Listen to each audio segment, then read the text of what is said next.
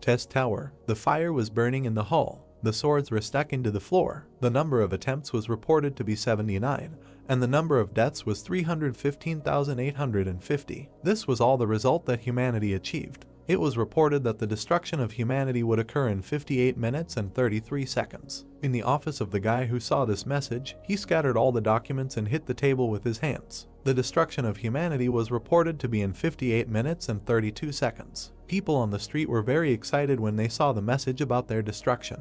The destruction of humanity was reported to be in 58 minutes and 31 seconds. People looked at their phones in horror as they received a shocking notification. Test Tower, 48th floor. The whole hall was on fire. Dead players lay on the floor. There were messages in the chat from Raccoon Man, who wrote that everyone did their best. His message was answered by Claymore123, who wrote, "Just a second." A man, enveloped in a strong blue aura, landed on the burning floor in a hall shrouded in flames. It was reported that a challenger had set foot on the territory of the 48th floor of the Red Dragon Destia. A player under the nickname Claymore wrote that there are still people ready to challenge. In the burning hall stood a guy whose face was covered by system censorship. In his hands was a small blade. In the chat, a player with the nickname Current Writer Josian wrote that this is a challenger in a very bad situation. At the same second, the number of viewers who connected became more and more, breaking the mark of 7,500 players. A huge monster, with a bunch of sharp teeth in its mouth, growled loudly. It was a dragon. He was so huge that the challenger was just a fly in comparison. Fire burned in the dragon's eyes. Bowing his head to the newcomer, the dragon said that people do not know how to give up at all, after which he asked if, having lost such a huge number of their fellow tribesmen, they had really returned again.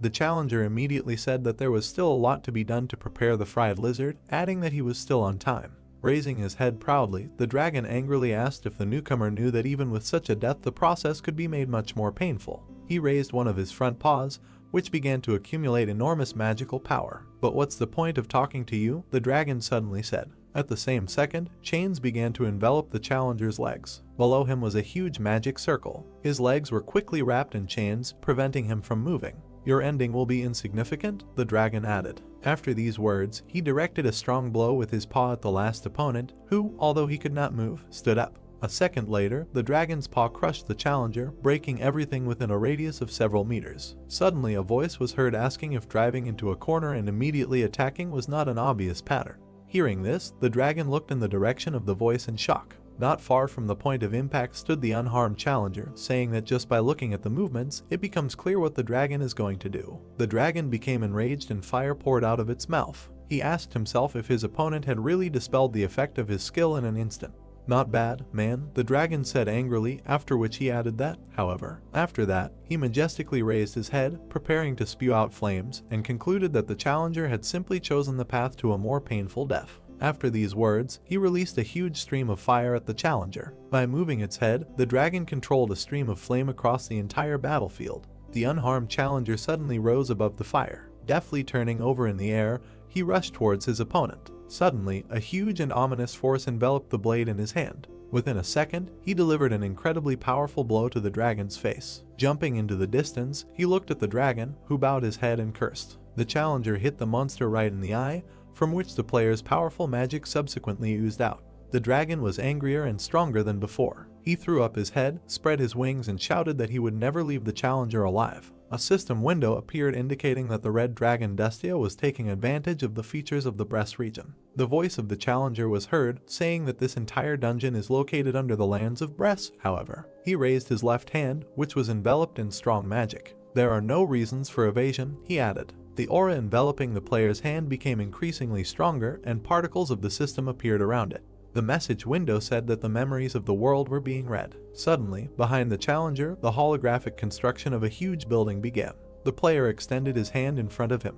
An alert appeared indicating that a limitless stock of recorded skills was being formed. "Hellfire," said the challenger, after which a sphere of flame appeared in his outstretched hand. Raising the blade, he told it to burst into flames with black tears. After these words, the blade of his weapon burst into black flame. "Fool," the dragon said in a terrifying voice, looking at the player. Strong fire magic enveloped him. The dragon asked the player if he really believed in the power of some skills and was now shouting at the top of his lungs, after which he added that he would never kill his kind. Raising the burning blade to his face, the challenger calmly said that at this level it was truly impossible, after which he said that this is why he would create it himself. Hellfire and Black Tears, the player said, waving his blade, when suddenly he shouted, ordering the two skills to unite. At that same second, the hellish flames began to mix with the dark flames. A notification immediately appeared, informing him that the S-level Hellfire skill and the S-level Black Tears skill had been combined. Both flames mixed, forming something new. In his head, the challenger said that this would be a skill higher by a whole rank.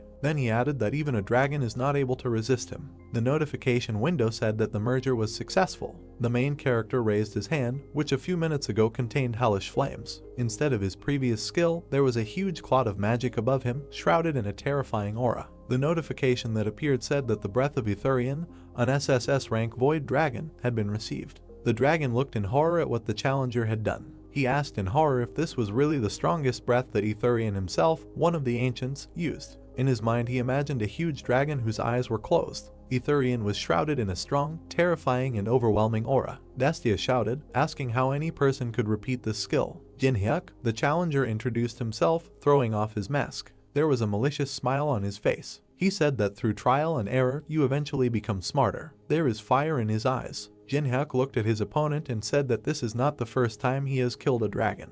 Old man, he suddenly called his enemy. Flop, the voice of an unknown person was heard. On the monitor screen there was a game of the MMORPG genre. Again a voice was heard saying that it is often used to mean uninteresting or unbalanced, adding that these are games with terrible controls. The guy was sitting at the table, and his face and body were illuminated by the light from the game.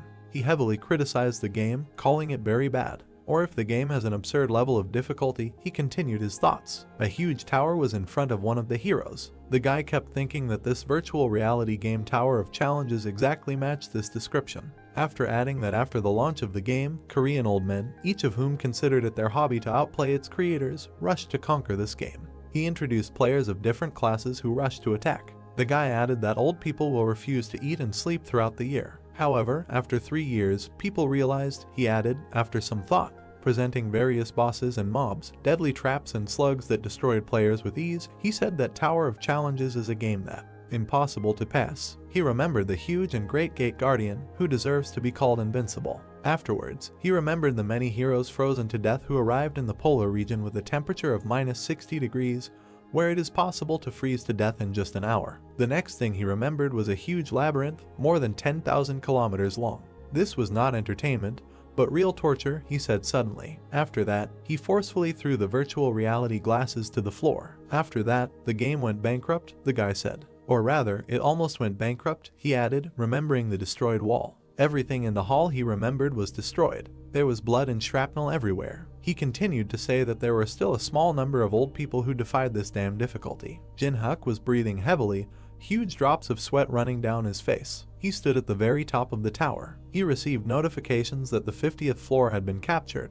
After that, another notification appeared congratulating him that Jinhyuk was the first to clear the challenge tower. Is this really true? The main character asked himself exhaustedly, holding his hand, from which blood was flowing. He kept saying that he was just curious. He explained that, unlike others, he cleared the tower in a different way. Jinhyuk said that he repeated the same thing over and over again until he learned everything by heart and became confident that he could reach the goal. He recalled many moments of his passage through the various floors. Suddenly he added that he spent all 11 years on this. As Jinhyuk left the tower, he looked back and said that he didn't expect to clear everything down to the last floor, and then said that he should have at least turned on the live broadcast. Opening the system screen in front of him, he asked himself whether it was worth posting it on Newdub, after which he said that even though it was a flop, the video would still get a certain number of views. Suddenly, a notice in the form of an envelope appeared next to his head.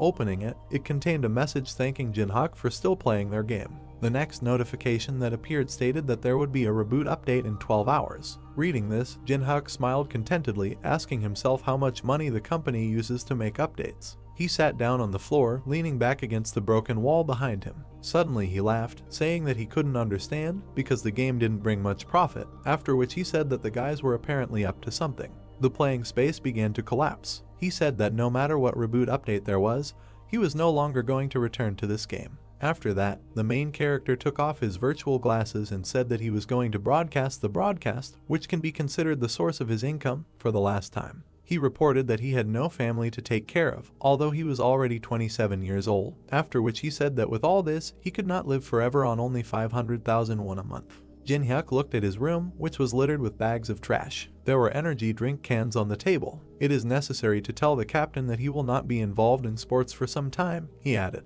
The main character went to the window and opened it. Afterwards, he looked up at the night sky, dotted with stars, and said that he had once been told that he should aim to become a professional fighter, but now money is definitely more important than sports. It was late at night outside. The moon was already at its peak. Jin-hyuk started a stream, and 20 people joined in 3 minutes. In the chat they asked why he started the stream too early. The main character laughed while reading the chat. His table was filled with various foods and sodas. People in the chat noticed this and laughed and joked. Suddenly the face of the main character changed. He became very tense. He immediately turned to his chat, saying that he wanted to tell them something. People in the chat began to be outraged. The main character gathered his strength before speaking about the end of his career. Suddenly, taking a mug of alcohol, he laughed and said that he was just catching up on the atmosphere. Having emptied his glass of drink, he said to himself that tomorrow he needed to officially announce that he was winding down this business. After some time, he drank 3 bottles of alcohol and began to fall asleep. Opening his eyes, the first thing he saw were those same empty bottles, which were illuminated by the rays of the sun.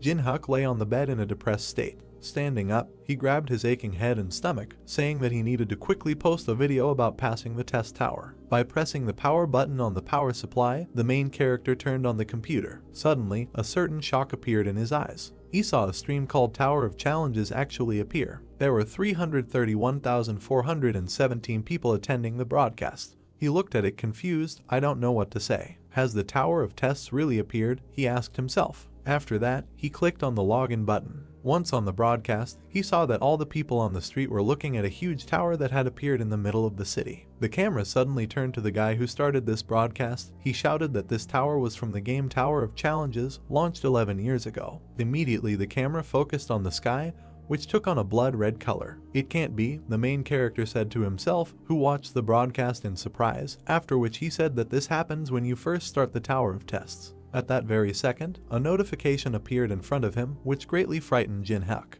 It said that the first stage of updating the new version of the challenge tower had been completed. The city was engulfed in darkness and the sky was red. The new message stated that all players must move to the next floor of the tower within 90 days. Exactly the same message appeared in front of all people, no matter where they were. In case of failure, it was written on the next system window. Mothers and their children read in amazement what was written before them. Humanity appeared in the following notice. The chair in the main character's room fell with a crash. Shocked, Jin-hyuk looked at the system screen in front of him. A drop of cold sweat ran down his face. He was confused. "Will be destroyed," the last notice stated. It was again reported that the first phase of the update had been completed. The main character was no longer in the room, only an overturned chair remained. A notice appeared indicating that people's level of adaptability and acceptance of reality was increasing amazingly. "You need to remain calm," Jin-hyuk said, but he himself didn't really live up to his words. Drops of sweat were running down his face, and there was hidden fear in his eyes. As he left, he quickly put on his jacket. In his head, he said that if the Tower of Testing had actually become a reality, then now was not the time to hesitate.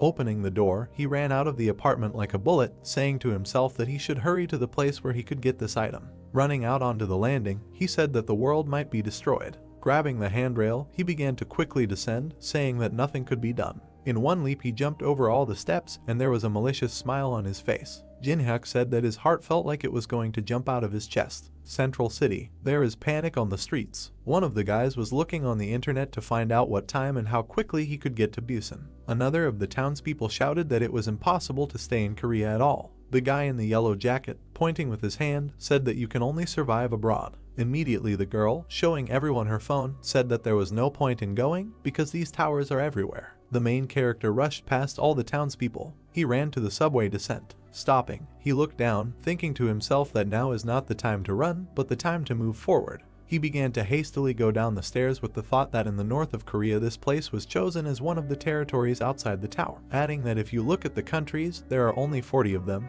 and this place is the closest of all. At the top of the sign it said Central Underground. Below there was a beautiful fountain with statues of angels. Once below, a notification appeared in front of the main character, informing him that he had entered the event area. Jin-hyuk was serious. Looking at all the people below, he said that they were all people who played the first part of the Tower of Trials. He walked calmly between all the people who cast quick glances at him.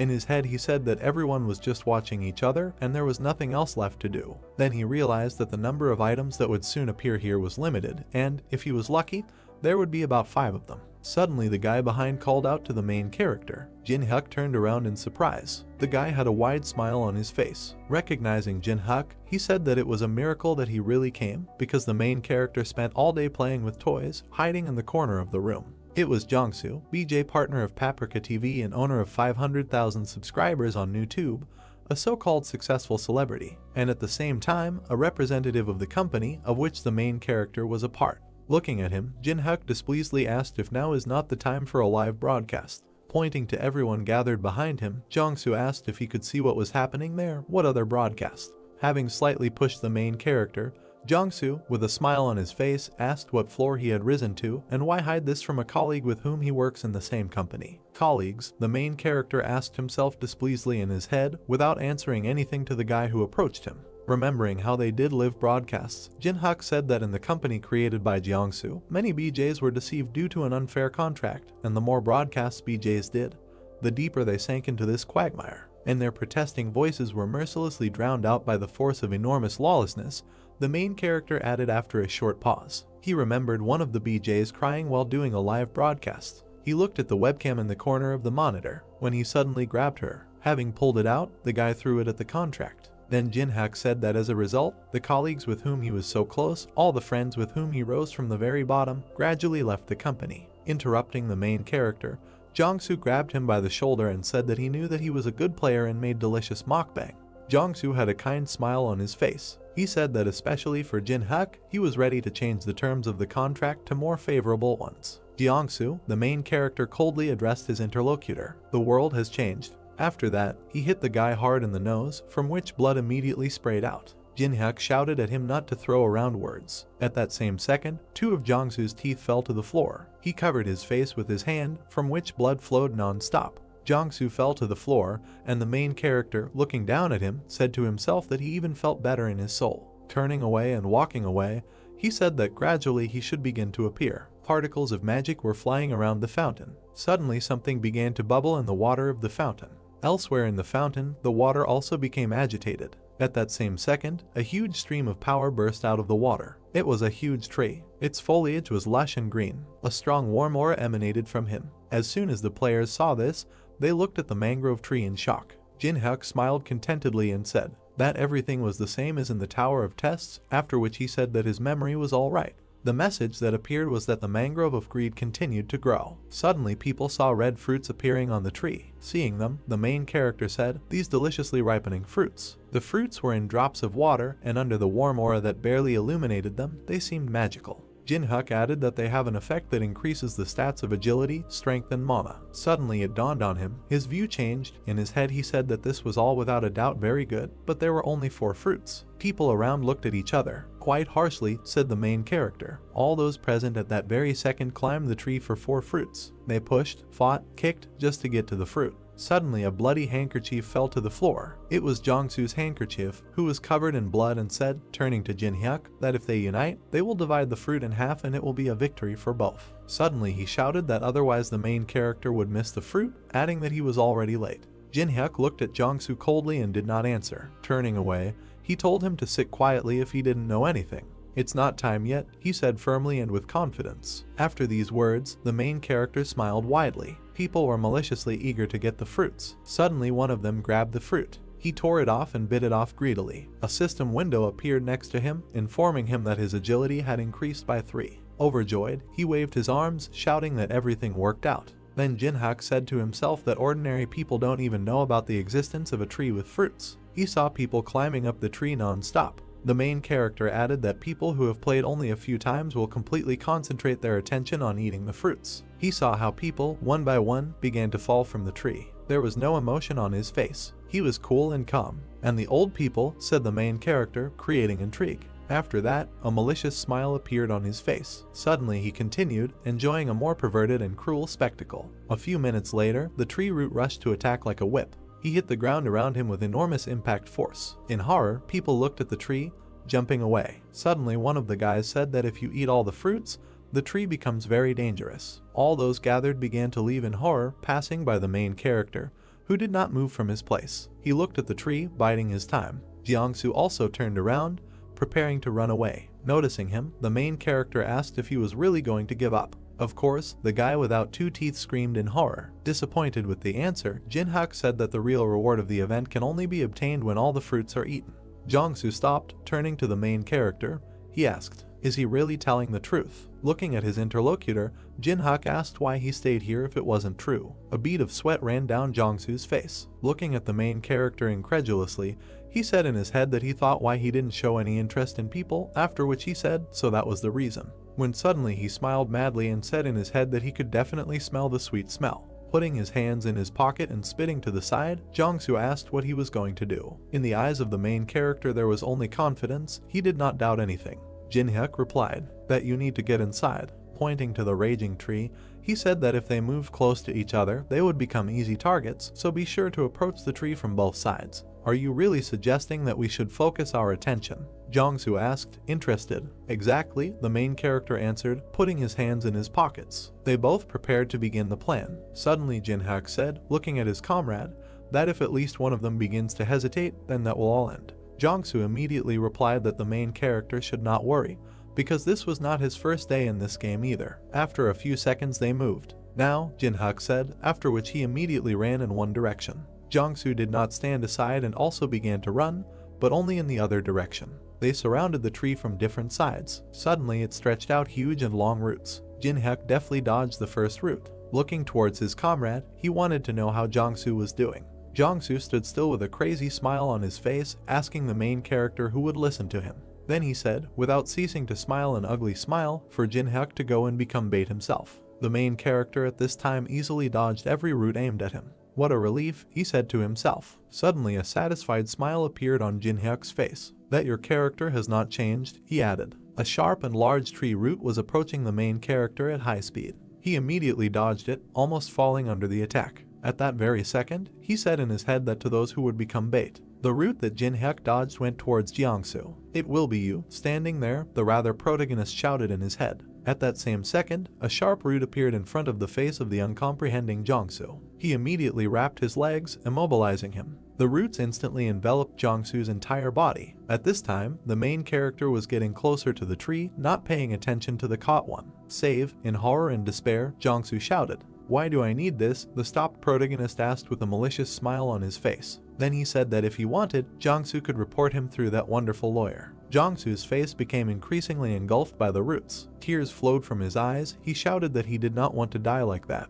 But before he could finish speaking, the roots of the tree squeezed him, turning him into a bloody mess. "Have a nice trip, trash," the main character said to himself as he approached the tree. He has very little left to reach his goal. The roots of the tree again headed towards the main character. "To the left, 22 degrees, Jin-hyuk said. His eyes quickly ran around the entire battlefield.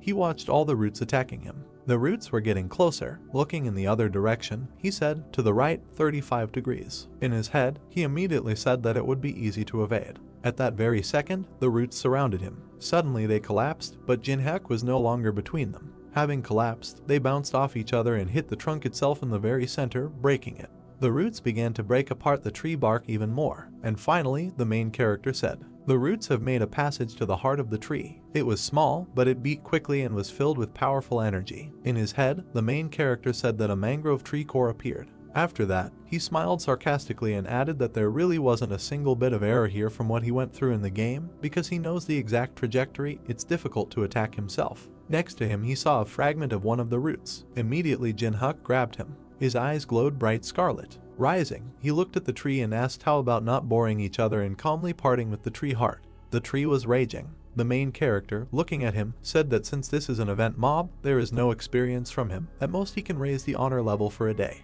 The tree once again raised its tentacles and roots to attack and defend itself. At that very second it directed them towards the main character. Immediately, a message appeared informing that the mangrove tree of greed was using the blood-sucking vine skill. "Even though I'm an old man, it will be difficult for me to dodge this," Jin-hyuk said after seeing the monster's attack. The roots of the tree, shrouded in an ominous aura, flew towards the main character. Jin-hyuk became very tense and prepared to defend himself. However, he said. After that, he turned the blade over in his hand. With a deft blow, he repelled the attack of one of the roots, but he passed so close that he scratched the protagonist's cheek. The reflected root hit the ground with enormous destructive force. The following roots, Jinhyuk also accurately reflected. In his head he said that he had the power to twist the trajectory and change it to his heart's content. Suddenly, several roots united into one large root and were preparing to rush towards the main character. At the same second, picking up great speed, the huge hero headed towards Jinhyuk. "There's no need to be scared or worried," the main character said right away. His right eye glowed with bright blue fire. He reflected all the roots aimed at him without taking damage. He skillfully redirected all the roots to another place. They fell elsewhere, breaking through the floor. Carefully and deftly, he moved closer and closer to the tree.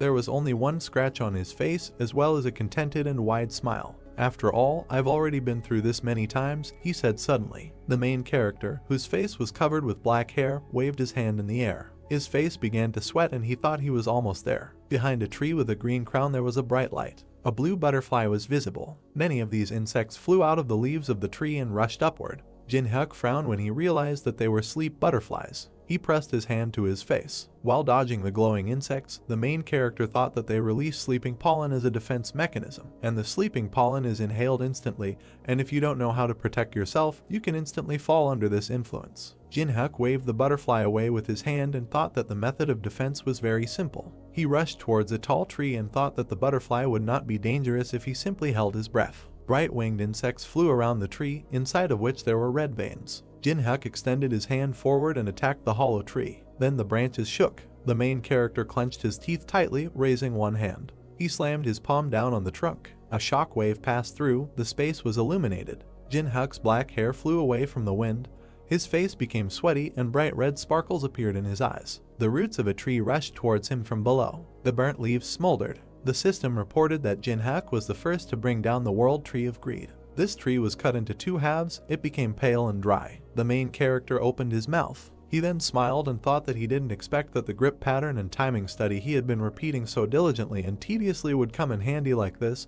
Jinhyuk was once again grateful for everything he had been doing all this time. The system reported that within 24 hours the level of honor would be recorded as an achievement of the main character. The system asked for the player's name. The main character frowned in confusion and thought that this was a system that required personal information to raise the level of honor. The word name was visible on the blue screen, and Jinhyuk came to the conclusion that he would remain anonymous. He looked to the side and thought that he was categorically against the dissemination of his personal information, because it would cause widespread interest if it was revealed that he was an old man. The dark screen said that the face would be hidden by a mosaic and the voice would be altered, and Jinhyuk concluded that the system could not achieve complete anonymity, but it still made a compromise and hid his identity. The main character extended his hand to the tree and said that this is important now. He stuck his hand inside the trunk, trying to find something there. Suddenly a satisfied smile appeared on his face. There was a small jade ball in Jinhyuk's palm. He clenched his hand into a fist, grinning contentedly, and the system reported receiving the core of a tree heart.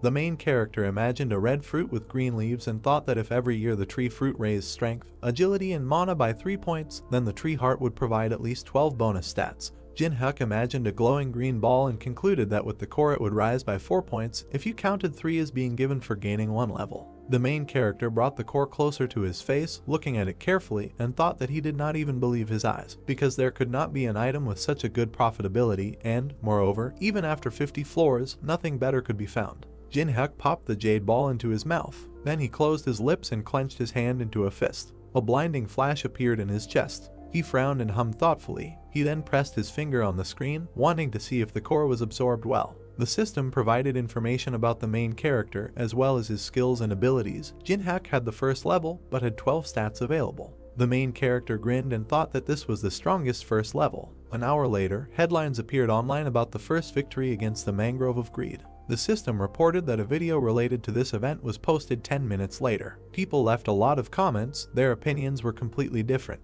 Jinhyuk imagined people typing on phones and computer keyboards and thought that, except for a few comments at the beginning, everyone was sure that this news was absurd. The system reported that the video was downloaded. On the screen was Jinhyuk, whose face was hidden by a mosaic. He thought that as soon as the video was uploaded online, all doubts disappeared instantly. Netizens left even more comments expressing their admiration. A shot of the main character attacking a tree appeared and Jinhyuk thought that some people were excited and some were not, but people who saw the video had the same reaction. The main character pursed his lips, his gaze looked serious. The user under the name Kingsman introduced himself as Director Park Hoshik. He offered the main character to enter into a contract. A user named Black Dragon commented that Jinhyuk would definitely contact him and that he would give him as much money as the main character asks for. Jinhyuk looked at the phone screen, asking if it was really that incredible, and then said that defeating the mangrove tree of greed while being at the first level is not easy. Sitting in his chair, he added that at the same time it was not so surprising. The main character looked to the side and thought that other people had never reached the second part of the tower. He constantly forgot that he should not judge others by himself. Jinhyuk looked at the computer and thought about the mentioned 1 billion, and then remembered that he lived a hard life during which he could hardly even earn enough to eat. There was a video camera on the windowsill, and the main character thought that he was often late on rent. There was fast food on the table. Jinhyuk thought that there were even times when, saving money for food for mukbang, he could go hungry for several days. Jinhyuk was holding a drink in his hand and eating. He thought that if he had been offered this money a day ago, he would have accepted their offer without hesitation. He remembered standing in front of the destroyed tree and thinking that now he was not going to share the information he had, even for $1 or $10 billion. Jinhyuk clenched his hand into a fist and grinned contentedly. He remembered his fight with the tree and thought that the most important thing now was the monopolization of information. Holding the phone in his hands, the main character thought about the next place he would go. He imagined a tall, dark building and thought that while he was busy playing the game, the mana flowing out of the Tower of Trials had filled all areas of Seoul. And if anything had been changed, it would be the relics that were outside the tower and subsequently became sacred. Behind the glass was a long sword, illuminated by 2 small spotlights. The weapons began to evaporate, and the main character thought that the sacred relics, which have abilities from legends, are in the tower, so now Jinhyuk is talking about a replica, or in other words, a duplicate.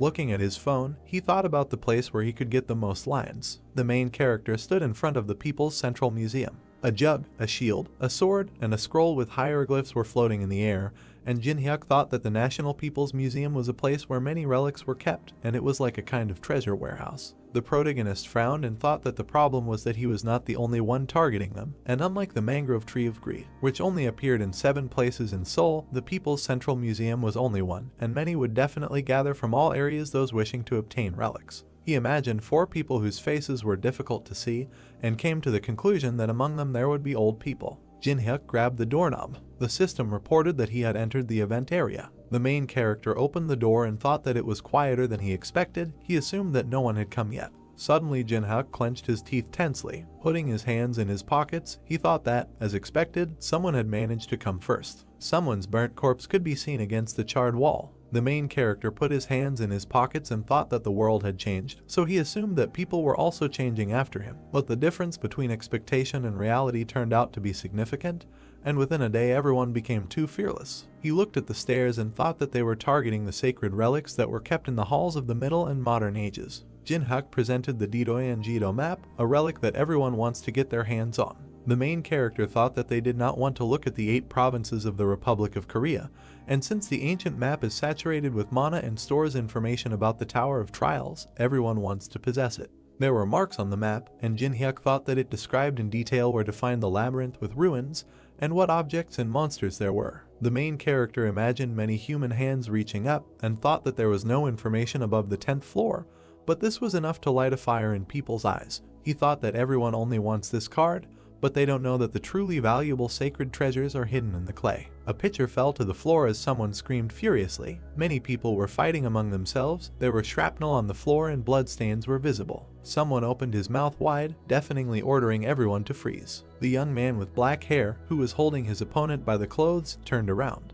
The broad-shouldered man crossed his arms and said that whoever moves from now on is considered dead. The young man in the blue t-shirt frowned and told him not to talk nonsense. The young man with a plaster on his cheek said with a grin that no one here would be afraid of such words. Blood dripped from the hammer, and the man listened with a displeased look as he threatened to crush his skull. Suddenly the man clenched his teeth, his eyes turned red, and he hissed angrily that they really didn't understand the words. He clenched his hands into fists and began to scream loudly, tearing the fabric of his clothes. The girl with short hair asked in shock if this man had a personal ability, and the boy with the bandage on his face said that it was dangerous. The man turned into a gray-skinned monster and declared that the card belonged to him. He clenched his jaw angrily, his eyes emitting a red light. The old man in the blue vest closed his eyes and said with a laugh that he could not agree with these words. The man frowned, asking if he was crazy. Jonu walked closer to the man and introduced himself. He frowned and yelled loudly so that the old man would already understand the situation and disappear, and that he could wring John's withered neck like a shaking chicken's head.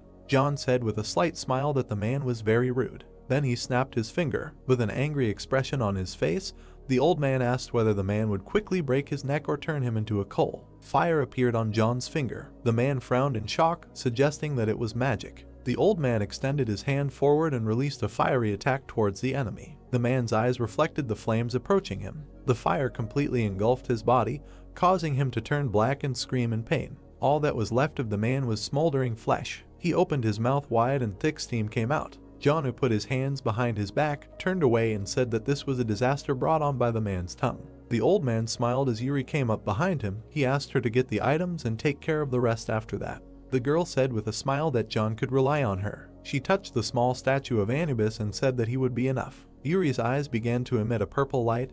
Bright lines appeared around her, and she said that he would deal with anyone who decided to stop them. The man in the wolf mask held a long spear tightly in his hand. A dark silhouette of a creature with sharp fangs and red eyes could be seen. The figurine darkened against the backdrop of a blinding flash. The gold sparkled. Yellow lines were visible on Anubis's body, creating patterns. Yuri crossed her arms, saying human. Whoever moves from his place will be considered an enemy of Anubis. The black-skinned warrior raised his weapon.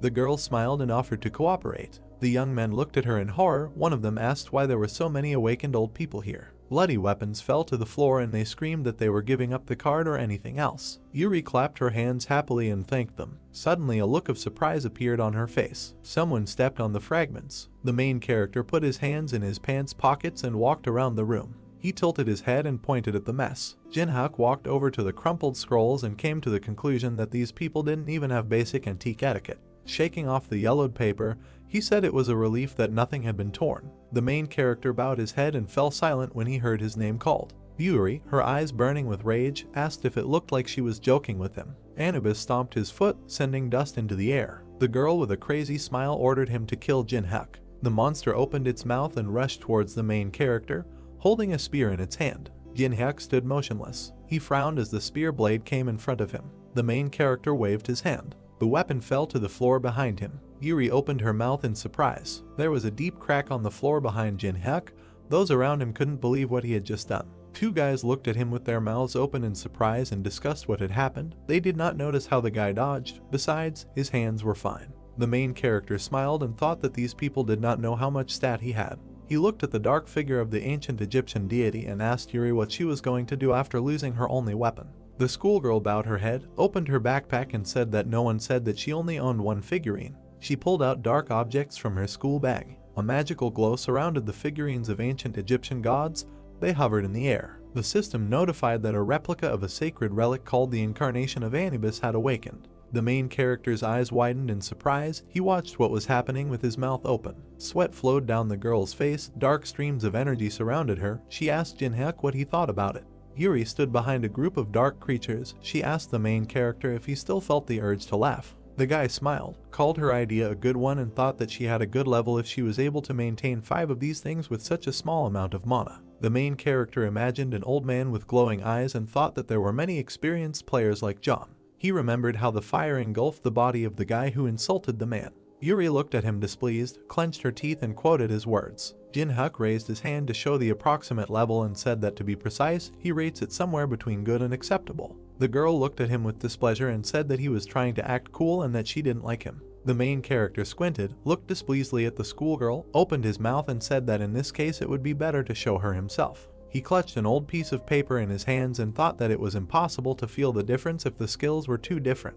Jinhak threw a piece of paper into the air and thought that a small demonstration would be enough for Yuri to see everything with her own eyes and understand what he was talking about. A tiger was drawn on the sheet, and streams of magical energy emanated from the raised palm of the protagonist. The system window said that he had injected mana into the Pine Tiger Sacred Religion replica. The guy tilted his head forward and smiled. The system notified the appearance of the ruler of the mountain. The main character extended his hand forward, guiding the tiger that appeared at his side. Yuri's eyes widened in fear. She clenched her teeth and said that this was impossible. The ground shook from the paws of the animal. The tiger's eyes glowed yellow. The system window said that it was an unnamed creature from the Joseon era. The ancient Egyptian creature bared its teeth. Jinhak stroked the tiger and asked how dare some jackal show his teeth to the ruler of the mountains. He waved his hand. The main character pointed his finger at his opponents and said that food was served. The tiger opened its mouth and rushed forward. The opponent raised his shield and growled. The ruler of the mountains raised his clawed paw. A horizontal stripe appeared as the tiger cut off the enemy's head with a wave of its paw.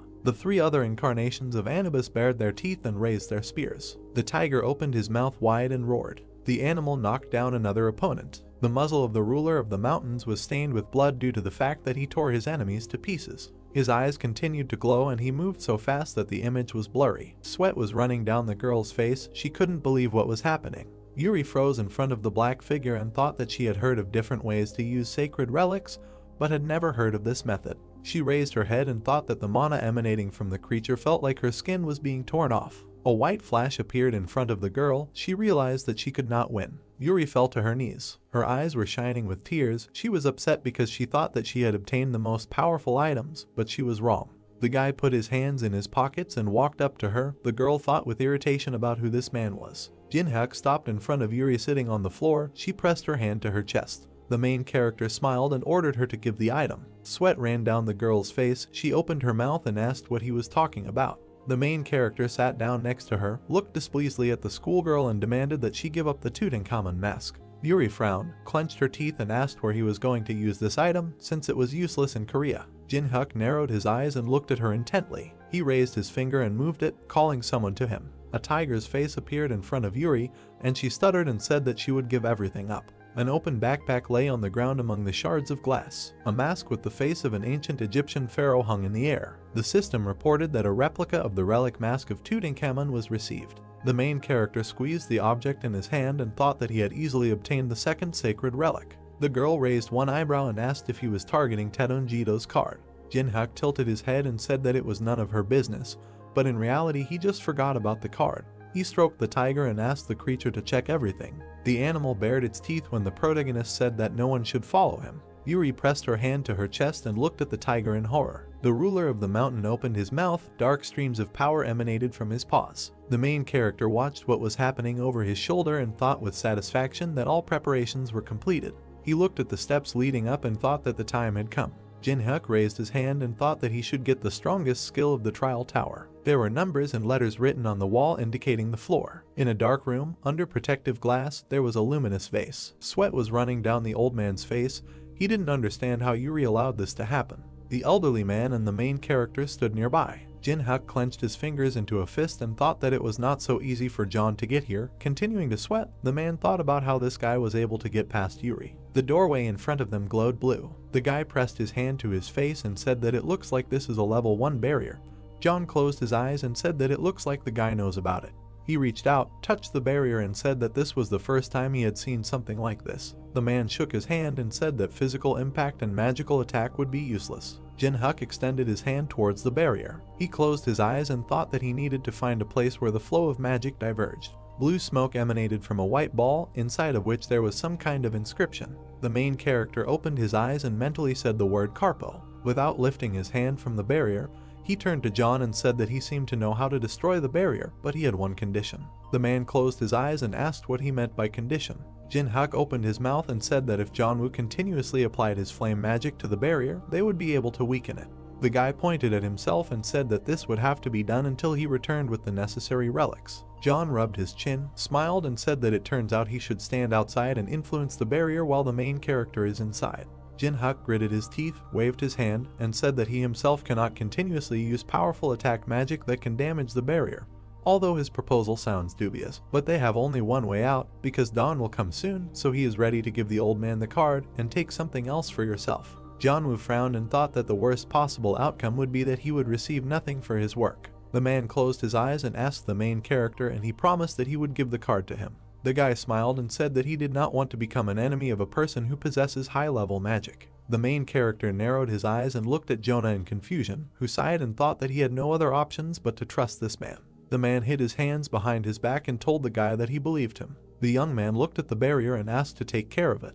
The fire enveloped John's hand. He bowed his head and said that he would do his best. He gritted his teeth with effort and summoned even more magic. He directed a stream of fire at the barrier, preventing them from passing. The shield cracked from contact with the fire. Jinhyuk frowned, shouted that he went and mentally said the word Carpo. He covered his face with his hands and jumped through the barrier. The guy landed on his feet. With sweat running down the man's face, John opened his mouth and told the guy to hurry up. The main character smiled, waved and thought that he planned to try his best. The guy turned away and mentally added that he would do everything his own way. Behind the glass lay a book with ancient hieroglyphs on the cover. Magic sparks came from the traditional Korean outfit. The rectangular object also released magical energy. Jin-hyuk hid his hands in his pockets, looked around and thought that, unlike the lower floor, everything here looks as if no one has been here. He looked at the broken display case.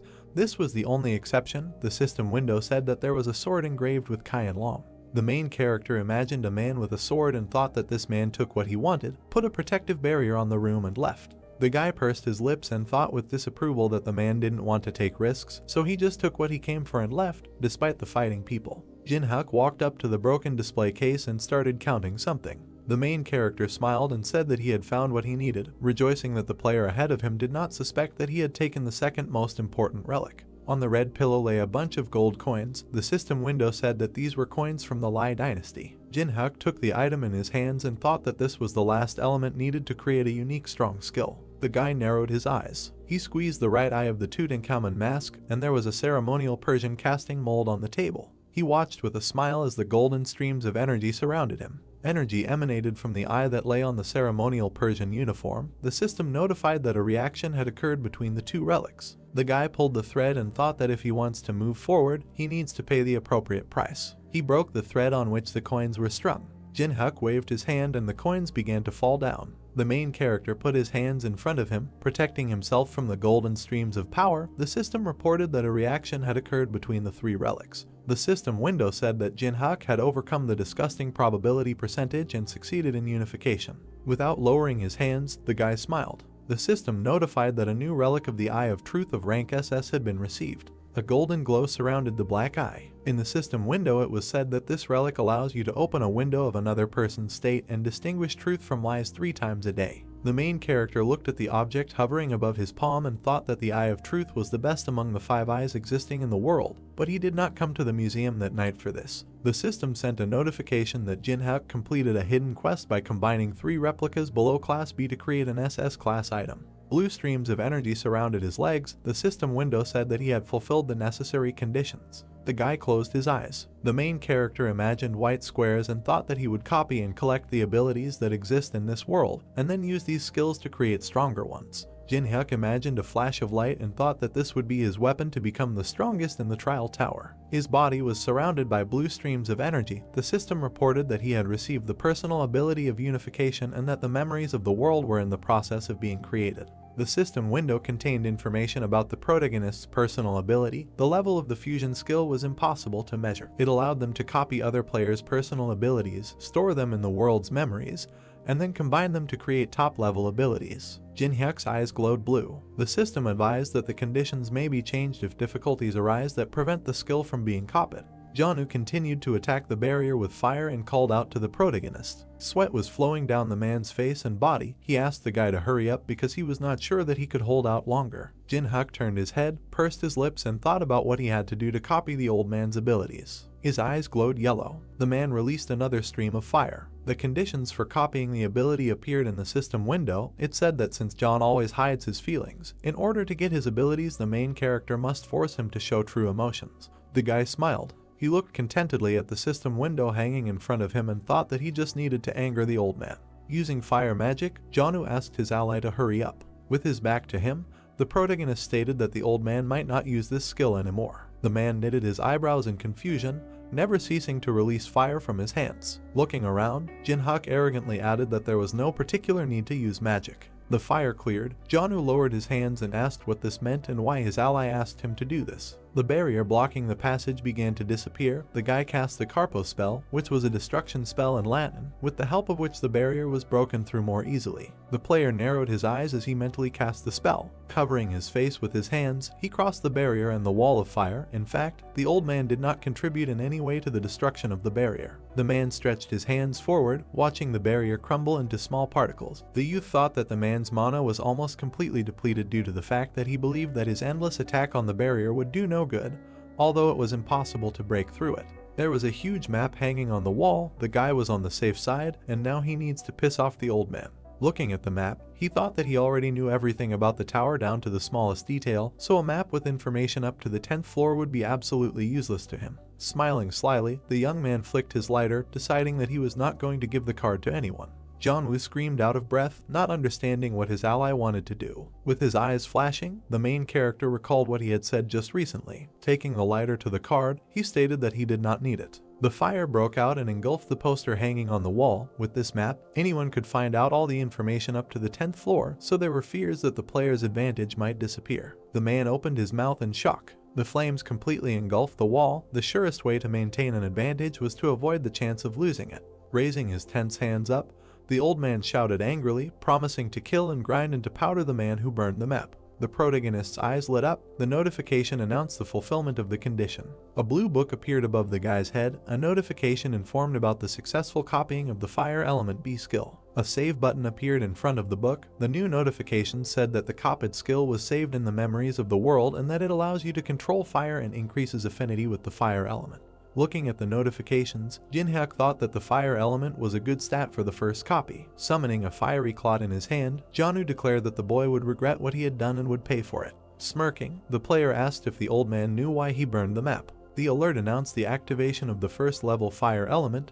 The guy's hands were engulfed in flames. The man widened his eyes in bewilderment. Looking at the guy's gloating grin and the rising flames, he realized that this was definitely the same skill as his own, but his strength was many times more powerful. John thought that this was no mere mortal in front of him if he had such a high level, and if he really didn't need some kind of card. Beads of sweat ran down his face. Squinting, the man wanted to ask something, but the player interrupted him, grinning and saying that if the old man was going to continue to calmly climb the tower, then he needed to obey him well. The young man went down the stairs. Imagining the faces of the people he met along the way, he thought that, counting himself, only 4 old people appeared in the National Central Museum, and that now that the test tower had become a reality, everyone's desire to reduce risks had become clear. The guy stretched his arms up to warm up. He was worried about the desire to be ahead of everyone by doing this. A status window appeared in the air, describing the player's characteristics and personal abilities. The main character crossed his arms contentedly, thinking that he should take possession of as many personal abilities and skills as possible, no matter what. Jin-hyuk hovered over Jong Su, promising to contact him later. Looking down at the old man, he asked him to raise his level with the girl on the bottom floor. The man humbly knitted his eyebrows. The player received a toy with which he could do whatever he wanted for a long time. The girl pursed her lips in fear. The skill book was covered with a blue haze. The player had a long way to go, so the first thing he needed to do was collect the most necessary abilities for him. Walking down the street, he thought that he only had one body, so he did not have the opportunity to monopolize absolutely all ironic destinies. Smiling, the guy decided that he could only get a few. Putting his hands in his pockets, he realized that the coolest and most important destinies would be in his hands. Hearing the sounds of an unhappy stomach, the young man put his hand to his stomach and said that this was his limit. It was time for rice soup, and there was a cafe sign above the glass door. The people inside looked worriedly at something in front of them, not understanding what it was. Their eyes were fixed on the television. The news anchor announced that an incident had occurred at the National Central Museum in which at least 23 people were killed and more than 50 were injured. The man in formal attire added that some of the victims were seriously wounded, so the death toll would continue to rise, and he said that the instigators were allegedly targeting relics kept in the museum. The news showed a destroyed building. Attacks occurred not only in South Korea, but also in the United States, Europe, China, and Japan. The next shot showed the destroyed Louvre. The news anchor stated that similar incidents were happening all over the world. Sitting down at the table, the guy thought that, as expected, players in other countries were also not sitting idle, preparing to conquer the tower. Looking to the side, the journalist suggested watching a CCTV video filmed inside the building. One of the frames showed Yuri standing next to Anubis. In another shot, a man with a blurred face waved his hand. In the third frame, a huge tiger sank its fangs into the body of the enemy. The presenter said that it was hard to believe, but all this happened in reality. One of the cafe visitors, watching what was happening on the screen, asked if an ordinary person could do this, and suggested that this was the guy who had recently appeared in the Trial Tower community. Remembering the video of the destruction of the mangrove tree, he remembered the familiar movements, scratching his temple. The main character thought that there were too many people who began to recognize him, and that he needed to think about how to hide his identity. Looking at the camera, the news anchor announced that the government was investigating the origins of a building of unknown origin called the Test Tower, and that a special department, the Association of the Awoken, had been founded for employees who could now use special abilities. Curling his fingers thoughtfully, Jin-hyuk decided that the government had reacted faster than one might have thought. Pouring water into a glass, he thought that, Judging by the fact that they had formed a department of people who had already awakened personal abilities, they had decided to accept what happened in the museum as something inevitable, although, in his opinion, it would take at least a few weeks before such a decision is made. The news anchor offered to meet with the participants and listen to the details. Holding a glass of water in his hands, the guy looked at the TV. A man with a scar on his face appeared on the screen, introducing himself as Sanjin, the head of the Awoken Association.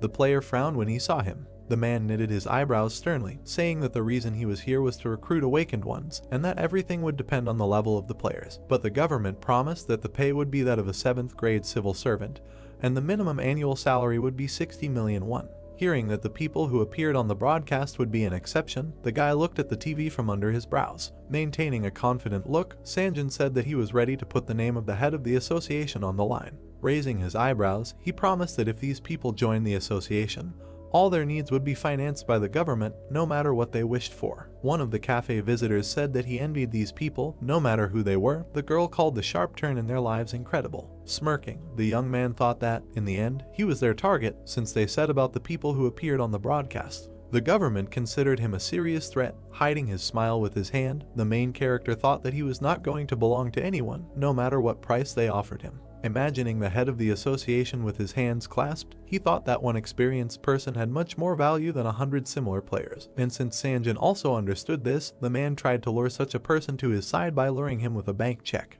Looking at the TV screen, the player wondered if the fact that Changjin was entrusted with the position of head of the association meant that he had a pretty good ability. Putting his hand to his chin, Jinhak wondered if the man was invited to this position because of his experience in the test tower, but hoped that he did have a good ability. Smiling, he concluded that he would certainly feel the beauty of copying. The guy looked at the wall clock. The time showed exactly 7 in the evening. The hands on the clock showed different times. When the hour hand points to the new time, the tower of tests will open, stars twinkling above the tower that rushes into the sky. The notification announced that the challenge tower had been opened. Players found themselves in front of a river with floating islands floating above it. The main character stood among them. People urged not to crowd. Someone said that this was completely the same as what they had done before. Smiling, the guy thought that everyone looked so much like newcomers. A bag of coins appeared in the air. A notification said that in honor of entering the tower, 100 coins were given out that could be used inside the tower. Gold coins fell from the sky. Notifications explained that players must film their achievements and upload them publicly to receive 100 coins for every 10,000 views. The commission will vary depending on the level. A blue eye with a plus sign appeared in the air. The notification said that viewing videos by those living outside the tower only counts on the first view, so players need to be careful when choosing videos to watch. The man in the robe spread his arms in front of the army of monsters. The notification said that the live broadcast function can only be used when clearing boss monsters to get to the next floor. The old man in armor looked at his hand. The minotaur let out a loud roar. A skull with the inscription warning appeared in the air. The alert said that if falsification of views and other illegal actions are detected, appropriate measures will be taken. The guy thoughtfully put his hand to his chin, realizing something. Residents of the city fixed their gaze on their phone screens. The live broadcast system was a bridge connecting the people rising in the tower and those who lived outside. Viewers watched the video, wanting to see the end of the tower, and thereby increase views. One of the videos depicted pagodas. 900 people watched it. In another video, the warrior stood with his back to the camera. In the third video, the player was about to defeat the dragon with his bare hands, while 1,200 people watched. In front of a huge number of videos, gold coins fell. This system through which famous people could earn money was the most interesting installation of the challenge tower. The people ran forward, planning to first conquer the goblin cave in order to hunt, get their share, and have fun. Someone hit the guy with their shoulder. The man pushed him away. The main character thought that everyone was in too much of a hurry. Standing in the middle of people running forward, he assumed that the newcomers wanted to clear this place as quickly as possible and be ahead of everyone. But for him, getting coins was not difficult, because he already knew everything. But the guy was not going to upload the video so as not to share important information, even despite the reward. Looking back, he decided that this could cause him great damage. Satisfied with his hands in his pockets, Jinhak had already decided what he needed to do first. Smiling, the guy thought that this was a slightly different road, different from the others. At that time, after clearing the beginning of the 30th floor of the tower, there was a period when there was no way to advance further. So the player collected hidden parts, searching the lower floors to climb to the next ones. The young man pulled back the lid of the stone box. Using a torch, he searched it. Moving further through the dark dungeon, the guy constantly analyzed every step of the path traveled. The light of the torch illuminated the carved walls of the dungeon. The player managed to find solutions in the ruins alone.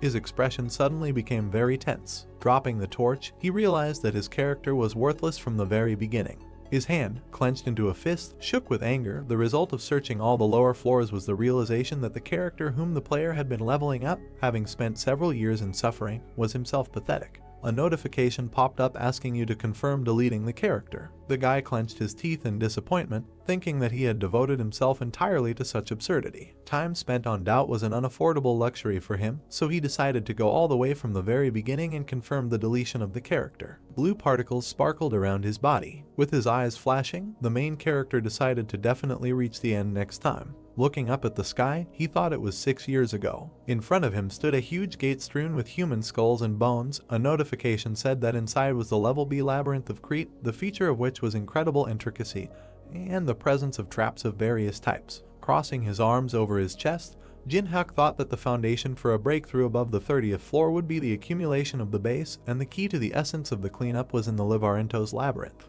Gritting his teeth, the guy thought that he didn't expect to have to do this again.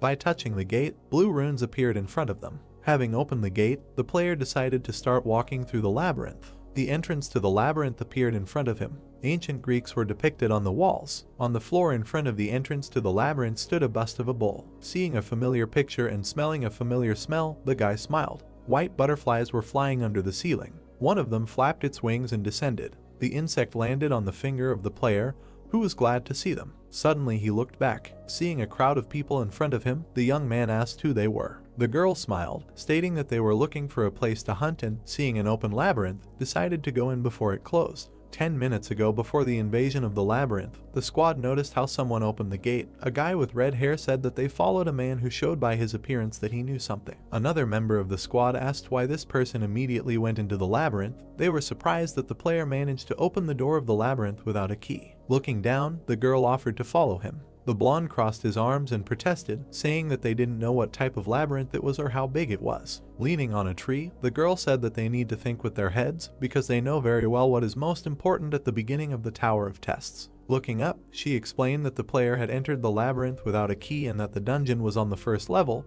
which meant that its degree of difficulty was not that high. Looking after the man entering the labyrinth, the squad member concluded that this was possible because the labyrinth was located on the first floor. Blowing a bubblegum bubble, another girl asked if this person would obediently share objects with them. Smirking, her ally replied in the negative. Looking at the labyrinth with burning eyes, she declared that the squad would force this player to remain in the dungeon forever. Smiling sweetly, the girl said that her squad saw an open labyrinth and decided to go into it. The other team members stood behind her. The girl stated that it would be better if they entered the maze altogether, because the more people sharing the burden of danger, the better. The main character thought that these guys were confident in their numerical superiority and were trying to outwit him.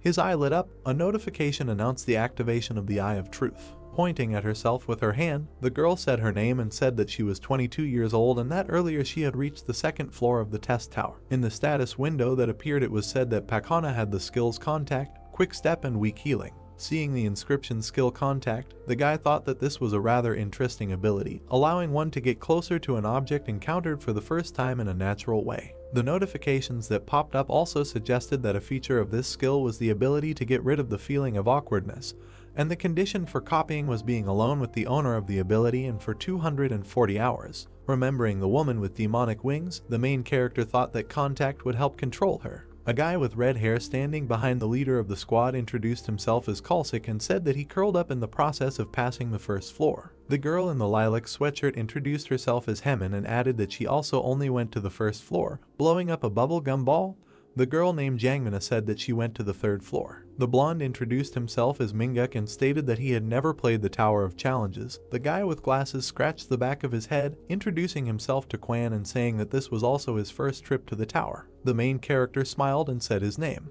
Turning away, he thought that the squad could hit him in the back of the head at any moment, so there was no need to remember their names. Pakhana hugged his hand and called him by name. Looking into his eyes, the girl asked which floor in the test tower he had reached. Pressing close to him, the squad leader activated the first level Contact skill. The girl smiled sweetly. Red flowers appeared around them. Turning her back to him and replying that he had risen as far as he could, Jin-hyuk understood how this skill worked and thought that if he did not know about the existence of such an ability, then it would have worked. Raising her eyebrows in surprise, Pakhana asked herself what went wrong, because the effect of Contact should have already manifested itself. Hiding her hands behind her back, she asked her new ally to tell her what types of monsters there were in the labyrinth and what abilities they had.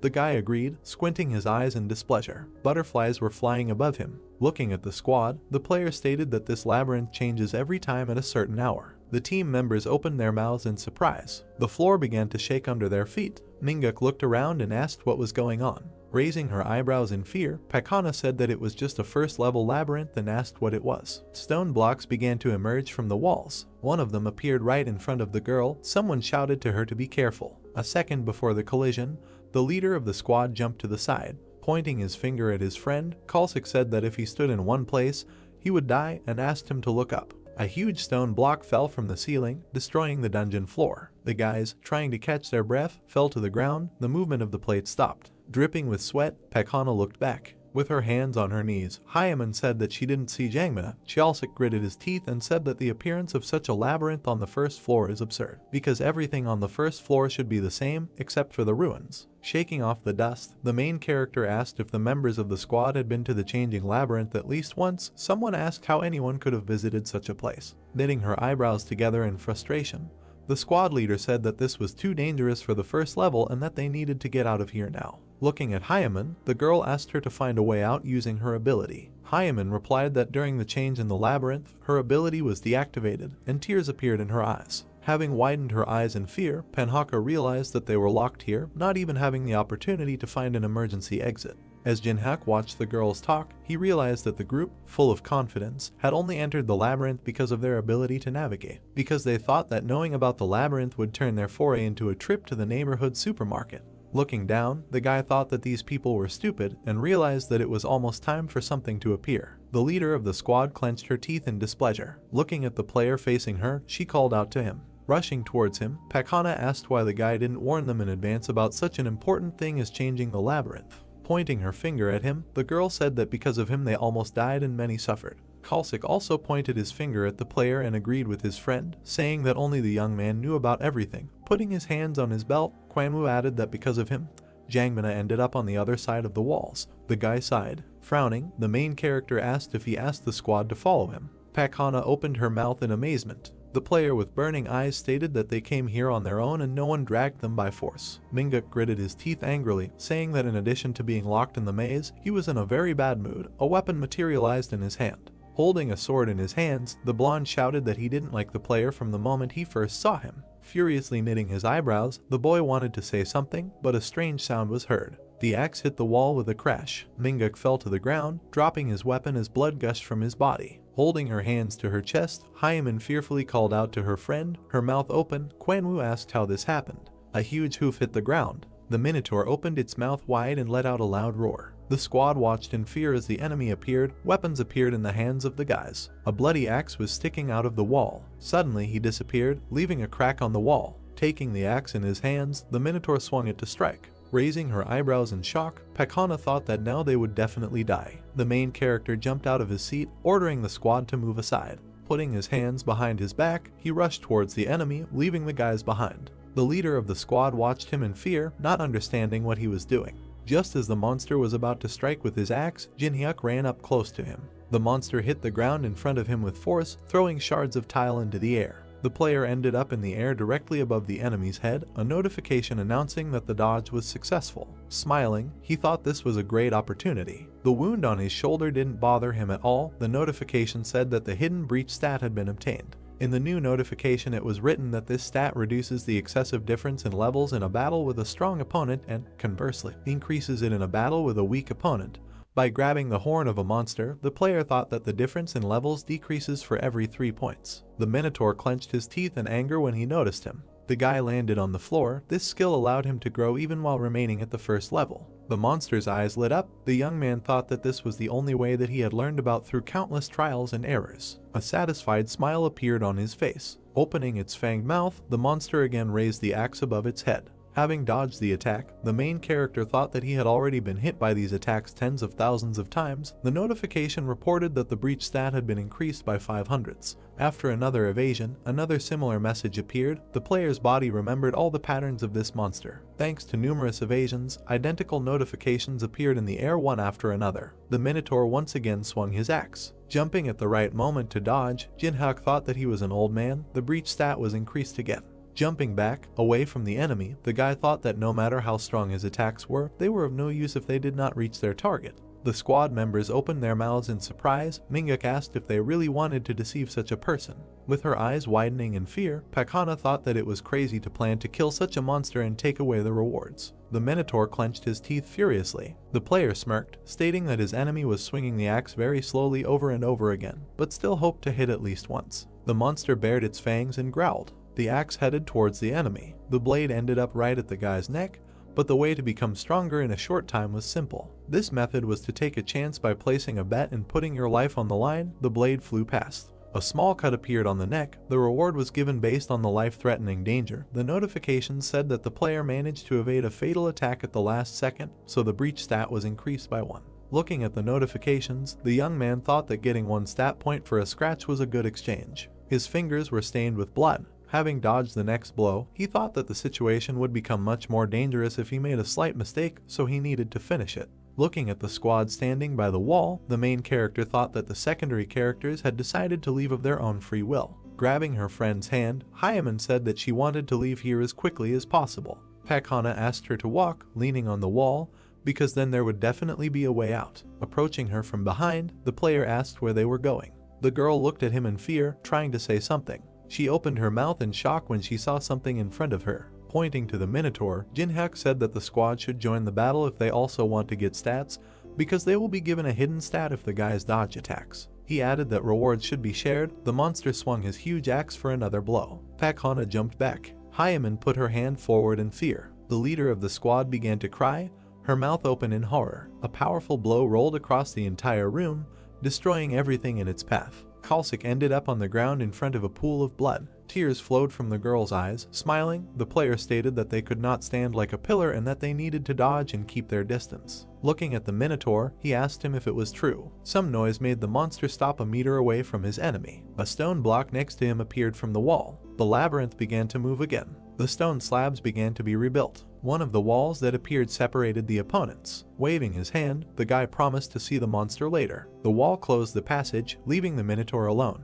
The monster clenched his teeth in displeasure, steam coming from his mouth. Opening his mouth, he raised the axe above his head. The sound of the impact shook the entire dungeon. Butterflies were still flying around the ceiling. Pakana leaned over to catch her breath. Kalsik, sitting next to him, said that they, too, could have died, like Minguk and Hyaman. The girl replied that now the enemy would not be able to pursue them. After introducing a white butterfly, the protagonist said that the pollen from the glowing moths he recently touched was attracting the Minotaur, so it was possible that the monster would continue to search for them. Raising her eyebrows in fear, the squad leader asked why their ally would do something so reckless. Looking at her incomprehensibly, the young man replied that he had to raise his stats. Reaching for the knife lying on the ground, he added that every time the maze changes, there is time to rest and replenish stamina. Waving the knife, Jinhyuk stated that it was fun for him when the monster found him. Looking up at him, Pakana asked how long her ally would do this. Sticking his index finger at the shocked squad members, the player replied that he was going to leave the maze in a month. Kalsik helped his friend get up. The girl, thinking that this hell could not last a whole month, said that they would go separately. She decided that if they went on their own, the monster would not chase them. The guy thoughtfully put his hand to his chin, saying that, most likely, this would be the case. Smiling, he asked which direction the survivors were going to go. The guys walked forward along the corridor, but moving without a landmark is many times more dangerous. Kalsik pursed his lips tightly. Someone asked if their ally knew where the exit was. Touching the tip of the knife, the player replied that he knew more about this labyrinth than anyone else, and accordingly he knew the location of the exit. Frowning with displeasure, Pakana thought that they had no other choice. Closing her eyes, the girl said that there was nothing more to do, but the guy interrupted her. Waving his finger, he said that in this world you cannot get something for free, because even for the bus fare you have to pay. The knife was a centimeter from the face of the squad leader. Holding a sparkling knife in his hands, the young man ordered to give him all the available coins. The man, holding a shield in his hands, rushed forward with a sword. The goblins jumped back in fear. A powerful blow from the shield threw them aside. The guy with the bandage on his forehead struck with a sword. The video of his battle was paused, and there were a lot of rave reviews underneath it. The video became popular, gaining more than 1 million views, and someone laughed. Smiling, the hero of the video said that this would be enough. The squad members smiled happily. The guy sitting in front of the laptop adjusted his glasses and said that all the headlines on the message board were only about him and that his fierce battle with the goblins brought in 1,000 coins just from views. Putting his finger to his upper lip, the guy with the headband said that it was all thanks to our common efforts and thanked his team. Another member of the squad, summoning blue arrows pointing upward in his hands, said that the audience probably thought that his friend did everything solo, because they edited the video very well. The guy with glasses said that no one noticed that the swordsman added buffs. Suddenly the guy in the blindfold raised an eyebrow questioningly. Seeing that a user under the nickname Bald Guy left a negative comment, the person at the computer said that he was ruining everything. Putting his hand to his forehead, the guy in the bandage said not to be upset, because life in this world initially assumed its monopolization by outstanding discoverers. The boy with glasses worriedly called his friend. The notification said that a new video had been uploaded to the Walk of Fame. Because of the new video, the squad's video ratings immediately dropped. Approaching the screen, the guy in the blindfold asked why this happened. The preview video, titled "For the First Time in the World, Succeeded in Strengthening an Object Tenfold," showed a shining knife. Looking at the many positive reviews, the young man called it absurd. The number of views exceeded 1 million. 10 minutes ago, the main character crossed his arms over his chest and asked everyone to mind their own business. Waving his hand, he asked the squad to pick moss and prepare a sleeping place, as well as find logs to start a fire. Kalsik agreed and walked away. Gritting his teeth in dissatisfaction, he looked back at his maliciously smiling ally. Looking to the side, Jin-hyuk called up the status window and opened the exchange. The message that popped up in front of him said "Welcome to the exchange." Moving his hand over the notification, the guy thought about what he needed to buy. Enchanted tarot cards worth 70 coins appeared in the air. Then a fragment of an old worn bronze key appeared, worth 80 coins. Behind him appeared a piece of a wooden cartwheel worth 300 coins. Then a scroll appeared, a lotto booster worth 10 coins. The player smiled contentedly. These items were no different from garbage that no one would buy. His finger pointed at the purchase confirmation button. The notification thanked for the purchase. The most important thing was the knowledge of how to use these items. Holding his hand over the wave of blue energy, the guy decided to combine the key, tarot cards, and a piece of the wheel. Blue energy surged through his body, a notification announcing that the merger was successful. A wheel of fortune appeared in the air with a picture of fortune in the center. The notice said that this artifact could raise luck to its highest value for 10 minutes, but since it was not completed, the scope of use was limited. The wheel of fortune shone in the air above the young man. Summoning a knife in his hand, he thought that if you do not know the limit of its use, then, to the best of your ability, the luck you receive can be what pushes a person from heaven to earth. Grasping the wheel with his hand, the main character thought that its limit was known to him because his life remembered everything. The wheel spun in the air. A notification announced that the highest luck value had been reached. Sealed scrolls rained down from the sky. The value of the number of scrolls in the inventory was 10. The enhancement lotto was famous for its worst chance of successful enhancement, but now luck was at its maximum level. The probability of success was 100%. The guy raised his sword to the spinning wheel of fortune. Smiling, he decided to use all the scrolls on the dagger, and a flurry of notifications about the successful enhancement began to pour in. The tip of the dagger began to sparkle. It flashed in the owner's hands, a notification announcing that an old level 10 dagger had been received. The new notification said that the player became the first on the Korean server to succeed in creating a level 10 item, for which he was awarded 5,000 coins. The corresponding achievement appeared on the pedestal. The notification stated that starting tomorrow it will be placed on the Walk of Fame for the whole day. The main character swung his new weapon several times. Placing it on his shoulder, he thought that finally a truly worthwhile thing had fallen into his hands. The 10th day of life in hell, Kalsik and Pakana sat on the floor, hugging their knees. There was a fire made from collected branches on the floor. A moss bed lay nearby. There was no food in the dungeon except mushrooms and moss. The girl watched with disgust as her friend ate fly agaric. She looked away. Jin-hyuk was lying on a bed next to the fire. A memory surfaced in her head of how they were attacked by a minotaur who regularly came at a certain time. Pakana remembered how she barely managed to slip under a falling stone block. Because of the changing labyrinth, their life turned into a constant struggle on the brink of death. Imagining her forced ally swinging his sword, the girl was amazed at how easily he took it all. Holding her knees tightly, she said that they would die if this continued. Kalsik agreed, saying that this demon would use them and abandon them at the first opportunity. Anonymous comments began to appear before the eyes of the squad leader, giving advice or simply discussing the situation in the labyrinth. Knitting her eyebrows, the girl asked in a whisper if anyone had found information about this man. Users said that no information could be found because YouTube, personal blog, and all information were blocked, and he did not have a broadcast channel. Seeing this, Pakhana lowered her head, thinking that they had chosen terrible people for the support group outside the tower. Frowning, she asked if they had passed on the information to the Elder and what the Raven Guild was saying. The anonymous man replied that nothing was known about this labyrinth and that it would take the guild 3 weeks to find them. Putting her hand to her face in disappointment, the girl thought that 3 weeks was too long. Throwing the last piece of mushroom into his mouth, Kalsik asked what they were saying in the guild. His friend replied that there was no information. Looking at her ally sleeping on the floor, she decided to share her thoughts with her friend. The guy was lying on his side with his back to the fire.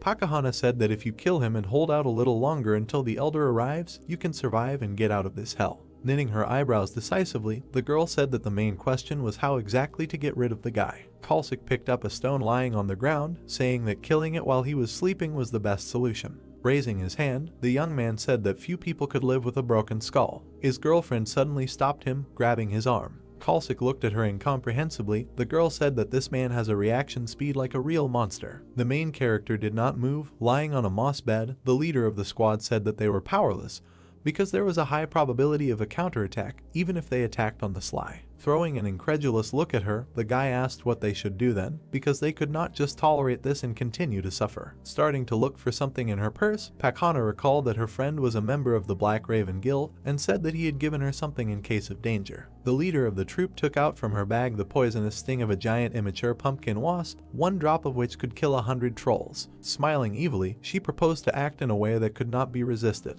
The main character lowered his eyes in displeasure. In his hands was a wooden board with fried moss and mushrooms. It felt like they were making a survival movie. Taking the mushroom with improvised sticks made from mouse bones, the girl said that she needed to catch a mouse or a moth, then there would be something edible besides mushrooms. Jinhyuk, sitting farthest from the fire, asked to give him some more mushrooms and water. The guys immediately fulfilled his request. Putting more mushrooms on the plate, Kalsik noticed that they still had plenty of this nasty stuff. Throwing a disapproving glance at him, the girl mentally called him weak-willed. The main character put a piece of mushroom in his mouth. Anonymous comments were glad that he swallowed the poison. Pakhana smiled contentedly. Kalsik watched him, chewing his portion. The plate of mushrooms fell to the floor. Black liquid gushed out of Kalsik's mouth. The guy grabbed his throat. The veins on his body swelled. Jumping up from her seat, the leader of the squad was frightened to see her friend squirming in unbearable pain. Looking at the player, the girl asked if he knew about the poison. The guy asked the counter whether they really thought that he would mindlessly accept food from their hands. Kalsik's body turned black. The player explained that he changed the plates as soon as they were distracted.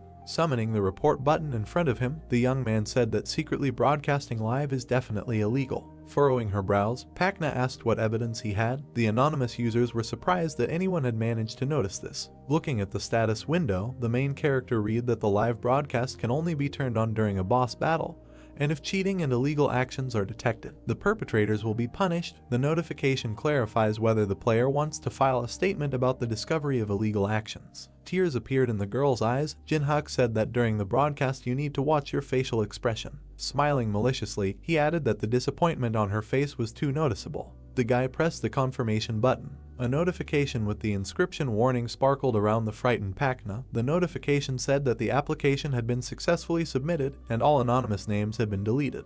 The girl pressed her hands to her chest. The live broadcast screen behind her began to disappear. She turned around to look at the screen. The users did not understand what was happening. One by one they were disconnected from the server until there was not a single connected viewer left. Notifications said that these people would not be able to watch the video for a month, and if they violate it again they will be deleted permanently. Seeing that the number of spectators was 0, the girl asked how this happened. A new notice announced that the player's fine had been replaced by a merciless fate.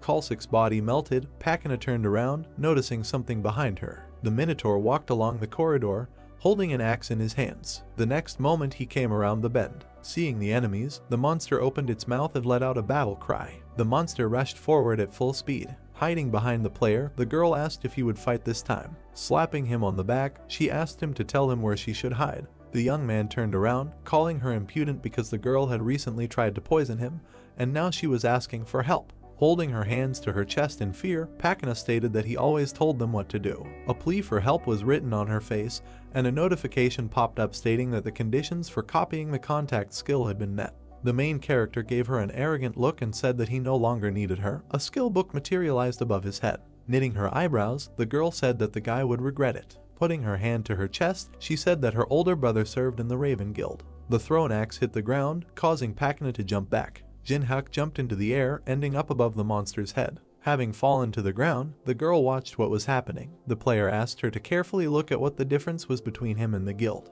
He swung the sparkling knife. Making a jerk down, the guy hit the minotaur right in the back of the head. There was a shallow cut on the monster's head. Swinging its fist, the monster hit the wall, causing its enemy to jump back. The player landed on a stone tile, thinking that he was able to deal damage thanks to his breach skill. The powerful tug caused the rocks under his feet to crumble. Rushing forward, the guy concluded that he couldn't just kill the monster. Noticing something, he glanced to the side. The axe flew over him, forcing the player to slide along the ground. To win, it was enough to create the same situation as last time. Looking at the enemy, the young man clenched his teeth. The notification said that the first level fire element was activated. The flames rushed towards the minotaur, who put his hands in front of him for protection. Breaking through the flames, the monster screamed furiously. Having rushed past, the main character was able to strike at the monster's legs. The minotaur fell to one knee. The player was behind him and asked the monster not to rage so much. Grasping the knife tighter, he thought that as muscle builds, the meat becomes tougher. A satisfied smile appeared on his face. The minotaur lowered his head, steam coming from his mouth. The moment had almost arrived for the monster to use his last card. The monster's eyes lit up. The notification announced that the guardian of the labyrinth had activated the 10th level frenzy. The minotaur straightened his arms and opened his mouth. The muscles in his arms became larger. The hoof pressed through the floor, breaking it into small fragments. Its horns and axe became covered with green energy. The monster bared its fangs and growled furiously. Jin-hyuk confidently held the knife in front of him. Pakana clenched her teeth in fear, wondering if it was possible to somehow defeat such an enemy. The monster's eyes lit up with red fire. His mane stood on end. The 10th level frenzy icon appeared. This skill increased strength, attack speed, and movement speed by 30%. An additional ability was an increase in intelligence, allowing you to speak human language. Opening his mouth, the minotaur declared that he would tear the man into small pieces. Holding an axe in front of him, he added that he would trample him into dust so that he could never encroach on this place again. The knife was enveloped in a purple haze. The guy said that his mana efficiency had improved a lot compared to before. Holding his weapon out in front of him, the player smiled and called on the enemy to attack. The monster swung his axe, wanting to get even with his opponent. The young man was able to block the attack by raising his knife in time. His blade was able to deflect the blow of even such a powerful weapon. The axe slipped, crashing into the ground. The next blow was blocked by a precise swing of the knife. The minotaur continued to attack, but all his blows were reflected. Watching the battle from the side, Pakana could not believe her eyes. Opening her mouth in surprise, she realized that her ally had stopped dodging and began to take the full power of the blows. The monster swung its axe with renewed vigor. Even if all the guild members were here, they would not be able to defeat a boss-level monster that had activated a level 10 skill. The girl called the guy crazy, a drop of sweat running down her tense face. The blades of the two weapons crossed again. The young man parried the blow. Pakana did not understand how he could smile in such a situation. Frowning, the main character thought that he was stuck. Imagining how he was drowning in a bottomless abyss, Jin-hyuk thought that with all his soul he hated the reality in which he felt helpless. The notification said that the player had died. That in reality, that in the game the difficulty was like hell. The notification said that the number the breach stats received were 57. Memories of the battle flashed through his mind. The guy clenched his fist victoriously. A huge tiger burst out from behind him. This world reacted to him. Smiling, the player parried another blow, and a notification about increasing the breach stat popped up. Thanks to the knife, he managed to avoid being hit. The axe made a hole in the stone slab. The minotaur raised one eyebrow in confusion. Stone fragments rose into the air. The young man put a knife in front of him and rushed to attack. Thanks to his lightning-fast strikes, the monster's body was covered with wounds from the knife. The main character rushed forward decisively, his knife covered in purple energy. Raising his fist, the monster declared that his opponent was only capable of tricks. Declaring that there was not even a scratch left on him, the monster aimed his fist at the enemy. A bright flash appeared in front of him. A shockwave swept across the room. The player landed on the stone floor. The monster's fist stopped right in front of his face. The notification said that the labyrinth guard's level 10 frenzy time had expired. Looking at the immobilized enemy, Jin-hyuk stated that 5 minutes had passed. The minotaur clenched his teeth in irritation.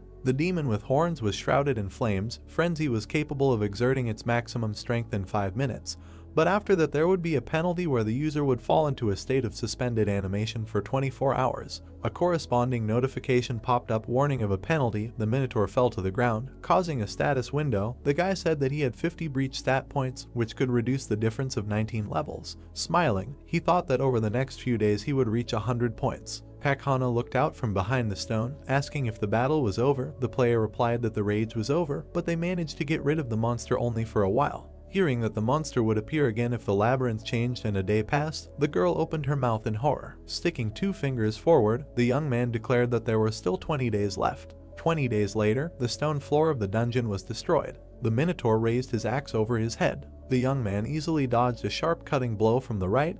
The notification reported an increase in the breach stat. Jumping up, he avoided the lower blow. A notification appeared saying that the number of breach stats received was equal to 100. Furiously opening its fanged mouth, the monster rushed to attack. The enemy's fist slammed into his chin, the Minotaur becoming weaker with each point he gained. Throwing the enemy back, the young man said that it was all because of his mood. His foot pinned the bull's horn to the floor. Towering over the defeated monster, the main character declared that the time had come for them to part. Smiling, he looked back. Looking at Pakana, Jin-Huk said that he needed to decide how to deal with her. The girl, pressing her hand to her chest, asked what it meant to deal with her. Hearing that from now on the player was gathering interns into the company of old men, Pakana opened her mouth in surprise. Squinting, the guy asked if she really wasn't interested. Knitting her eyebrows, the girl shouted that she was very interested in such an offer because she had long wanted to join something like this. The player praised her for her determination. Approaching her, he asked to tell her how the girl could be useful for the company in the future. Putting her hand to her chest, Pakana replied that her personal contact ability would definitely be useful in managing the company. Thinking that he had already mastered this ability, the guy raised his eyebrows questioningly. The girl replied that she would never betray him. Taking a step forward, the young man asked what other proposals there would be. Hovering over his ally, he called her a complete disappointment. Hearing that the main character was ready to make a verdict, Pakana began to cry, begging him to give her more time. Smiling evilly, the player stated that there were no interns who had joined the company of old men. Raising her eyebrows in fear, the girl shouted that she would give him Braham's ring. Clutching his leg, she asked for her life and stated that her older brother had made a deal with China and provided ginseng to Koryo as payment. Looking at her from under his brows, Jin-Huk wondered how Braham's ring could have fallen into the hands of the Black Crow Guild. In the center of the golden ring, a red gem sparkled. It was one of the best items that can be obtained on the first floor. The ring increased movement speed, resistance to magic, and allowed it to restrain the mana of monsters. The guy's eye sparkled. Thanks to the Eye of Truth, it became clear that the girl's words were true. The corresponding notifications reported this. Putting his hand on her shoulder, the player congratulated her on gaining the status of an intern in the company of old men. Holding out 3 fingers in front of him, he said that the interns were not paid and that the interns should arrive whenever and wherever they were called. Hearing that the contract remained to be signed, Pakana widened her eyes in surprise, not understanding what she was talking about. The notification announced the reading of the memories of the world, and the powers of the contact and fire element skills appeared in the guy's hands. A plus sign appeared between the skill icons. A notification indicated that the merging of 2 skills had begun. A ball of blue energy appeared in the player's hand. He stated that it would be a little hot. The notification said that the soul brand skill had been obtained. The young man put his hand on the girl's shoulder. She asked in fear if this was really a contract. Raising his hand over her, shrouded in energy, the protagonist asked if Pakana really thought that she would just need to put a stamp on a piece of paper. Tears appeared in the girl's eyes. The player congratulated her on joining the Black Enterprise. The notice stated that the soul brand was carved on the intern's face, and a woman's scream was heard in the depths of the labyrinth. An icon for the soul brand skill appeared. The description said that the object on which the mark was placed was obliged to obey the orders of the owner of the skill. If the rules were violated, the object's body would ignite. The gates of the labyrinth opened. The notice said that the first floor maze had been completed for the first time. The girl fell on the grass, rejoicing that she managed to survive. The notification said that players would be on the honor list for 1 day and would receive 5,000 coins. Looking at the notification, Pakana was surprised by such a reward for all the torment. Hearing the young man calling her, she looked back. Putting his hand in front of her, the main character ordered to give all the money. The coins flew into his status window. Now he had more than 10,000 coins, and there was most likely no player with more money yet. Pointing his finger at the intern, Jin-Huk ordered Braham's ring to be brought within 3 days. The girl objected, saying that 3 days was too little. Gathering blue energy in his hand, the guy stated that the time had been reduced to 2 days. A burn in the shape of a human palm appeared on Pakana's face, and she promised to bring the ring. The news was broadcast on a huge screen on the roof of the building. A man in an official suit announced that in a week, the strongest guild in Korea, Tangun, plans to defeat the boss of the third floor. Emblems of different guilds appeared. The Tangun Guild was the leading guild of the country, raising its stakes in the international competition to conquer the tower. The characters walked down the street past the screen. The news anchor asked if there were any statements from the Chinese. Knitting his eyebrows in confusion, the man said that it was better to try to capture the tower on his own rather than wait for help from another country because the Tangun Guild was able to cope without outside support. Watching what was happening on the screen, the player wondered if these people would regret their decision to go after the boss of the third floor. Imagining the tower, he realized that they were in such a hurry because they wanted to get as many resources as possible. Presenting the map of the tower, the young man decided that there was no need to go to the third or even the second floor because only 90 days were given to each floor. A message appeared about moving to the next level. Many monsters appeared in front of the player. In his opinion, the guild would not be able to cope with completing the floor due to the constantly increasing level of difficulty, and humanity would not have a second chance. The light was on in the window of the apartment building. The main character decided to begin by collecting all the information about the events of the last month. There were bags of garbage in front of the front door. Holding the phone in his hands, Jin-hyuk wanted to turn to informants whose information could be trusted in order to find reliable information among the gossip. A tab called Community Challenge Towers appeared on the phone screen. The site had a user search function. The main character was sitting at a table in a cafe. A guy with blonde hair introduced himself as Teeman and said his nickname was Bald Head. His strangely dressed avatar was holding a Molotov cocktail in his hand. The girl with black hair hit her chest and introduced herself as Manhwa. Her nickname was Firefist, and her avatar was a children's inflatable ring and boxing gloves. Jin-hyuk opened his mouth in surprise, thinking that these guys with whom he played together 2 years ago were not at all similar to their characters. Imagining himself surrounded by avatars of his old friends, the guy thought that this was not how the first group should have been created. The notification announced the use of the Eye of Truth skill. Teeman smiled. All the information was displayed in his status window, including personal skills. The Machine King's ability icon appeared. This magic was quite powerful and had no serious drawbacks, so it was useful in large-scale battles. Yeonwha took a sip from her plastic cup, her status window describing her stats and abilities. A sign of the Taekwondo Master skill appeared, which helped fight in close combat. The main character realized that the guys were hunting together because they had the same level. He smiled, thinking that they got along well before. The notification that popped up said that the player would only be able to copy abilities if they reached the 20th floor together. Pointing his hand at his ally, Teeman said that it was his turn. Distracted from his thoughts, the young man introduced himself, saying his name. Putting his hand to his mouth in embarrassment, he added that his nickname was Captain Boar, and thought to himself that he created this nickname 11 years ago. Sitting down at the table, Jin-hyuk said that he was 27 years old and that he streamed Paprika TV. Teeman's mouth opened in surprise. He was surprised that his friend was a streamer and said that he also sometimes watched Paprika. Smiling, the player replied that he had already stopped streaming. With a wave of his hand, the interlocutor said that they could relax, because they had been playing together for many years. Manhwa, sitting next to him, agreed with him. The thought flashed through the guy's head that his friends were too sociable. He remembered the smiling Jong Su who wanted to use him. An image of Pak Hana with burning eyes, who was about to betray him, appeared in his head. Sitting at the table with his old comrades, the young man thought that for the first time he felt comfortable after communicating with many hypocrites. In front of the hologram of the earth there was a chessboard. From his friends the player managed to learn what happened while he was in the labyrinth, for example, how the main guilds of the world developed. He also learned about streaming trends. The man opened a window in front of him to record videos. People in robes hid their faces behind black masks. The main character learned about the appearance of a group of miners who created a certain factory and were engaged in kidnapping people. Teeman raised his eyebrows in surprise and asked if his friend had really been missing for the last month. Hearing an affirmative answer, the young man clarified whether his friend had taken the test. After scooping ice cream into a spoon, the main character asked what kind of dough we were talking about.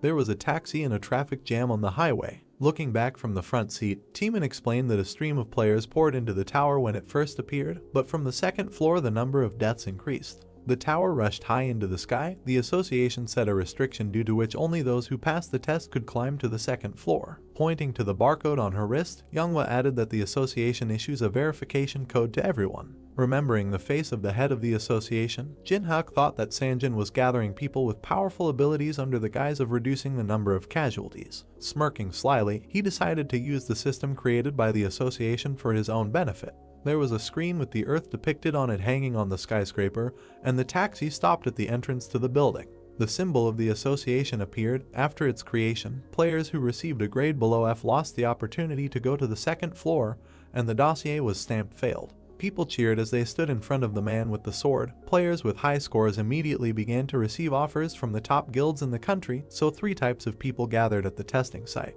The first were those who desperately wanted to get the right to enter the tower. The guy clasped his hands, hoping to get a good rank. The girl bit her thumb, expecting to get at least E rank. The second were those who met players with high ranks, reporters prepared to do the interview, wondering which guild would take the A-rank player this time and wanting to do a special report. The man with the camera noticed something in front of him. The journalists opened their mouths in surprise. The third were those who wanted to show their right to enter to the whole world. Pakana from the Black Crow Guild and her brother Hajin, a rising star of the guild, passed along the road. A man walked behind them, camera flashes shining right in his face. Gait from the guild father of wrestling sternly knitted his eyebrows. The journalist asked the cameraman not to miss a single frame. Taking off his sunglasses, the man asked where the crowd came from. Hajin looked at him and explained that many people want to get rich quickly or gain fame. Frowning with displeasure, the man said that he did not have time and asked the guy to clear the way because reporters were waiting for him. His eyes lit up. Guide said that he came here for the sake of the young guys from Black Crow, so they need to try. Raising her eyebrows tensely, Pakana asked him not to worry and promised to do everything necessary. Hajin agreed with his sister. Security guards began to push the crowd aside to make way for the celebrities. Among the crowd stood the main character along with his friends. The guard pointed his finger at him and ordered him to get out of the way. Pointing to himself, Jinhak asked why he needed to move if he had his number and was waiting in line. Hajin pushed the guard away, accusing him of not doing his job well. Pointing a finger at the guy, the Black Crow Guild member said that he was making a big mistake by not moving. Hearing a voice from the crowd that said that he was opposing Hajin himself, the player realized that it was his trainee's brother, but did not even move, putting his hands in his pockets. Due to the use of the Eye of Truth skill, his eyes lit up. Hajin looked at him blankly and asked why the young man was staring at him. All the characteristics were displayed in his status window. The notification said that in order to copy his personal ability, the player needed to raise the target's interest to the maximum, and to copy one of the skills it was necessary to raise hostility to the maximum. With his eyes widened, the guy realized that he could provoke the copy target to gain his skill. While Hajin was trying to prove his point, Pakana approached them. Seeing her boss, the girl opened her mouth in fear. Her brother turned around, explaining that the man didn't want to leave. The main character grabbed him by the index finger. The next moment the finger was broken. Hajin immediately grabbed his swollen red finger, whining in pain. Jinhak calmly drank the water, not worrying about anything. Hajin's eyes lit up and he removed his hand, which was immediately enveloped in strong magic. All the people around were in shock. They called for everyone to run to the scene of the clash and look at what was happening. Janek, noticing something was wrong, looked at his opponent in surprise. At that same second, he grabbed the open bottle of water tighter. Hajin was already heading towards the main character when suddenly water got into his face and eyes. He threw a strong slash, but Jinhyuk was no longer there. All that was left was the bottle, which flew towards the attacker, when suddenly he received a strong blow to his leg, causing his stance to buckle. Within a second, Hajin fell to the floor with a loud cry, holding his knee. Not far from him, with his back turned, stood the main character. Everyone around was in shock. No one understood what happened. Among the uncomprehending crowd was Hana. She looked at Jinhyuk in horror. Drops of sweat were running down her face, and there was fear in her eyes. She asked herself why the main character was here. Quite suddenly it was heard from the crowd. It was Gait, who was holding his hands on his chest with displeasure. Jinhyuk looked at Gait emotionlessly. He immediately tried to use the level 1 Eye of Truth skill. At the same second, an error appeared with the inscription, Failure. Immediately another error appeared, informing that the use of the skill was impossible due to the difference in levels. There was rage on Gait's face. Gritting his teeth in anger, he advanced on the main character. His eyes burned with a bright, warm flame. This guy's level was reported to be above 20. As soon as Gait approached the main character, he looked up at him and said that he didn't know that Hajin had a nanny. Then Gait calmly replied that this requires an eye and an eye, but nothing, Kajin is quite a useful fellow. Immediately Jinhyuk tensed. Frowning his brows, he asked if what Hajin supplied to China was ginseng from the Goryeo dynasty. Hearing this, Gait became furious, gritting his teeth and asking how he knew. All the people and reporters around heard this and did not understand what they were talking about. With his arms outstretched, Jinhyuk nonchalantly replied, does it matter how he found out, and then asked if Gait would ask the right question. A malicious smile appeared on his face, and there was a certain idea in his eyes. For example, how to get rid of side effects, Jinhyuk suggested the question. Gait said rather sharply. A message immediately appeared informing that Gait was using the 3rd level dungeon skill. Walls began to appear around Jinhyuk and the enraged Giddy. Hyung, Teeman shouted, throwing himself into the closing walls. Veins appeared on Gait's forehead with anger, and fire burned in his eyes. It exuded strong magical energy. Jinhyuk, Yonghwa immediately shouted when she saw that the dungeon had closed. Is this really a protective wall? The main character asked in surprise, touching the impenetrable wall. Gait did not answer the question, but simply asked if Jinhyuk was really asking for 10 dungeons, after which he asked if then the main character could prove that he was not lying.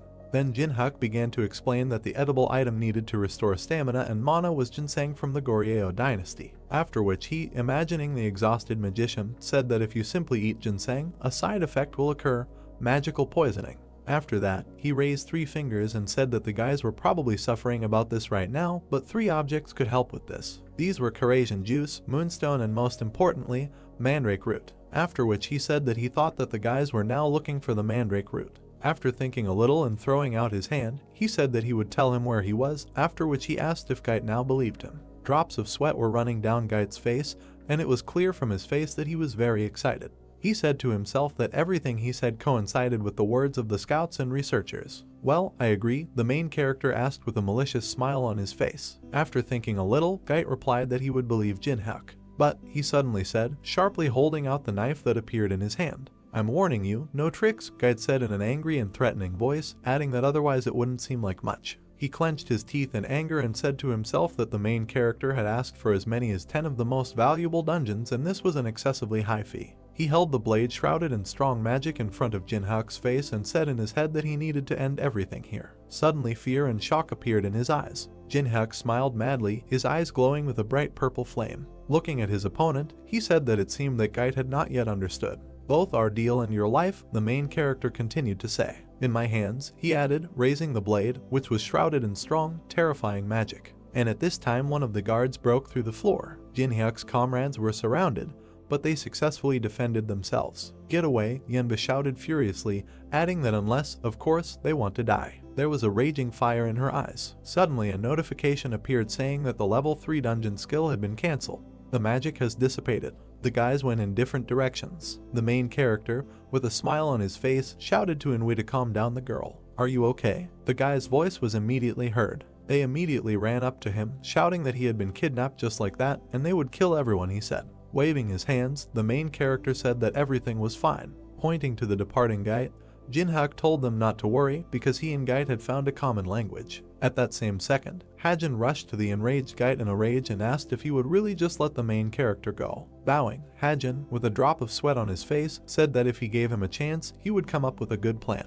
At that same second, he received a strong blow to the neck from Gait. Raising him with one hand high above the ground, he told him to understand that Jinhyuk is stronger than everyone, after which he said that if Hajin does something like this again, he will greatly regret it.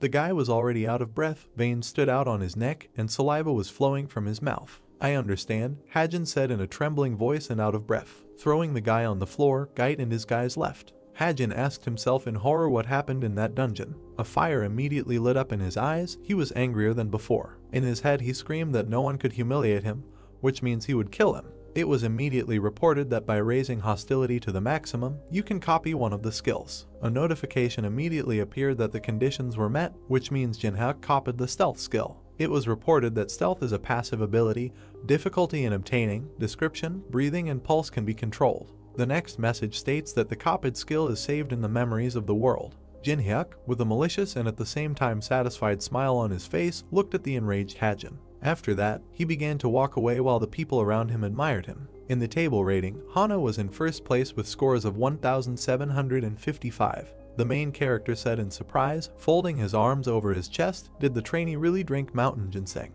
Suddenly a voice was heard inviting the next person into the office. With a blade in his hands, he entered the office and saw a crystal with a man standing next to it. He said that the test is simple, you need to hit the magic stone, objects, skills, you can use everything. The hidden power of the stone is revealed during the attack. The guy saw the blade in the hands of the main character and asked if he would really only use it. Jinhyuk immediately extended his hand with the blade in front of him and said that this would be enough. Okay, the guy said, putting his hand to his chin and looking at something on the tablet, after which he added that the main character would start as soon as he was ready. Suddenly the guy noticed that the main character approached a stone larger than the one he was supposed to hit.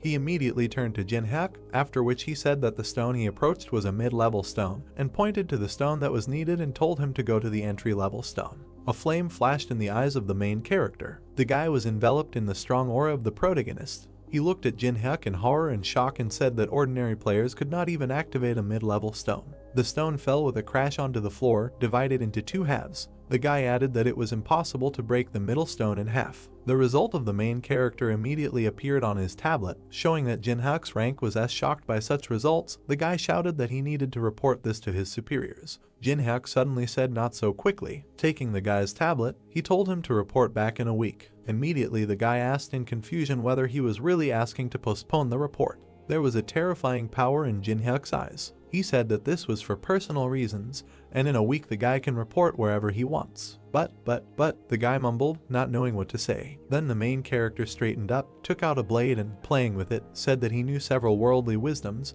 One of them, the law is far away, but the fist is nearby. In horror, the guy screamed that it was true. The door from the office opened. The main character, standing against the wall with his hands folded on his chest, asked Hana passing by, but they quickly overtook her. Suddenly the girl extended her hand to the main character, which contained a ring. It was Braham's ring. Difficulty of obtaining a magic resistance +10, movement speed +5%, ability suppression +20, description suppresses the monster's magical abilities. Taking the ring in his hand, he turned around with a satisfied face and was about to leave. Hana immediately screamed, pointing to her face to remove the brand from her because she kept her promise. As he left, Jinhyuk waved his hand and said that he would look at her behavior. Why suddenly surprised voices were heard. These were his comrades. Teeman, with a drop of sweat on his face, asked in confusion whether the main character really had an F rank. Then Manhwa, in an equally confused voice, said that she thought that the main character would have a higher rank than them. It was day outside. The sun was shining. The voices of the protagonist's company were heard from the huge building. Jinhyuk replied that this was just a temporary result, after which he said that he needed to take a repeat test in a week. They left the building. A taxi immediately pulled up to the guys. Manhwa, walking to the car, said that the second test was in the dungeon, after which she asked the main character how it would pass. Jinhyuk, getting into the car, said that he needed information, after which he added that there was no need to worry about him because he would write later, and let the guys go to the tower. After sitting in the car and buckling down, the main character folded his arms across his chest and said to himself that the first test determines the rank based on magical power, and the one who passes this test moves on to the second. He introduced the huge monsters and orcs located in the dungeon, after which he said that the task was simple. He needed to go through one of the dungeons of the tower. There were no restrictions on difficulty. You could choose any opponents, even goblins or orcs. At the same moment, he imagined a completely different place. In the hall that he presented, a beautiful girl with beautiful wings was sitting. Jinhyuk said that the place where he would go is the ancient ruins on the first floor, after which he added that neither in the 11 years that they played the tower, nor now that it appeared in reality, no one was able to pass this forbidden zone. When was the last time I was here? He asked himself, finding himself in a new dungeon. He had a satisfied smile on his face and a huge backpack behind his back. They came to the abodes of the fallen, when suddenly his thoughts were interrupted by a can of soda hitting him in the head. They immediately shouted at him to tell Jinhyuk to drag his suitcases. Mountain ruins, first floor of the Tower of Challenges. Warkug was very beautiful. Waterfalls flowed and rocks flew in the air. In his head, Jinhyuk said that with an F rank, he couldn't go there alone because the guild guarding these ruins wouldn't let him through. They marched forward in a huge expedition. He added that the best option was to go as a porter. Suddenly, one of the team turned to Jinhyuk and asked how he got here. The main character looked coldly at the questioner. He smiled and said that he needed a lot of money to survive. To this the stranger smiled back and said that everyone needs money. Suddenly, he showed a picture of his family on his phone and said that he was here to feed his wife and children. Jinhyuk's face changed at that very second. He immediately realized that this man was one of the suicide players. They moved further and further. The traveler said that both of them with rank F should be extremely careful. Where they point, that's where we go, because the equipment doesn't work inside and the ambulance won't come. Don't worry, the main character said with a confident and warm smile on his face, after which he added that those who are here will at least return home unharmed. Yes, the stranger asked, a little confused, turning to the main character. Cold sweat broke out on his face. The sky was blue. The sun illuminated the mountains and the earth. The stranger suddenly laughed and thanked Jinhyuk for his kind words, after which he praised him for being braver than the others. It was reported that the quest for the raid group was beginning. A scroll appeared indicating a raid. It was reported that this is a raid on the capture of ruins, Difficulty S, conditions, kill the boss of the location, free the prince who is deep in the ruins, reward, relic of your choice. We are there, it was heard from up front. Then everyone threw their huge backpacks onto the ground. The leader's voice said that everyone was doing well, so now they can rest while they wait for the raid group. Jinhyuk put down his backpack and looked at the huge temple in front of them. The golden chest was a special reward. The notification that appeared announced a special reward for the first conqueror of the tower. Special, the main character asked himself in surprise, looking at the notification that appeared in front of his face. Is it really only me who can see this? He asked himself. The next notice was about receiving the award. The hero now has stats for plus 10 points of luck and plus 10 points of adaptability. The next message said that the luck and adaptability stats had been increased by 10. Frozen was also obtained. The lock under the frozen emblem was opened. It has been reported that Cold Heart is the ability to remain calm even in a critical situation, but may have trouble showing emotions. It was also reported that the passive skill Monopolization was obtained. The lock under the Monopolization emblem was opened. It was reported that if Jinhyuk completed the quest alone, the reward for completing it would be the highest possible. This, the main character said in confusion. Suddenly a crazy smile appeared on his face, and madness was also visible in his eyes. He asked himself how cool this was. He put his hand to his mouth and thought. Jinhyuk presented several chests behind him with various rewards. He said to himself that even though there were an incredible number of awards in the tower,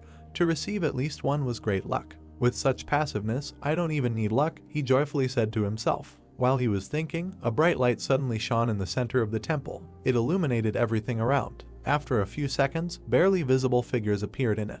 It was a raiding party. One of the guys was loudly indignant, saying that he couldn't get used to teleportation, after which he asked what the others were doing. More soldiers appeared behind him. One of them reported that all 50 people were alive. Ordinary workers looked with some horror and distrust at the arriving raid group. It was immediately reported that the Eye of Truth of the first level was being used. We are moving forward, the leader shouted, adding that they will form the formation on the move. The raid group is in the vanguard. It was reported that this guy's name was Jeongwon, age 29, level 14. Ability, Relief. Jinhyuk was informed that the condition for copying the ability was to gain Youngwon's trust during the raid. The main character's eyes exuded strong magical power. Damn, he said, biting his lip in worry. He looked at Youngwon, who was gathering a squad, and then said that gaining trust would be difficult. Wait a minute, he suddenly said. His eyes showed that he had something in mind. Youngwon didn't even realize that the main character was watching him so closely. In his head, Jinhyuk was asking himself if the guild leader of the top 10 was only at such a low level. He stood with his arms crossed and watched, saying in his head that he would not be noticed.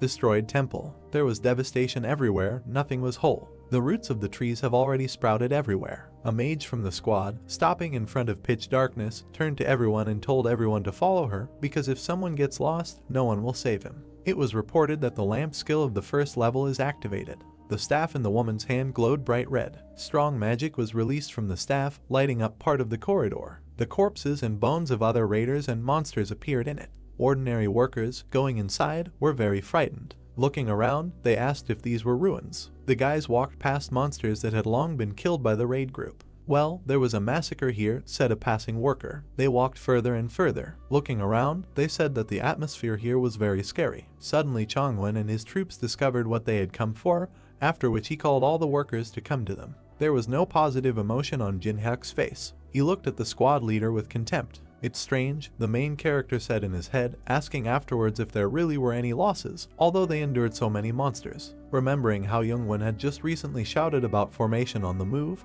he said that guy's strategy seemed rather strange. Suddenly, the main character's thoughts were interrupted by a strong blow on the shoulder from another porter, who angrily told Jinhyuk to go and distribute water. Then the main character remembered that he was just a porter. He smiled evilly, and veins stood out on his face. The man who hit him on the shoulder pointed his finger in the other direction, saying that here they could handle it themselves, telling the main character to help the foreigners. Foreigners, the main character asked himself in surprise in his head, looking at the guys in gold-colored armor, when suddenly he saw a strange sign on the shoulder of one of them. After thinking a little, he remembered that these were warriors of the Sion Guild. Suddenly he saw one of the soldiers in white robes and armor, which was unlike the others. Jinhyuk smiled mockingly, saying in his head that they were such fragile creatures, and then asked himself if it was worth making friends with someone. After a while, he handed over a mug of cold water. The knight in white robes looked at the main character in surprise. Jinhyuk said that the knight did a good job. The warrior thanked him. It was reported that level 1 communication was being activated. Jin-hyuk smiled contentedly when he learned about this. It was immediately reported that there was little interest in him. Suddenly the knight began to take off his helmet. Taking it off completely, it was a beautiful girl with brown hair. What Jin-hyuk saw shocked him. He understood everything immediately. She was the youngest daughter of the Laurentia family of aristocrats from Europe. She is a versatile player associated with divine power, with offensive, defensive, and healing skills. The girl looked incredibly heroic. She held the sword confidently in her hands. Jin-hyuk continued talking in his head. She, the hero who saved Amsterdam from chaos, is one of the most famous players in Europe. She is the Saint of Amsterdam, Teresa de Laurentia. Looking at how Teresa greedily drank all the water from the glass, he said in his head that it was now clear why there were no losses, adding that Teresa showed herself best in battles with the undead and other evil spirits. But, he suddenly said, after which his eyes glowed with a bright flame. He added that many want to go higher, and Teresa is here, although there is now a raid on the boss of the 3rd floor. It was reported that the level 1 Eye of Truth was being used. The girl, holding an empty mug in her hand, blushed because she was refreshed. Suddenly an error appeared saying that using the skill was impossible due to the difference in levels. Is she really higher than the 20th level? The main character asked himself in surprise. Suddenly, another message appeared on top of the error, informing that the luck and adaptability stats compensated for the difference in levels. The Eye of Truth of the 2nd level was immediately used. Cool, Jin-hyuk shouted joyfully in his head. It was reported that the main character can view the status of the target. Looking at the system screen in front of him, he said with a satisfied smile on his face that now he could appreciate everything.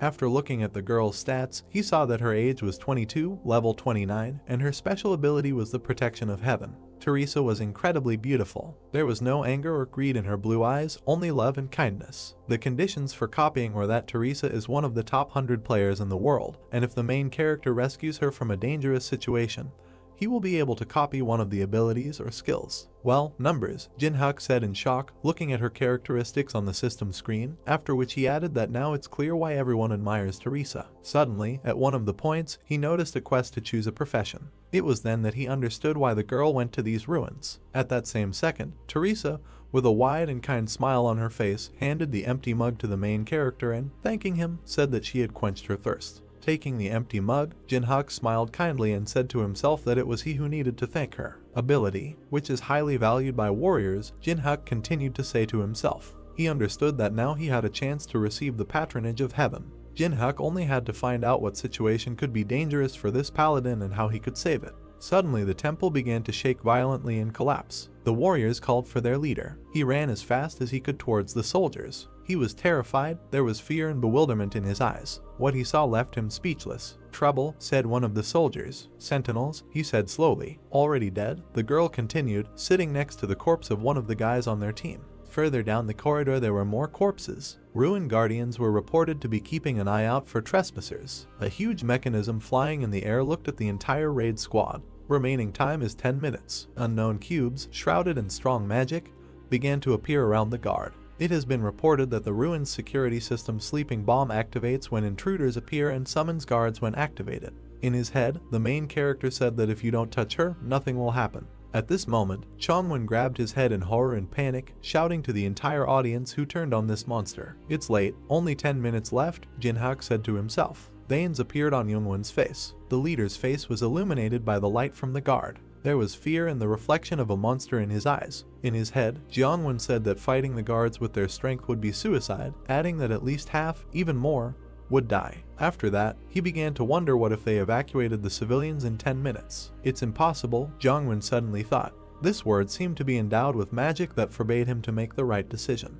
There was madness in the leader's head. He screamed to himself that he couldn't stop even before he started, adding that he worked so hard to become the head of the guild, so he couldn't stop now. We continue the raid, Chongwon said firmly. The terrified soldiers ran up to the commander, saying that they had not even gone halfway, so the guards would attack from all sides. Drops of cold sweat ran down Youngwon's face. Gritting his teeth, he ordered the soldiers to shut up and follow him, adding that he would take responsibility for everything. Even without a second team there is a chance for success, he said. Pointing to Teresa, he said that they had her. At this time, one of the soldiers ran up to a gathering of guys resting nearby and told them that the guards had woken up. One of the vacationers indifferently said that the one who reported about everything was worried, explaining that such a huge guild as Parhi would not act without countermeasures. True, the informer asked in surprise. Of course, the archer said, jumping up from his seat, adding that loners like them just need to obey the head, after which he said that most likely, the guild had probably already destroyed all the guards. Suddenly, a huge hand appeared behind him.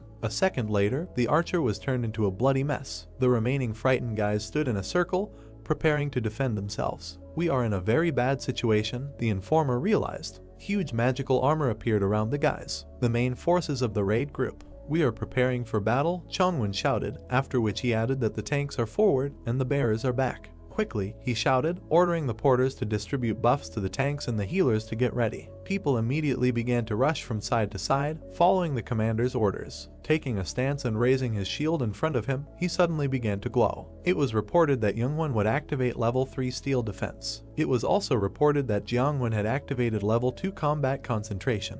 Tanks began to gather next to him, on which buffs began to take effect. The mage behind them took off, a magic circle appeared below her, and the staff she raised above her began to glow. It was reported that this girl had activated the second level angel song. The stats of all warriors have increased. They're getting closer, Youngwon shouted, ordering everyone to stay in formation. At that same second, huge armor jumped onto the line. A blow from a huge axe struck the commander's shield. He was able to contain it. Then the guard stood up. Leader, it was suddenly heard from far away. It was those three guys resting to the side. They were very exhausted defending themselves from the guards. The informer shouted, asking for reinforcements because they could no longer cope. The mage girl pointed at the guys, saying that they needed to help the solo players. At that same second, Youngwon ordered the girl to shut up and concentrate on the battle. The commander understood that in any case there would be casualties. Beads of sweat ran down his face. There was rage in his eyes, and his teeth were clenched from tension. In his head he was screaming that there was no time to think about solo players. The solo players were very scared. They held on with all their strength. Jiangwon explained that, unlike guild players who act coherently, solo players are immediately lost in such battles. They heard it, but, said one of the solo players, lowering his head in disappointment. He realized that they had been abandoned. Tears flowed from his eyes. He screamed, begging for help. Suddenly, quick steps were heard. Teresa soared above the guards, swinging a sword shrouded in powerful magic. It was reported that the 4th level cross skill was activated. There was a warm flash from the ceiling. At that same second, all the guards were struck by Teresa's strong, well-aimed and quick blows. The girl's eyes burned with a bright blue fire. The desperate guy suddenly saw the light. Teresa, he shouted joyfully, looking at his savior. A bead of sweat ran down Teresa's face. There was composure and calm in her eyes. In her head, she analyzed that 2 guards had passed through the raid team's positions. The non-combat units were in danger. She immediately rushed to the defense of the soldiers. Teresa understood that she needed to hurry up and cover the rear. In the rearguard, there was devastation in the hall. Many of the porters were dead. One of the workers was sitting on the floor, saying that they were in trouble. Blood was pouring from his mouth. One of the guards swung a huge axe at him. Suddenly, cuts ran down the guard's arms and legs. "What are you talking about, uncle?" The voice of the main character was heard. At that same second, the guard fell apart into many pieces, out of action. In front of the man, who was already ready to die, stood Jin-hyuk, who, with a smile on his face and a blade in his hand, said that he had already said that he would return home alive. Jin-hyuk, from behind, a man suddenly shouted. A huge hand of a guard was flying towards the main character from behind. Jin-hyuk avoided her without an iota of fear. It was reported that the level 1 fire element was being activated. At that same second, the protagonist's hand caught fire. He smiled madly and shouted, "What else?" Throwing his hand forward, a strong stream of fire was released from it, which was directed towards the hand. All that was left of her was fragments, although the fingers on her hand were twitching. Jin-hyuk, shaking off his hand, turned away and said that he would not finish off, let others do it, after which he said that he needed to remain at the 1st level so he could not kill. "Where did you get such strength?" asked the surviving man, holding his wounds. Scratching his head, Jin-hyuk smiled and said that he was just lucky. In his head, he wondered who woke up the high-level guards of the ruins, because there was no point. The old man looked at his savior in shock, in no hurry to get up. Suddenly, Teresa grabbed the man. A second later, he was already standing 10 meters away from the main character. Teresa stood with her back to the main character and said that she thought Jin-hyuk was a good person, but he turned out to be threatening the man with a knife. Suddenly, she said that perhaps it was he who woke up the guards. There was anger and contempt in her eyes. Turning to the main character and raising her shield, she said that Jin-hyuk was arrested. The main character was very confused when he heard the accusations. At the same second, a strong blow from a girl's sword flashed next to him. The main character barely managed to dodge. She turned to face Jin-hyuk, telling him not to move because she didn't want to hurt anyone. After thinking a little, the guy said that there was a misunderstanding. The girl again struck a strong blow, but missed. She shouted that she would listen to him later. In his head, the main character said that it seemed that Teresa was too angry and was not listening to him at all. He understood that he no longer had a choice. Teresa swung her shield at the protagonist again, wanting to deal a strong blow. She threw a strong punch, but missed again, so Jin-hyuk pushed with force. Teresa flew into the floor with enormous force, breaking a crater. There were stones on her face. She lay exhausted in the hole, holding back the pain. Jin-hyuk put a blade to the girl's face, saying that he would not be a guard. Teresa looked in horror at the main character, whose eyes glowed with a bright blue light, and there was calmness and composure on his face. Jin-hyuk said that if he had to, he would kill with his own hands. Mrs. Teresa, Mr. Jin-hyuk, the rescued man suddenly started screaming. With his arms outstretched, he ran up to the enemies and shouted that Jin-hyuk had saved him. Hearing this, Teresa was speechless. After a while, the man left, and non-stop apologies were heard in the hall. The girl bowed to the main character, apologizing.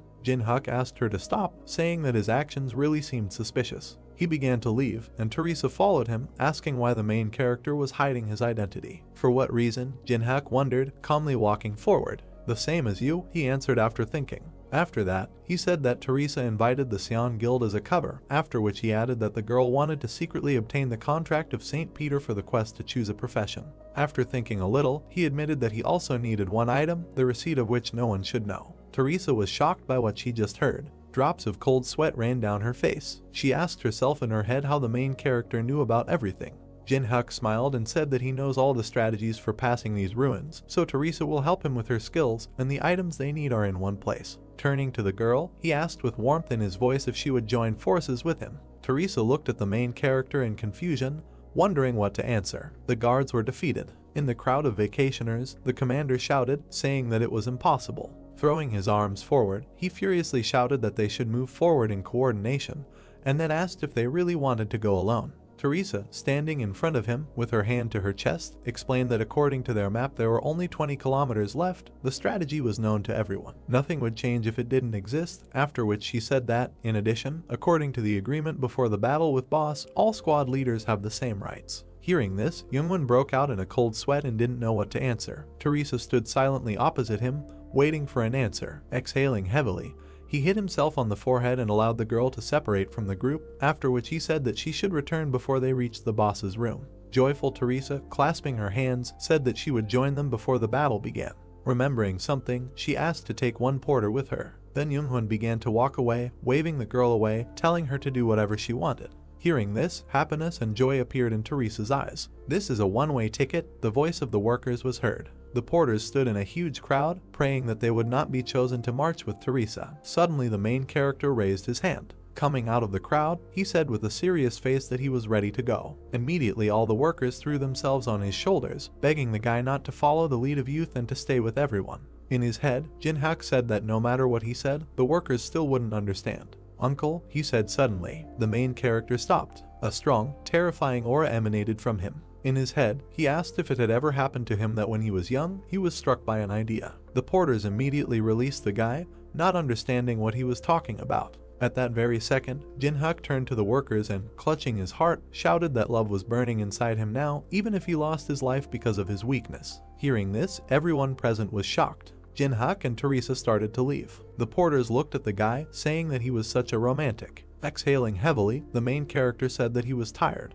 Next to him walked Teresa, looking at the main character. After a while they came out into a hall full of monsters. They walked to the edge of the platform and looked down. Teresa pointed to the crypt, surrounded by a magical barrier, and said that the Treaty of St. Peter was in that sarcophagus. "Yes, I noticed that too," Jin-hyuk answered immediately. Looking at the girl, he calmly asked her if she understood that she needed to remove the protection. "Yes, I know," she answered immediately. Suddenly a warning flashed in front of them. Teresa looked in shock at the system window in front of her, in which it was written that the master of the abode of the fallen was watching them. Reading the same thing on his screen, Jin-hyuk was calm. Rubbing his chin, in his head he said that this was definitely about the boss, after which he thoughtfully said that the boss had never been interested in the players, and now he decided to show himself. Drops of cold sweat appeared on the girl's face. Pointing to the warning, she stammered and asked if the main character saw the same thing, after which she said that it was definitely from the boss, but what did these words mean? Did he really see us as enemies? Teresa asked in confusion and fear, to which Jin-hyuk immediately replied that this was not so. Pointing his finger at himself, he said that the boss was a sign of him. The girl looked at her friend in shock and asked herself in her head where such confidence came from. Turning to Jin-hyuk, Teresa decided to ask if he really knew the way through. Putting his hands in his pockets, the main character replied that he had known him for a long time. Then, the girl said slowly and shyly. Jin-hyuk was unhappy waiting for his companion's question. Then what should I do? She asked, putting her hand to her chest. There was fear in her eyes, but she was still ready to do anything. There were many dangerous monsters walking below, protecting the grave. Suddenly, Teresa jumped from the balcony. She landed among the monsters. The monsters immediately paid attention to her. Teresa was reported to be activating a level 5 battle song. For 10 minutes, all stats increased threefold. There was a powerful and terrifying aura around the girl. Her eyes glowed with a bright blue light. She was ready for a fight. What happened a few minutes ago was that the main character said with a smile on his face that her task was simple, saying that Teresa must attract the attention of the undead. The monsters quickly rushed towards Teresa, who was already preparing to defend herself. She recalled the words of the main character, who said that if the girl released her divine energy. Raising her hand with the sword, Teresa began to gather all her strength. Then all the attention will be only on you, the main character said in her memoirs. Suddenly she opened her eyes. They were filled with enormous power. The sword in her hands was shrouded in a strong aura. It was reported that the power of a level 5 saint was being activated. A few seconds later, a huge light was heard, illuminating everything around. Its source was Teresa herself. At that same second, all the monsters rushed at the girl. A glowing blade immediately appeared in front of the face of one of the monsters. She immediately cut it down and started working on the others. She handled everyone without much effort. An endless crowd of monsters ran towards Teresa, ready to kill everyone. Immediately, the main character's foot stepped on the head of one of the monsters. Jin-hyuk jumped from head to head, realizing that all the undead were now directed at Teresa. He jumped further and further, moving towards the sarcophagus. In his head, he said that thanks to the control from his companion, he would not enter and increase his level. Suddenly, he felt incredibly strong and ominous magic. The huge sarcophagus exploded at that very second.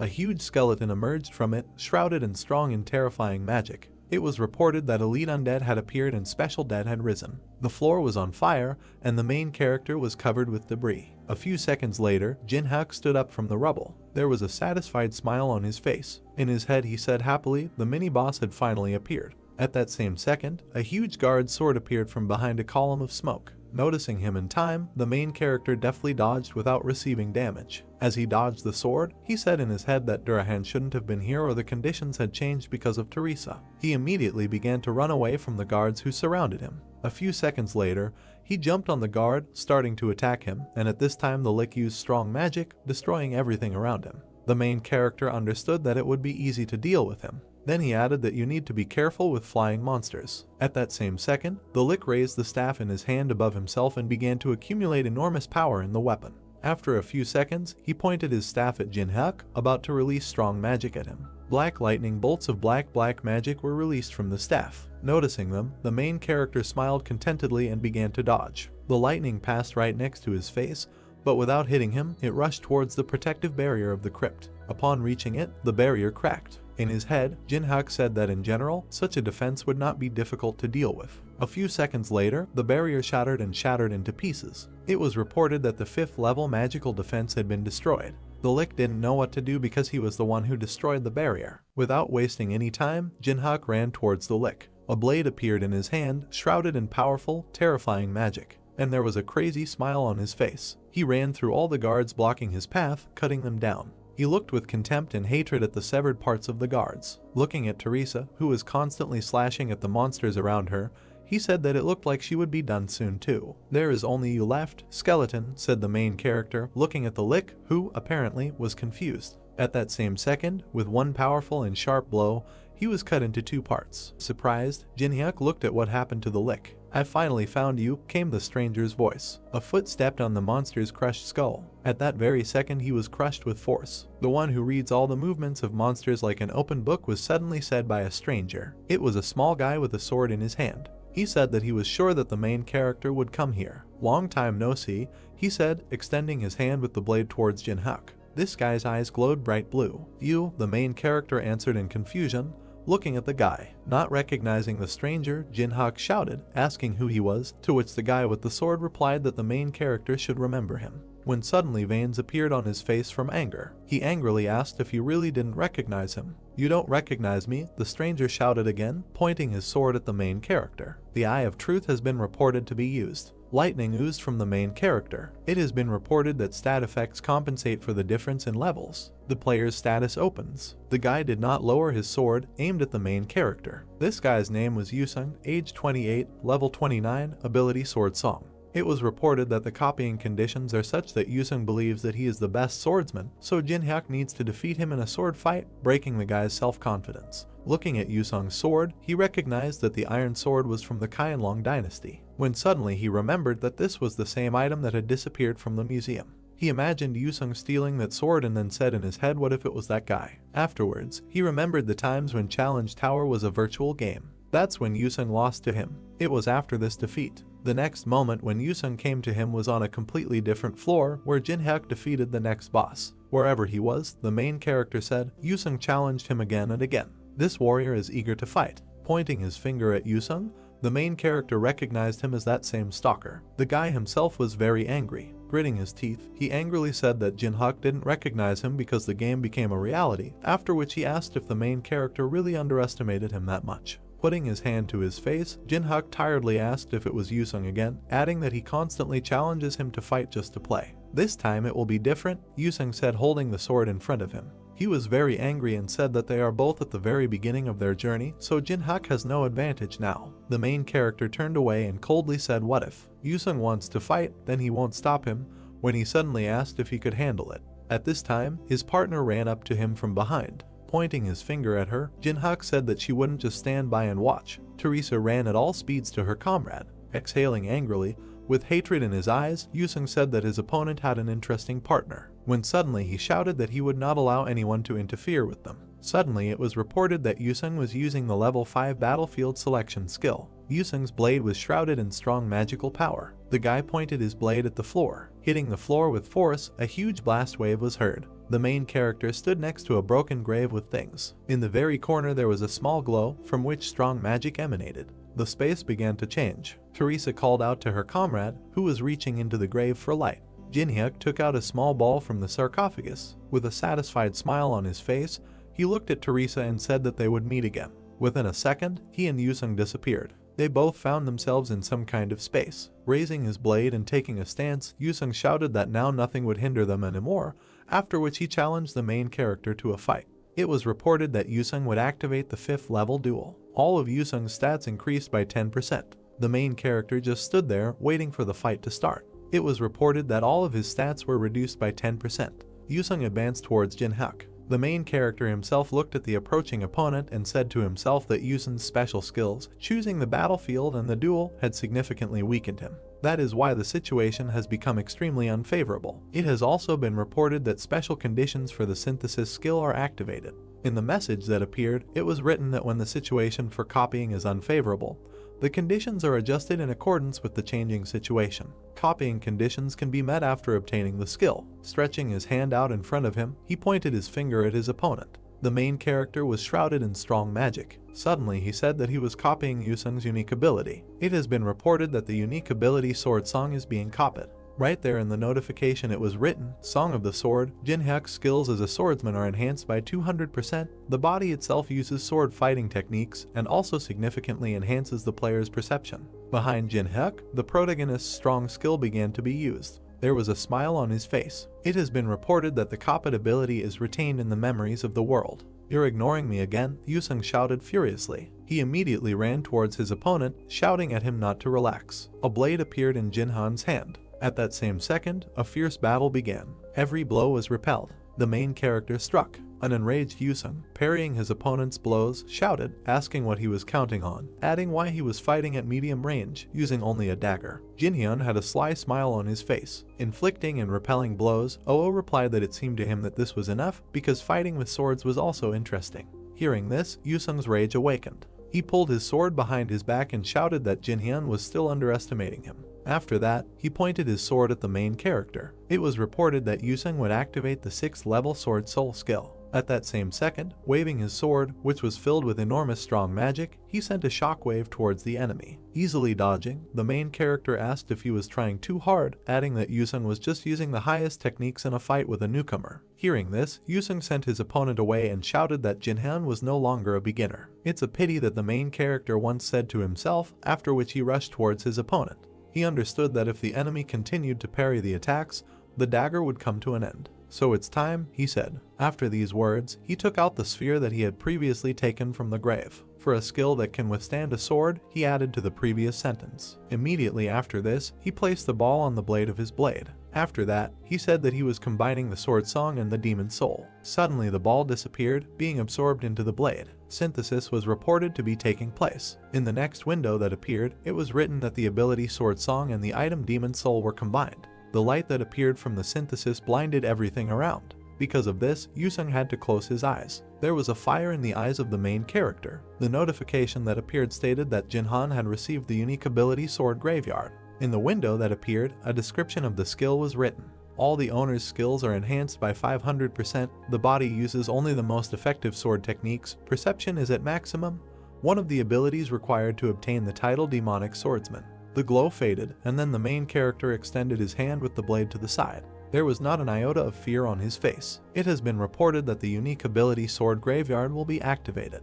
It was immediately reported that the skill Knight of the Dark Moon of the first level was activated. A huge force spread through the protagonist's hand. In his head, he said that the ability so far produces barely a tenth of its total power. He understood that he did not have enough mana to control this power, so he needed to increase its supply as soon as possible. Yusung stopped. He didn't understand what was happening. A huge strong magical wave flew next to him. Cold beads of sweat ran down his face. He didn't dare move. In his head, Yusung only asked himself what kind of incredible power this was, after which he added that this is the most convenient battlefield for him. He tries not to fight at the distance familiar to his opponent in order to maximize favorable conditions. Yusung was furious, causing him to bite his lip and veins to appear on his forehead and cheek. He screamed to himself why he couldn't win.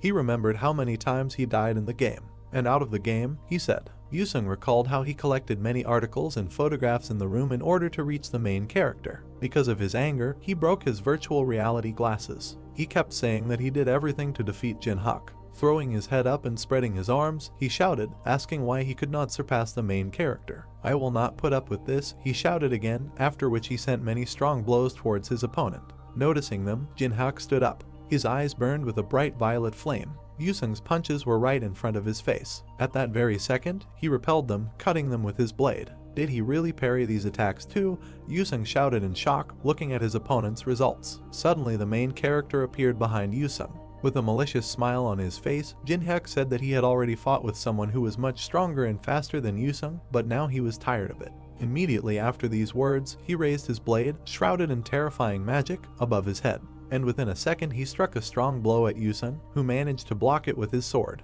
Due to such strong pressure, he lost his balance and began to fall. His sword began to crack due to the enormous strength of the protagonist's blade. With a deft movement, Yusung's sword was knocked out of his owner's hands. Jinhyuk had a crazy smile on his face. The sword landed 10 meters from its owner and stuck into the floor. After lowering the blade, the main character said that it seemed like he had won again, after which he added that he didn't even remember how many times he had won against Yusung. This is the 138th time, Yusung answered, standing on one knee and bowing his head. Kill me, he suddenly asked. Hearing this, Jinhyuk smiled contentedly. Suddenly he said that next time, it would be his 139th victory. Hearing this, Yusung was shocked. Waving his hand on his face, the main character told the defeated man that he himself knows that the Tower of Tests is no joke, because even the strongest players sometimes die here due to negligence. But we need strong players, he added. After that, he extended his hand to Yusung and said that people as persistent as him are needed even more. Hearing this, the guy looked at the outstretched hand. A strong player, he asked himself. In his head, Jinhyuk said that he needed to wait 60 days to copy the player's abilities again. In reality, he smiled, looking at his opponent, but in his heart he laughed insidiously, saying that there was no need to waste energy on searching if there was an excellent target to copy. Yusung took the main character's hand, rising from his knees. It was reported that the first level communication ability is activated. Standing up, Yusung immediately turned around and began to leave, saying that he accepted defeat, after which he added that next time the outcome would be different. Hearing this, Jinhyuk laughed. He said that he would wait. It has been reported that the effect of the battlefield selection skill has been cancelled. The space began to break down. Before everything finally breaks down, Yusung said that he still doesn't know the main character's name. "Why do you need to know my name?" Jin-hyuk immediately asked. Pulling the sword out of the stone, he said that then he would call the main character as before. As before, the main character asked himself in surprise. Suddenly he understood. Beads of sweat appeared on his face. Throwing the sword over his shoulder, Yusung turned around and called the main character by his in-game name. Not only he heard this, but also Teresa, who was a little confused by this. A scream was heard in the dark room. Someone called out to Jiangwen. There was a system screen hanging in front of the hooded guy. He looked at the leader and asked if they hadn't killed all the monsters. Chongwen asked what he was talking about. The guy pointed his finger at the screen and said that the scanning artifact had lodged something, although there shouldn't have been anything left there. The red dot moved quickly. Youngwon realized that someone was moving in their direction. The squad members looked fearfully at something ahead. A monster in armor approached them. It was an iron golem. A man with long blonde hair sat on a golem.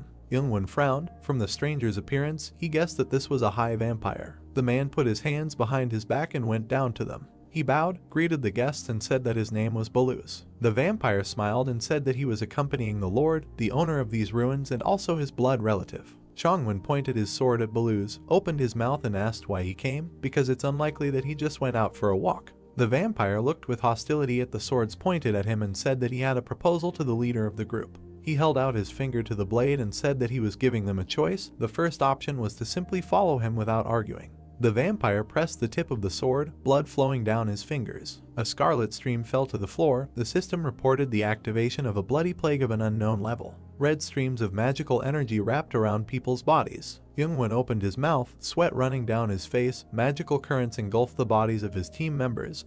They screamed, not understanding what was happening to their bodies. A dark human silhouette was inside a red cocoon. The guy opened his mouth and looked to the side in fear. Baluz raised his hand, smiled, and said that if the leader chooses the second option, then only half of the squad will go with him, and he will eat the rest. Magic sparks illuminated the stone object. Kneeling down, Teresa cast a spell. Jin-hyuk sat next to her. The system reported that the power of a level 5 saint was being used. The girl closed her eyes. The crystal hovered in front of her. The blue stone was decorated with silver patterns. The system window said that this is an icy tear, which, when absorbed, enhances magic, but if purification is not applied, it can seriously harm the player. The system reported this. That mana is increased by 12. The main character looked at his palms. He could not believe that he was able to get an icy tear, which is usually difficult to get, along with the Demon Soul Stone, and thanks to the holy power, Teresa had already received 12 stats. He gave the girl a thumbs up when she asked if everything worked out and said he was happy with the result.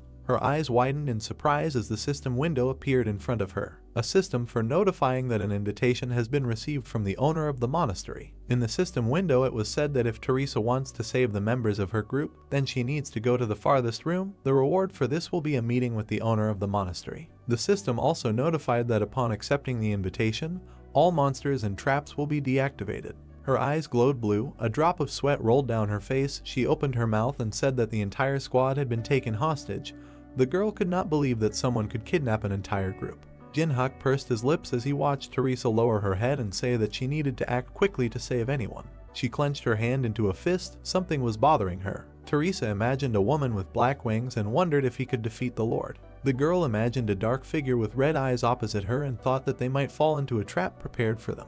Teresa opened her mouth and said that without a raid group they could not defeat the Lord, and thought about whether the outcome could have been different if she had stayed with the squad. The girl imagined a multicolored symbol with a cross in the center and thought that she joined the party as a paladin simply because she wanted to protect other players. But perhaps she made the wrong choice. Yusun closed his eyes and sighed heavily. The guy leaned forward and said he would go because it had nothing to do with him. As he passed the girl, he said that he thought she was having a hard time making a decision, so he would like to give her some advice. Yusun looked displeased at the guy standing with his back to them and said that Jin-hyuk doesn't have a drop of honor.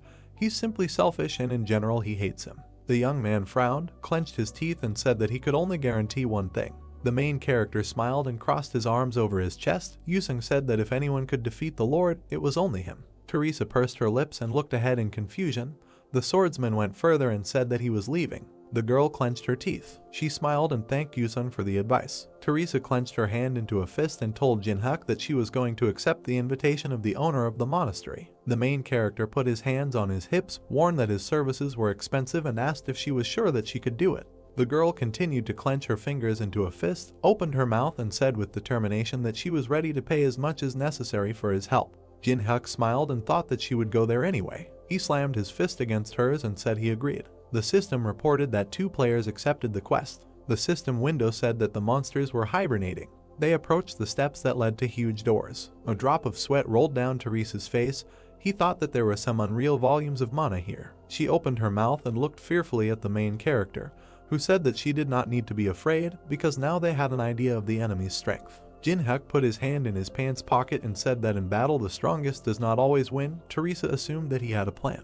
The guy clenched his teeth, bowed his head and answered that he did. The doors began to open, revealing a red glow behind them. The girl pressed her hand to her chest. The shadow of the doors fell on her. Jin-hyuk said that no matter what happens, she must trust him and believe in him. They found themselves in a room with red flags, red carpeted steps leading to the throne. The main character and Teresa walked forward. Baluz narrowed his eyes slyly and pursed his lips. It was difficult for him to hide his glee. Jin-hyuk walked a little ahead of the girl. Someone said that they had finally arrived. On the throne sat a girl with silver hair. This was the Lord, also known as Alice von Ataraxia. She pressed her hand to her face, turned her head and said that she was tired of waiting for them. The main character calmly looked forward and asked if people were safe. The Lord snapped her fingers and invited him to see for himself. The system reported that a measurement gap was being applied. Tied up people appeared in front of Jin-hyuk. The guy's eyes turned yellow, and sweat rolled down Teresa's face. The dark-haired man's eyes and mouth were covered with black cloth. The main character recognized him as Hajin. The young man's eyes lit up when he suggested that Hajin had awakened the guards. 2 people froze in the middle of the red carpet. Lord said that she invited them here because of the smell that comes from Jin-hyuk. The woman crossed her legs and said it was the sweetest smell she had ever smelled. She smiled, put a finger to her lips and said that she liked the smell of his blood. The Lord stuck out her tongue and said that this sweet smell, which was incomparable to the smell of other people, excited her. The main character opened his mouth and looked at her with disgust. Nothing like this had ever happened before. The Lord smiled and said that she felt his anxiety. Jin-hyuk bowed his head, pressed his finger to his forehead and said that a person cannot be calm when a vampire talks about blood. The woman smiled and said that he had nothing to worry about. She eats delicious things very slowly, so he can live another 60 years. A drop of sweat rolled down the guy's face. He opened his mouth, thanked her for her concern, said that he did not want to live like an expensive dinner and thought that Lord's words meant that she wanted to insert a tube down his throat and keep him with her. A red beam appeared next to him. There was a hole in the carpet behind the main character. Blood was coming from a wound on his cheek. The vampire said that his opinion did not matter. She pointed her index finger at him and said he had no choice. Smoke was coming from a hole in the carpet. Jin-hyuk bowed his head and hid his hand behind his back. Teresa asked if he was okay with concern in her voice. The guy leaned forward, gritted his teeth and said he had something else to offer. The girl opened her mouth in surprise when the main character dropped to one knee and told Lord that he could give her something sweeter than blood. The vampire narrowed her eyes and left. She leaned forward, waved her hand, and said that for them there was nothing more important than blood, so that no matter what he offered her, her opinion would not change. The guy smiled and asked if she was sure of her words. He imagined lions with spikes and asked if she would refuse if he offered them freedom. The Scarlet Lord's eyes widened in surprise. The other vampires bared their teeth and growled, outraged by his words. Someone raised his hand to stop the angry crowd. The woman put her hand on her hip, opened her mouth and said that Jin-hyuk would regret it if he didn't back up his words with action. The guy lowered his head and said that he would not have come here if he was not ready to answer for his words. The Lord opened her mouth and allowed him to speak. The guy raised his hand, summoned some purple object and said his name. He brought the object to his face and said that he was the representative of the mains in the tower. The main character put on a mask with a purple symbol and vowed to free the Lord. 2 pairs of red eyes glowed on the red mask. Main were those who, because of money, revenge, or personal beliefs, renounced humanity. Jin-hyuk imagined a man next to the tower and thought that the mains were preventing the players from climbing the tower. The half-naked man threw his sword over his shoulder. The mains helped the monsters located in the labyrinths and ruins. The Lord pressed her finger to her chin, pursed her lips, and said that she had heard of the Mana, but she doubted that the guy was one of them. The main character in a black mask raised his head and said that he had established a connection with the temple on the 27th floor. He imagined a low building among the mountains and a red dome with a strange symbol and said that there they told him how to deceive the barrier that covered the ruins. Teresa looked at the guy's back in confusion, thinking about what it all meant and why he said that he was Main. The vampires in black hoods were heatedly discussing something. The girl did not understand why everyone was excited when they found out about the temple. The main character bowed when the Lord said that since he knew about the temple, it was not a bluff, but she was not ready to believe him. Red splashes of blood rose at her feet. She said that she didn't care whether he was Maine or not, but the vampires had been locked in this place for centuries, so it was all just idle chatter. Scarlet streams similar to blood changed shape. Lord said that she did not like talkers. A lot of weapons appeared behind the vampire. She said that she did not believe the talkers. The system reported that the bloody sphere was activating. The woman narrowed her eyes and said that she was sorry that everything had turned out this way because his blood smelled so delicious. The Lord waved her hand and the weapon flew forward. She wished Jinhyuk death. Red sharp objects were approaching the guy. Teresa covered him with herself and her shield. A hexagon appeared, in the center of which there was a cross. The system notified that the power of the saint was activated. The huge cross shone brightly, surrounded by smaller crosses. The weapon collided with the golden protective dome. The cloak behind Teresa developed. She told Jinhyuk not to go out. Sweat ran down the girl's face. She clenched her teeth and said that she hoped that divine power would cope with this attack. The system notified that the connected shield was activated.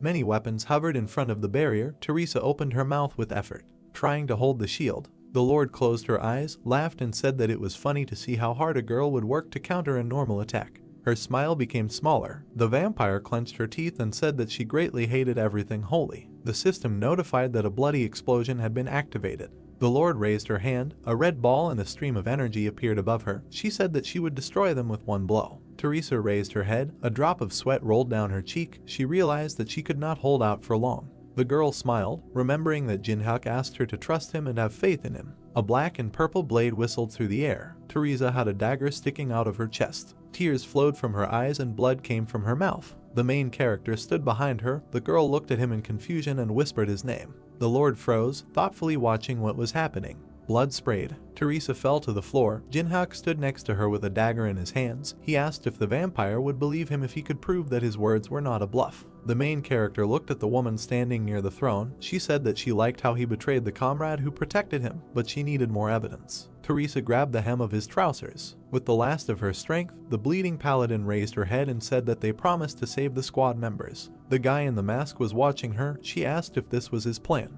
He raised his hand with the dagger and swung it. Blood spattered the shield. Jinhyuk tilted his head slightly. The Lord smiled contentedly. She opened her mouth wide, laughed, said that she was convinced that he was on her side and said that she would give him the opportunity to explain himself. The main character bowed. Something red flashed in his hand. He said that he had prepared a special spell that would allow her to overcome the barrier. A ring was clamped between his hands. The system window said that this was a Braham ring. Jinhyuk said that if you put the Lord's soul in the ring for a while, you can deceive the barrier. The woman in the black dress said that this was the first time she had heard of soul sealing. The main character continued to stand with his head bowed. He imagined his eyes glowing red and thought about the reason why he was giving up all the experience points. The guy imagined how many system windows appeared around him and thought that for the same reason he remained on the first level. He imagined how he jumped over a crowd of fighting monsters.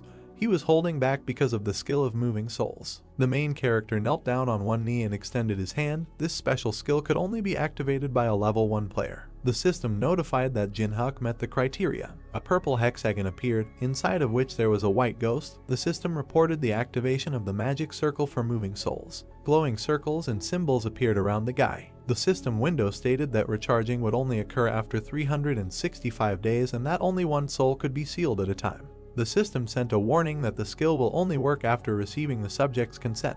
Jinhyuk spread his hands to the sides and told the Lord that in a minute this magic circle will disappear forever, but if she gives her consent, the spell will work. The blonde woman froze in indecision. The main character was waiting for her decision. The other vampires watched with their mouths open.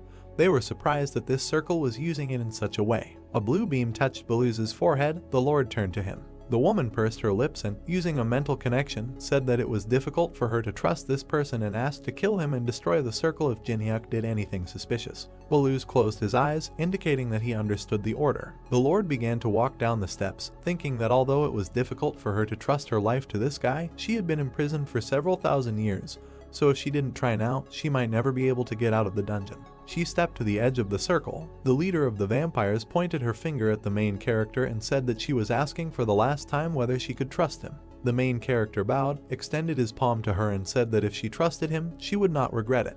Their fingers touched. The system notified that Jinhyuk had activated the first level communication skill and that the subject was slightly interested in the main character. The woman opened her mouth, said her full name and said that she allowed her soul to be moved. The ring with the red stone began to glow. The system reported that the soul of the Lord, known as Alice, is moving into the ring of Braham. Blue smoke enveloped the woman's body. Blue smoke rose above the ring with the red stone. The woman said it was quite cozy here. The main character picked up the ring from the floor and said that he was glad. He looked at the item in his hands and told Lord that this was now her new home. The system notified that the ability to protect heaven was activated. Teresa moved her hand. The armored paladin stood up, standing behind Jin-hyuk. His mask began to disappear. He turned his head and congratulated the girl on her return. There was a golden cross in the dark blue hexagon. In the system window it was said that the patronage of heaven allows one to return the deceased to life, but instant death did not allow this to be done, and it took 240 hours to recharge. The girl stood bent over and pressed her hand to her shoulder. She raised her head and smiled widely. Teresa lowered her head, keeping her hand on her shoulder. She smiled when the main character congratulated her on her return. Jin-hyuk, whose face was hidden by a purple glow, looked at the ring, from which indignant cries were heard, and thought that he no longer needed it. He put the artifact in his pants pocket. Jin-hyuk then took the purple sword, and Teresa said that she had a lot of questions, but it was better to ask them later. There were enemies in front of them, and Jin-hyuk said that now was not the right time or place. Baluz gritted his teeth, raised his hand and called Teresa and the main character stupid people. He raised his hands above his head and shouted loudly, asking if they thought they would live after betraying his master. The system reported that the 13th level blood wave was being activated. Streams of dark red energy appeared around Teresa and Jin-hyuk. The main character raised his burning hand, and the system notified that the 5th level fire element was being activated. The next second there was an explosion, causing wind. Jin-hyuk waved his weapon, looking at the fire that filled the space. Without looking at the girl, he told her about the team members. Teresa approached the tied-up warriors who were sitting on the floor. The system reported that the girl was using the 4th level cross. With a quick movement of her hand, she cut the ropes on the body of the black-haired youth. He looked at Teresa with a smile and asked her what was wrong with the vampires. While Jin-hyuk stood surrounded by enemies, the girl said that he was facing the vampires alone.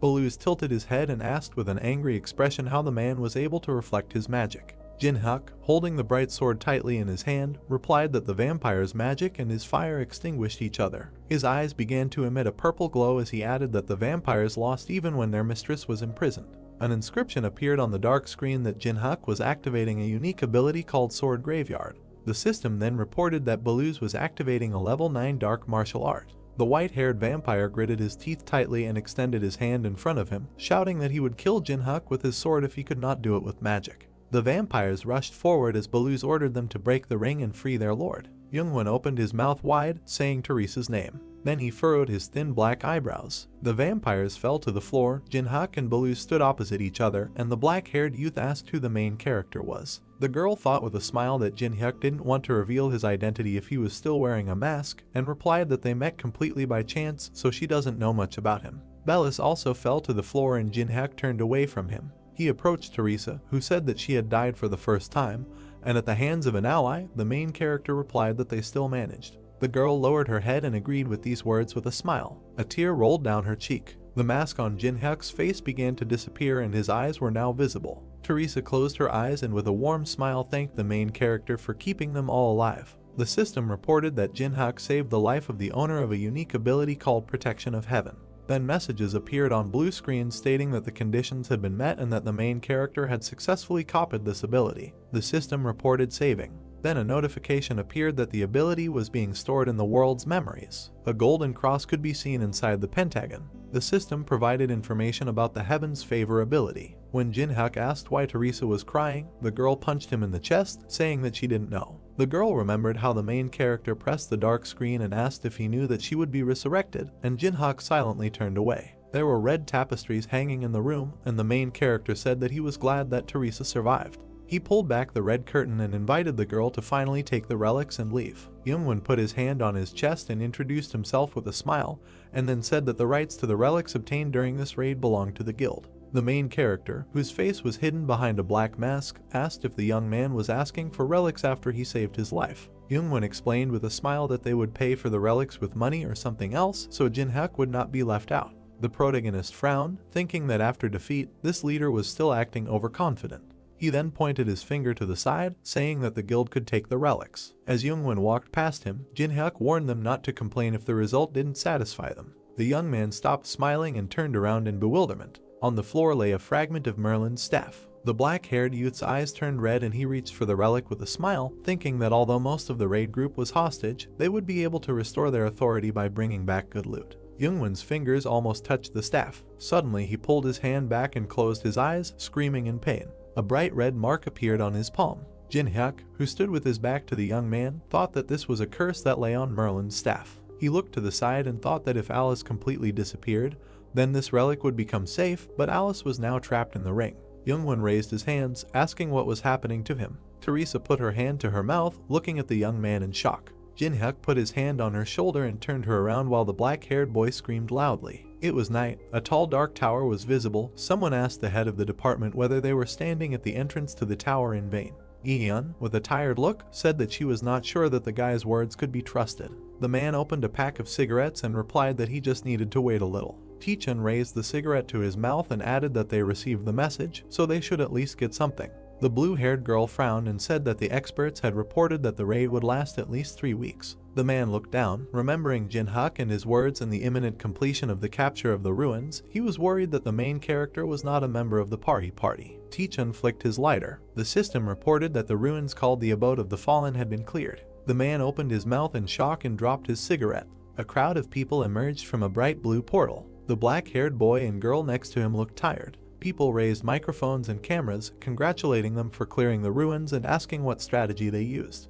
Opposite the bald man stood a crowd in which many flashes were visible. The guild members covered the face of Jeonghyun, who had lost not only his hair but also his eyelashes and eyebrows. The man in the suit opened his mouth in shock. Taechun and Ihyun stood in front of the crowd, asking what happened inside there. Teresa said with a wide smile that the ruins were not cleared by the Chongwon raid. People took pictures of the girl on their phones. Someone in blue pants and black sneakers took a step forward. Teresa looked at the main character and said that he managed it almost alone. Jin-hyuk's face was hidden behind a black mask, and the girl added that the others were just watching from the sidelines. Ihyun, with a bead of sweat appearing on her face, asked if she should call the association leader, and Taechun smiled, saying that was a good idea. The young man with bandages on his head clenched his teeth tightly. Then he turned around and walked away. People were moving away. White clouds swirled in the blue sky. A commentator with the nickname Truth asked who the man in the mask was. Water was pouring from the kettle into the plastic packaging. There were various news articles about how a strong player single-handedly cleared the ruins. Holding the chopsticks in his mouth, Jin-hyuk thought that people had written a lot of things. As he picked up the instant noodles, he thought that he knew this would get dark for discussion, but it was still too much. He was glad that his face was hidden behind the mask.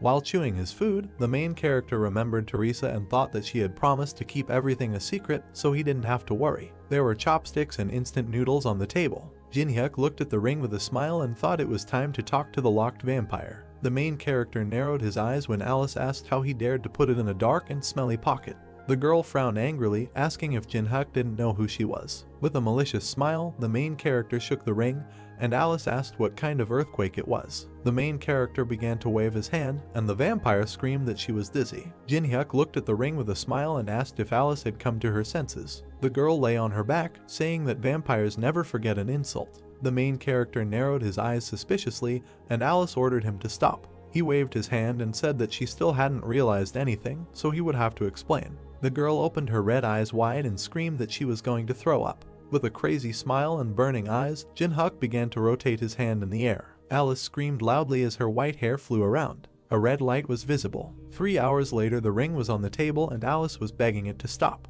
The main character raised his hand to the artifact, which began to emit a red glow, and ordered the vampire to leave. The system reported that Jin-hyuk was releasing the power from the Braham ring. Alice sat on the floor, resting her hands on it. She then smiled widely and said that it was finally time for revenge. Suddenly the vampire looked at Jin-hyuk, who was several times larger than her. She looked at herself in horror, asking what it was, and the main character explained that he had pulled out and materialized only a part of Alice. The girl looked at him in bewilderment, and he added that now she can still be called a mini version of Alice because she can use barely 1% of her powers. Jin-hyuk smiled and thought that she was still stronger than an ordinary vampire, even though he imposed a limitation. Alice fell to the floor and covered her face with her hands. The main character looked at her and informed her that what he said in the ruins was not a lie. The vampire, with tears streaming from her eyes, told him to shut up because she did not want such freedom. Jin-hyuk grinned and said that he would give Alice the true freedom she craves. The vampire opened her red eyes. She looked at the main character and asked what this meant. He crossed his arms and said that he would destroy everyone who betrayed Alice if she helped him, and return her place as head of the Ataraxia clan. The system reported that a new video was uploaded to the honor roll. Alice stood half-turned. Jinhyuk held his sword out in front of him as someone said that during a raid that was supposed to fail, a masked player turned the tables. Netizens wrote comments saying they were nervous while watching the video. Jinhyuk raised his burning hand. Commentators wrote that his actions did not look like a newcomer. There was an explosion. Someone wrote that the main character's magic and technique were at an incredible level. Jinhyuk's sword blade shone as did his eyes. Belso suggested that this is the same guy from the video about the tree. Other commentators wrote that everyone should recognize the main character. Jinhyuk stood with a lot of camera flashes around him, and another viewer wrote that he is the country's new hero. A user with the nickname All the Girls in the Country asked if all the guilds wanted to get the main character. These comments were visible on the screen. Jinhyuk raised his head and said that many guilds have absolutely no money. Standing in front of a tall building, he concluded that this seemed to be true. The main character looked at the mask in his hand with a grin and thought that he was not going to get involved in the affairs of the guilds or the showdowns between them. He didn't care about them. There was a huge explosion and Jinhyuk thought that they wanted to kill him. He kicked the fragment and decided that he was not going to forgive it. In front of the main character stood a huge crowd of men in black suits. He raised his hand, creating a fireball. When his palm became covered in fire, he thought he would tear them to shreds. On the top floor of the building, a man sat with his hand on his face. The young man rested his head on the floor, gritting his teeth, while Jong Su said that Jinhyuk should have died in these runes. The man slammed his fist on the table, shouting that his subordinate had woken up the guards and had achieved nothing in the end.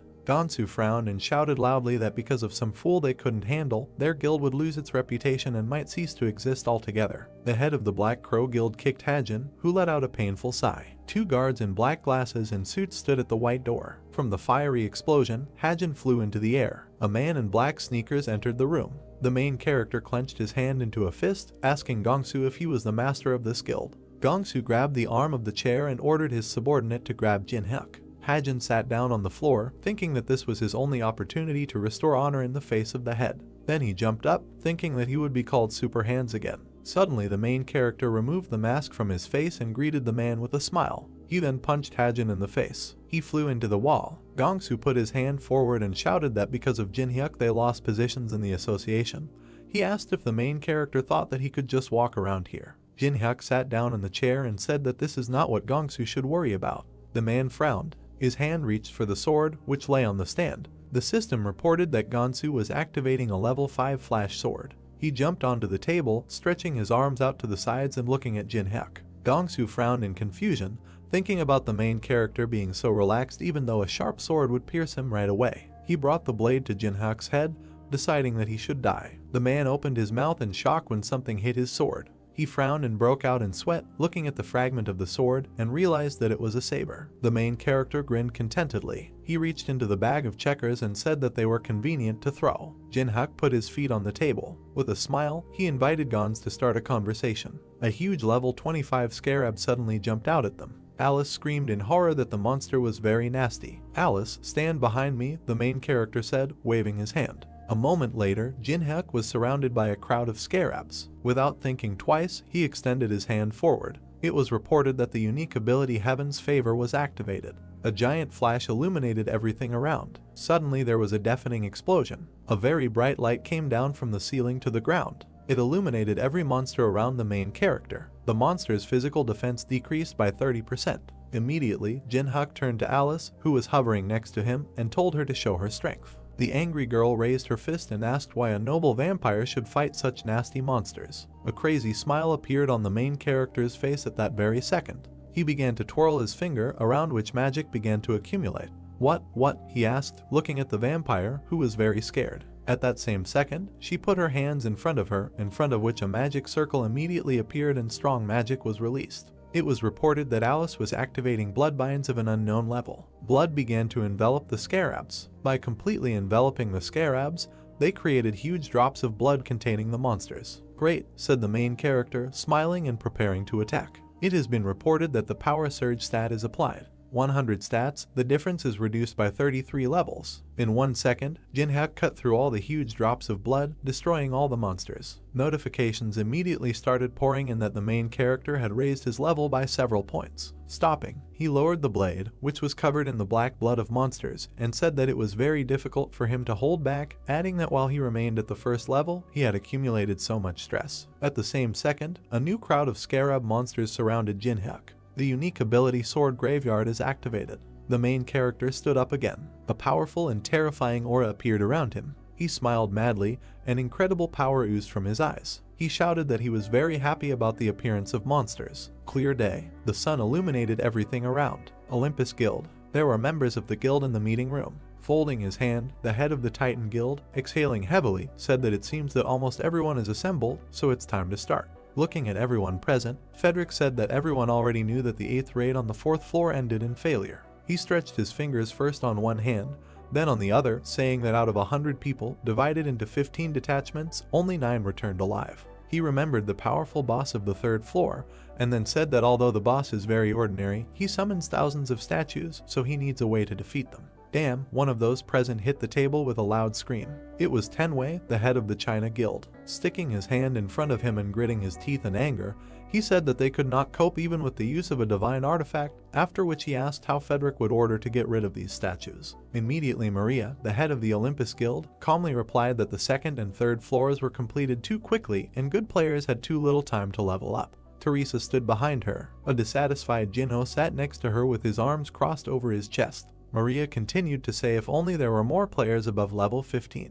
That's right, Jinho, the head of the 3rd squad of the Tangan Guild, immediately answered. Suddenly, with a frown, he decided to ask if it was because they were having problems because guilds like China were monopolizing dungeons for control of magic crystals. Tenwei immediately reacted with displeasure to this and indignantly asked if he was really challenging him. What did I say wrong? Jinho asked in response. At that very second they started shouting at each other. Their faces were several centimeters away. Tenwei shouted that they were just passing through the tower for the sake of humanity, adding that he would not tolerate insults. Do you think this excuse will help? Jinho shouted furiously. Frederick watched all this. When he got tired of this, he asked the guys to stop, adding that the only thing they were missing was civil strife. We have gathered to solve another problem, he said calmly, while those who had quarreled looked at him angrily. Jinho sank back into his chair, folding his arms across his chest. Maria, also holding her hands on her chest, asked if Frederick had any thoughts. Yesterday, he said, clutching his head, a message arrived from Maine. Having gathered his strength, he continued that if they fulfill one condition, then they will help them.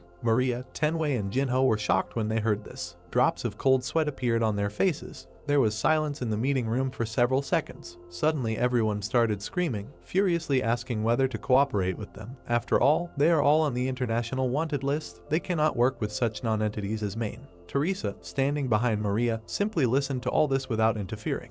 A bead of sweat ran down her cheek. She herself said in her head that everyone present is afraid to interact with Maine, adding that this is not surprising because the influence of the guilds is already higher than the influence of the government. At one point she calmed down and simply listened to the indignant screams of the heads. She continued to reflect that the greater the influence, the more important moral character becomes, adding that they must act with this in mind. The source of light in this room was a bright chandelier from above. Suddenly the aura in the hall changed to a more sinister one, and the light from the chandelier began to fade. Non-entities, a voice was heard. It's somehow unpleasant to hear this, the stranger said. All the light from the room was absorbed by the fireplace from which this voice came. Everyone looked in that direction in horror. Suddenly the fire in the fireplace flared up even more. He was unusual. The normal flames were mixed with black fire. Pride is a good thing, said the voice. At that same second, a man wearing a dark cape appeared in the hall, from behind which only his thick gray beard was visible. In his hands he had a staff, at the end of which there was a skull. He looked at those present, asking if they understood that they would not be able to cope only on their own. The terrifying aura emanating from the old man filled the entire room.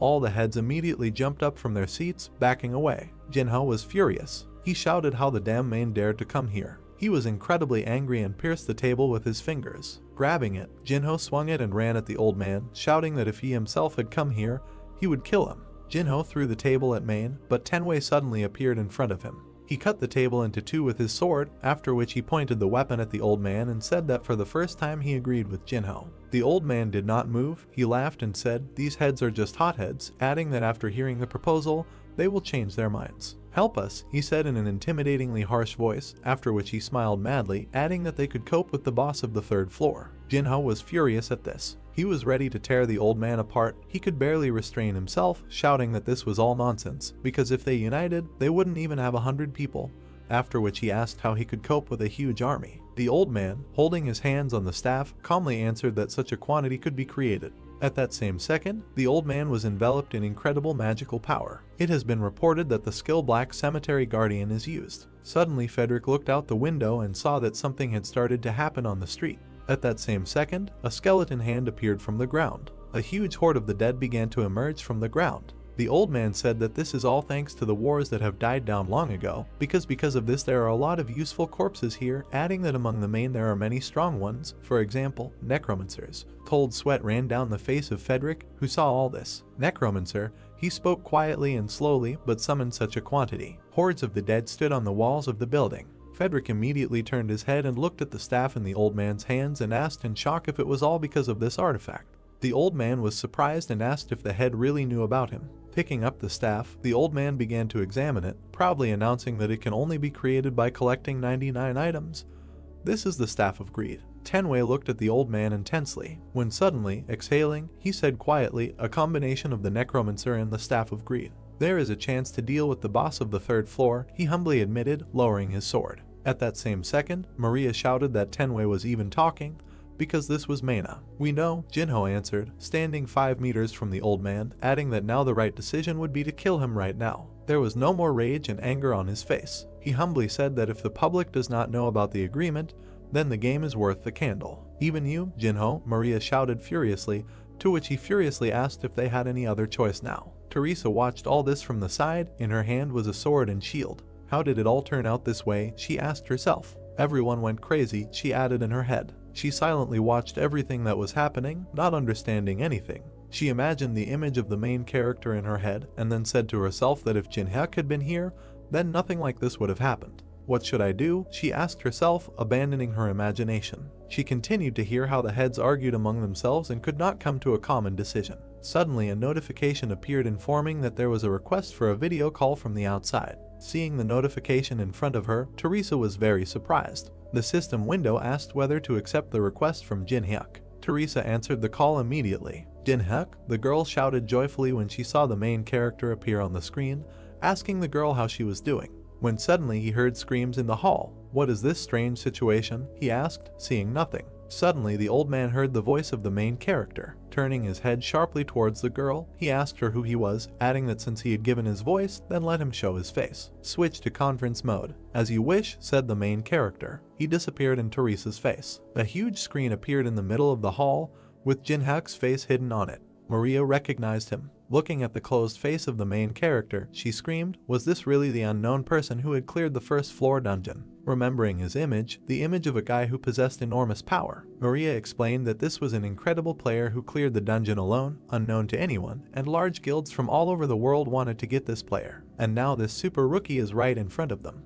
The heads of the guilds crowded around the screen. It was reported that they made such efforts to contact the main character. All the heads smiled madly and confusedly, and drops of sweat ran down their faces. That is why everyone concerned's mouth went dry with joy due to the unexpected appearance. Interesting, the old man said, smiling madly, after which he added that he also heard about Jinhyuk, about the player who cleared the first floor dungeon. He stroked his beard with interest and asked if the main character knew that this time there would be a capture of the boss of an absoluteness of another level. Hearing this, Jinhyuk asked if it was possible for a necromancer to defeat the boss. Of course, the old man answered immediately. Outside the window was a terrifyingly huge army of the dead. The old man said that so many summoned people thought that it would be enough, after which he added that even the heads of the guilds agreed. True, the main character asked sarcastically. Are you sure you can handle this fake staff? Jinhyuk suddenly asked with a mockery. Hearing this, Teresa was surprised, and the old man shouted in rage, how dare he. Then the main character said, the heart of a saint and the prison uniform anointed with oil.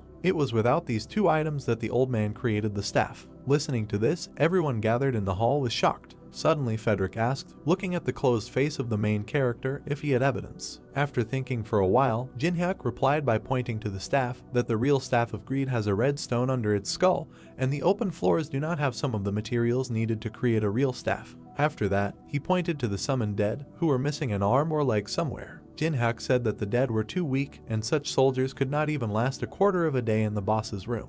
I think that if there is danger, the old man will simply abandon you, running away with the loot like a typical swindler. After these words, all the guild heads were opposed to the old man. The necromancer himself did not know what to say. Suddenly, through clenched teeth, he said that the main character was impudent. At that same second, power enveloped the old man. He immediately waved his staff, dissolving and shouting at the end that they would still regret that they did not accept his offer, after which he added that they would not be as calm the next time they met. "I will keep an eye on you," he said finally. After these words, he disappeared, leaving behind only smoke, and the dead collapsed from loss of strength. The sun shone again, illuminating everything around. Seeing the scattered dead, Frederick was very scared. "What to do now?" he asked, without leaving the window. "Leave it to me," the main character immediately replied. All the heads glanced at the screen in which Jin-hyuk said that no one would have to cooperate with Manami because he was taking responsibility for the operation. Frederick approached the screen and asked in surprise if the main character really wanted to say that he could cope alone.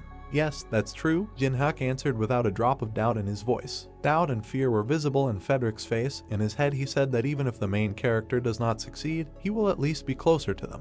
There was some excitement on Maria's face. Unlike the deal with Manami, this one has no serious disadvantages. Frederick continued talking to himself. Tenwei smiled contentedly, realizing that they had a good opportunity. Jinho had a crazy smile on his face. They all understood that such a good moment should not be missed. At that same second, putting his hand to his chest, Tenwei asked Jin-hyuk what kind of payment would suit him. He was immediately interrupted by Maria, who with a malicious smile on her face said that Olympus would fully finance the main character. Friedrich interrupted her, calmly saying that Titan would provide financial support. Behind him stood Jinho, who raised his fist and said that the main character may not want money, which is why he is ready to provide everything necessary. "I don't need anything," Jin-hyuk interrupted the guild leaders. He calmly added, in addition, that the heads would restrict the entry of other players so that he could go through alone. "I don't need a reward," he said firmly. Confused, Maria thoughtfully asked why Jin-hyuk needed all this. "This makes one doubtful," Tenwei added, looking at the screen with some disbelief, after which he asked what the reason was. "The reason," the main character said thoughtfully, scratching his cheek. After thinking, he replied that he was simply doing what was necessary, when he suddenly added that this was also for the sake of his dear colleague. Hearing this, Teresa blushed with embarrassment. Behind the screen, the main character pinched his leg to restrain himself. He didn't like so much senseless pathos. Teresa smiled warmly with a slight blush on her cheeks from Jin-hyuk's pleasant words. "I'm delighted," Jinho shouted loudly, causing smoke to come out of his mouth. The main character looked at Jinho's face, who said contentedly that as a representative of the guild, he had nothing to add because Jin-hyuk's words deeply touched him. "Good atmosphere," the main character said to himself. There was a camera next to him, which notified that a video was being recorded. All the heads moved away from the screen and began to discuss something. At this time, Teresa was left alone with the main character. In his head, Jin-hyuk said that ordinary players would ask for good payment, but here it is worth thinking about the prospects. Behind the mask, the main character had a crazy smile on his face. He said to himself that a player who sacrifices rewards for the sake of his comrades, after which he added that thanks to these words he could get much more than he would have been paid. He also understood that he could not conflict with the guilds, so he would upload a video, editing the moment with Main. Immediately after these thoughts, he ended the video call. Having opened his characteristics, the main character saw that his level was already 12. He was pleased with the results, so he had a satisfied smile on his face. Jin-hyuk said to himself that he had only been in the spawning ground for a day, and was already level 12, adding that everything was going even better than he expected.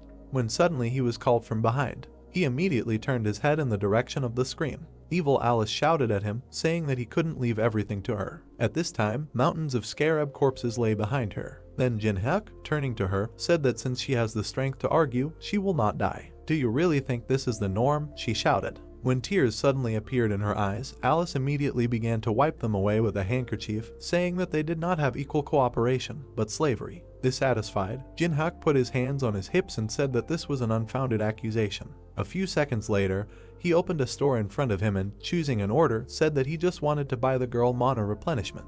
"I'm sorry, but that's not enough," the vampire replied. "Not enough?" the main character asked in surprise, turning to the girl. Alice looked at the floor and said emotionlessly that this alone would not restore her strength, adding that if the mana ran out, how then would she help the main character? When suddenly she raised her head. There was a crazy smile on her face. Saliva was flowing from his mouth, and there was bloodlust in his eyes. She extended her hands towards Jin-hyuk, saying that she should restore her mana the traditional way. The frightened protagonist, waving his hand, told Alice to calm down. In a second she was next to Jin-hyuk's beckoning neck. Cold sweat appeared all over his face. There was a bite. "Yummy," shouted a joyful and happy Alice, wiping her mouth with a handkerchief. Jin-hyuk, holding his neck with displeasure, asked himself how much the vampire drank of his blood. Satisfied, Alice behind him said that she had replenished her mana, and then asked him what they would do now. The main character again approached the screen with the store and said that first he needed to stock up. The main character's basket contained a strengthening pill, an incomprehensible cube, an ability counter, a sticky glue, a forest web, and a two-headed ogre's snot. Having purchased all this, a notification appeared thanking you for your purchase. Alice immediately flew up to the main character and said that he had bought some strange rubbish. Jin-hyuk immediately told her with a kind smile on his face that although it may seem so, even trash is sometimes useful. Alice, the main character, suddenly turned to his companion. They stood in front of a huge hole in the ground. Jin-hyuk said that from now on they will have a lot to do. Alice sat on his shoulder. The main character looked at the girl with a smile on his face and said that they must clear the minus floor in a day. Hang in there, he added. After these words, he jumped headfirst into the hole. He flew down with a calm smile on his face, and Alice, holding onto Jin-hyuk's jacket, screamed that he didn't even know the depth. How could he even jump like that? Do I know the depth? The main character asked himself in his head. Opening his eyes, he looked at his approach to the ground and said that he had already jumped here more than 100 times, so he knew everything for sure. Alice, now, Jin-hyuk said with a satisfied smile on his face and purposefulness in his eyes. Alice didn't understand at all what he was talking about. It was reported that reverse gravity of an unknown level was being activated. It was Alice's ability to soften her fall. The main character carefully stood on the ground, and Alice, falling on all fours, breathed heavily and said that Jin-hyuk was too reckless. Suddenly he felt something. At the same second, the 4th level fire element skill was activated. The main character lit a torch in the destroyed hall. It's okay, he said. Huge worms with sharp teeth began to appear from everywhere. We came to the right place, Jin-hyuk said. Huge beetles and cockroaches crawled out of all corners. Insects were descending from the sky. Looking at them, the main character said that such weak insects could not defeat him, and then asked if you could come out yourself. He asked this from a huge monster sitting on a throne in front of him in the form of a huge statue. So you know about me? Suddenly an ominous voice was heard. Of course I know, Jin-hyuk answered with a satisfied smile on his face. The statue's eyes lit up, the monster's face distorted into a mad grin. It was the hound that roamed the desert, Anubis. The statue tilted its head towards the main character and said that Jin-hyuk was the first person to come down here, so he wanted to have fun first, but the main character brought his death closer. There was not an ounce of fear on Jin-hyuk's face. With his hands in his pockets, he said that he didn't come here to chat. And you are ridiculous, said Anubis. Immediately after that, he laughed, asking if he really thought that the Magnificent he would personally fight Jin-hyuk. Alice immediately covered the body of her comrade with hers, saying that Anubis is very dangerous, so she will try to deal with him and let the main character himself leave. Jin-hyuk smiled contentedly. In his head he said that Alice seemed to care about him. Don't worry and just watch, he said as he walked past her, heading towards Anubis. Confused and frightened, Alice stretched out her hands, asking him to moderate his ardor. Then Jin-hyuk told the girl that he would show which person she entered into an agreement with. He was heading towards a huge evil monster. Interesting, Anubis replied, holding out his hand with a weapon. It has been reported that Anubis activates the personal ability Judgment of Anubis. He screamed loudly, and his staff in his hand was shrouded in strong magic. Anubis asked whether Jin-hyuk learned about him from this vampire or not. The first question has been asked. A girl from magic appeared behind the main character, in front of whom there were scales. Jin-hyuk said in his head that Anubis always uses this ability on the enemy, and when he answers all the boss's questions, the absolute judgment of Anubis's judgment is activated. A notice immediately appeared in which it was written that the copying conditions were such that it was necessary to destroy the embodiment of Anubis, the container of his consciousness, by driving him crazy. Having learned about the conditions, the main character said to himself that if he pisses off Anubis, he will receive the power thanks to which he will be able to ask questions, so there is no need to answer the questions precisely, a short answer is enough. After that, Jin-hyuk smiled and answered Anubis's first question, right? Otherwise how would he have known about this place? The subject answered the question. Of course, Anubis answered with a terrifying grin, after which he asked if he had come here for the hive. Second question asked. Of course, the main character answered, showing a hand sign, without thinking, adding that on the black market they would give a lot of money for him. The subject answered the question. A heart appeared above one of the magical scales. It slowly dropped onto the scales. Then I'll ask the last question, Anubis said, after which he asked if the main character had come to his territory and thought that he could stay alive. After asking this question, he leaned over Jin-hyuk. The third question has been asked. Showing a dislike with his hand, the main character with a confident smile on his face said that if he couldn't win, All he could do was throw away all his things and die. The subject answered the question. At that same second, sharp stakes imbued with strong magic appeared around him. All conditions are met. The Court of Anubis is activated. A huge magical crocodile swallowed the main character and reduced all his stats by 50%. It was also reported that all abilities and skills are sealed for 1 minute. Then Anubis, raising his staff, summoned a huge mantis and with a crazy smile on his face said that he would now need to present it for sentencing. It was reported that Anubis chooses the representative. It was an unusual mantis. It was also imbued with strong magic, which is why its appearance changed. I present him to you, Anubis said solemnly. Alice looked at this in horror because she couldn't stand bugs. There was no emotion on the protagonist's face. A huge black mantis with enormous power appeared in front of them. His name was Zayant. He was many times larger than the main character. Anubis said that it would be Zayant who would pass judgment on him. How do you like my representative? Anubis asked Jinhyuk. The huge monster crackled and buzzed. Impressive, the main character answered, and at this time a weapon began to appear in his hand. A record player appeared in his hand, which he immediately put on the floor, saying that it would still be enough for him. It was a mini gramophone. It plays the selected music once and also cannot be turned off until the music ends. Anubis was confused. Looking at the gramophone, he asked the main character if this was human music, and then asked if he wanted to darken the mind of the representative. Reason, asked the main character, taking the blade in his hand and closing his eyes. Music, he said quietly. At that very second, Zayant ran towards Jinhyuk. She needs to give herself entirely, the main character added. After these words, he grabbed his head with one hand and raised the other with a wedge, preparing to dance. Immediately the sounds of cello playing were heard. Jinhyuk said that he found the perfect music through trial and error. The mantis struck sharply, but the main character easily dodged it, moving to the beat. He continued to say that it was a rhythm that fit perfectly with Zayant's attack patterns. Immediately the sounds of trumpet playing were heard. As always, following the rhythm, he spoke. He dodged every unpredictable attack from Zayant perfectly. He controlled this battle. In his head he said that escaping from an attack using music is not luck, it is an exact calculation. Seeing what the main character was doing, he was shocked that he even opened his mouth. Drops of sweat were already running down Jinhyuk's face. He was tired. When suddenly he said in his head, then about now. It was reported that 1 minute had passed, which meant that the main character could now use his skills. The time limit is up, Jinhyuk said. Immediately after this, he landed many hard and fast strikes on Zayant. The sword cemetery skill is activated.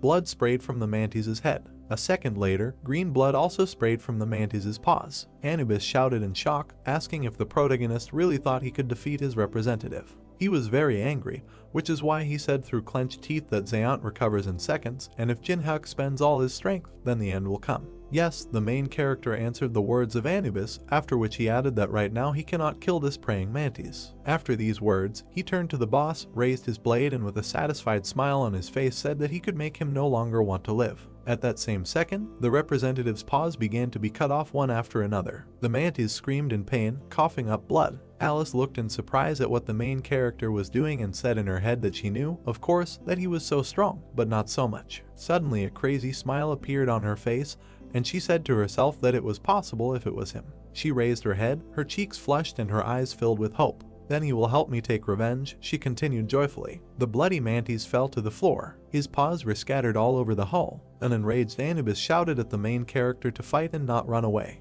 The representative trembled exhaustedly. Proud warrior, chosen by God, representative. Jinhyuk walked towards the mantis, passing through the remains of it. He dispelled the blade in his hand. In his head, he said that the last stage is that it destroys his, the great warrior, faith in his own invincibility, humiliation and provocation. After that, he sat on the head of the dead mantis. At that same second, the mantis rose from the ground, completely restored. After that, he put his battle claw to his neck, and he cut off his own head. The representative of Anubis was defeated. Horror and fear enveloped Anubis. Did he commit suicide? The boss asked himself. The main character was informed that his level had increased. The mantis's head fell not far from Jinhyuk. A notification appeared stating that after studying the magical tome of the Duchy of Peltaris, you can learn ice magic. He put his finger on the ice card and said that this could only be seen on the middle floors of the tower. Madness took possession of him. He gained enormous strength and power. It was reported that he had obtained the level 1 ice creation skill. The first level ice creation skill was immediately used.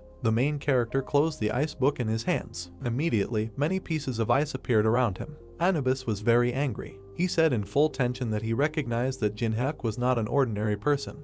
after which he asked if he really thought of winning him by betting this ice. "What are you talking about?" asked the main character, who was enveloped in strong and powerful magic, after which he continued that Anubis cannot even attack directly, because he himself is holed up on the 42nd floor. Suddenly Anubis humbly lowered his head and asked if Jinhyuk understood that he was incarnating before, then why was he challenging him? "Reason," said the main character slowly. "Well," cheerfully, throwing out his hands, he continued mockingly. You say merrily, Anubis shouted furiously. Fury and enormous power enveloped the boss. "Am I really nothing more than some kind of entertainment for you?" he shouted furiously. Disrespect, Anubis did not calm down. At the same second, a huge hive of bees appeared. The hive skill is a huge beehive in which countless insects live. It was reported that Anubis was liberating the hive. "Kill this impudent man," Anubis furiously ordered the monsters. At that same second, all the monsters that were aimed at the main character were killed by ice balls. "An incredible amount," Jinhyuk said mockingly. He extended his hand forward, which became covered with strong ice magic.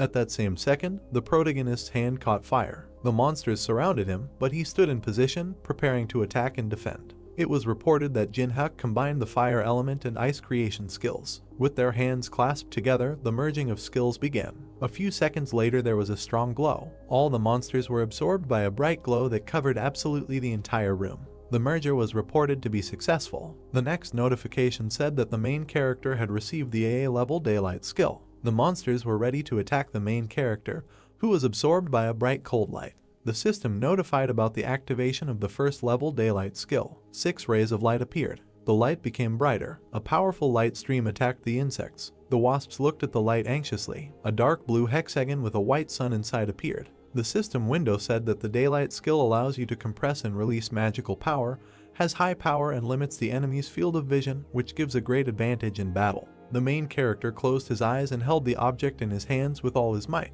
Anubis pressed his paw to his muzzle and thought that he needed to change his battle tactics. He raised his hand. Purple smoke appeared above his paw. The system reported that Anubis was activating the chosen creature. A creature with a yellow shell and glowing eyes appeared. The system reported that a particularly strong individual had arisen in the hive. The insect's eyes were red. It flew forward rapidly. Jinhyuk stretched his hand forward. Crystals appeared next to his fingers. The system reported that he had used level 1 ice creation. His attack left holes in the insect's body. Anubis thought that it would be too easy. From the body of one wasp another appeared. The creatures chosen by the ancient Egyptian deity do not die, but multiply. 4 insects flew towards the main character. Surrounded by ice crystals, the guy raised his head and looked at the approaching wasps. Anubis thought that no matter how skilled the main character used, it would not matter. Jinhyuk squeezed a small object in his fingers, smiled and said that it had finally happened. The system reported that the enhancement pill increases the size of the object tenfold. The guy waved his hand. The white beam hit one of the wasps. The insect fell. The main character jumped up, hunting for others. The system reported that the effect of the pill would appear in 1 minute.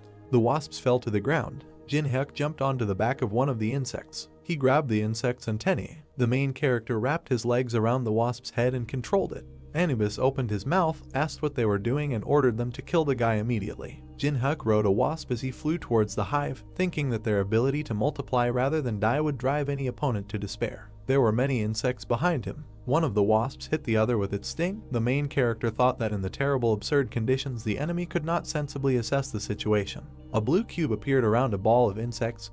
The system reported that an incomprehensible cube had been activated. In the system window there were the names of the items: ability counter, sticky glue, forest cobweb, snot of a 2-headed ogre. Jinhyuk put his palm in front of him. The system window began to glow. The system reported that 4 objects were combining, strengthening an incomprehensible cube. Glowing rays touched the surface of the cube. Flashes were heard. The main character stood on one knee, pressed his palm to the ground and thought that thanks to endless repetitions he could understand the tactics and then correctly assess the situation. Insects fought against the walls of the trap and flames appeared outside. Jinhyuk smiled and snapped his fingers. The system notified that the 5th level fire element had been activated. The main character flared up inside the cube. It was an unusual decision that the main character came to. The system window said that the enhancement pill was starting to take effect. The wasps began to grow, then there was an explosion. There were many system alerts that the enhancement pill had dropped out. There were a lot of pills at the bottom of the cube. The main character thought that in order to become an equal opponent for the boss with a huge army, the maximum number of these pills was needed. Many system windows appeared in front of Jinhyuk with a message that the level had increased. Looking at them, the guy thought that thanks to the endlessly multiplying monsters, he received not only a lot of experience points, but also valuable items. Anubis clenched his teeth, sweat running down his muzzle. He could not understand what was happening. The main character smiled broadly.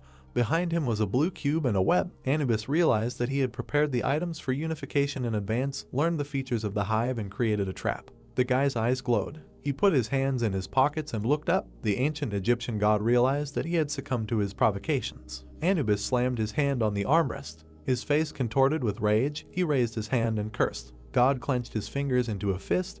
The system reported that Anubis had destroyed the hive. The fragments scattered in different directions. The main character clenched his teeth and, looking at the fragments, said that he was just getting the hang of it. Anubis frowned in irritation and asked how the man dared treat him with disrespect. God leaned forward and began kicking the floor, repeating the word disrespect. Anubis pointed his staff at the guy and said that he must survive and rise to him. Jinhak smiled and said that there was no need to shout like that, because he himself planned to do so. God smiled bloodthirstily and said that she would punish him for his disrespect. His eyes went dark. The system reported that the Anubis container had been destroyed. The system window said that the conditions were met. The main character smiled, and a square with the inscription saved appeared behind him.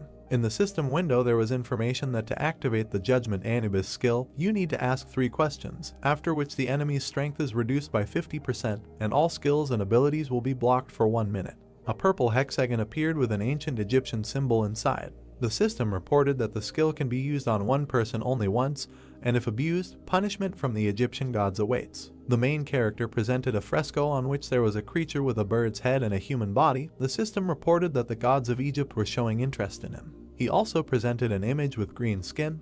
The system reported that some gods were experiencing hostility. Jinhak squinted, sighed heavily, and said that the local gods are quite picky. Lord's eyes were widened in surprise and she asked what happened here. The main character stood with his back to her and said that Anubis was tired. The characteristics of the player Jinhak were written in the system window. The Lord sat on his shoulder, studying the information. The guy thought that for the first time he was able to rise to so many levels in this place. 3 system windows appeared with a message that strength, agility, and endurance had been increased. The main character thought that he would pump up all his skills since he did not know what awaited him in the future. His eyes widened in surprise when the request for a video call came through. The guy in the dark shirt looked at the main character with displeasure when he asked why Yusung was calling him. Jinhak raised his hand when Yusung began to ask about where he was and why this place was not familiar to him. The protagonist said that it was none of his business and repeated the question about the reason for the call. A bead of sweat ran down his face when the guy on the screen said he had a proposition for him.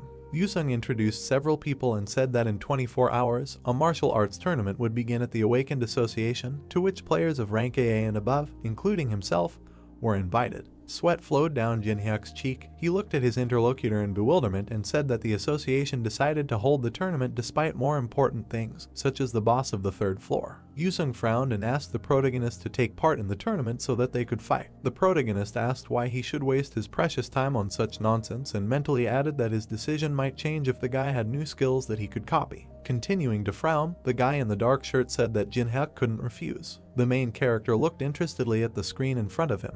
Yusung showed a black card with gold designs and said that he had a pass to the black market. Someone tapped a brown object on the stand. The blonde man said the item was sold. The auction host waved his hands. According to Yusung's explanation, the black market was not a place where players could buy something with coins. The knight crossed his arms and smiled.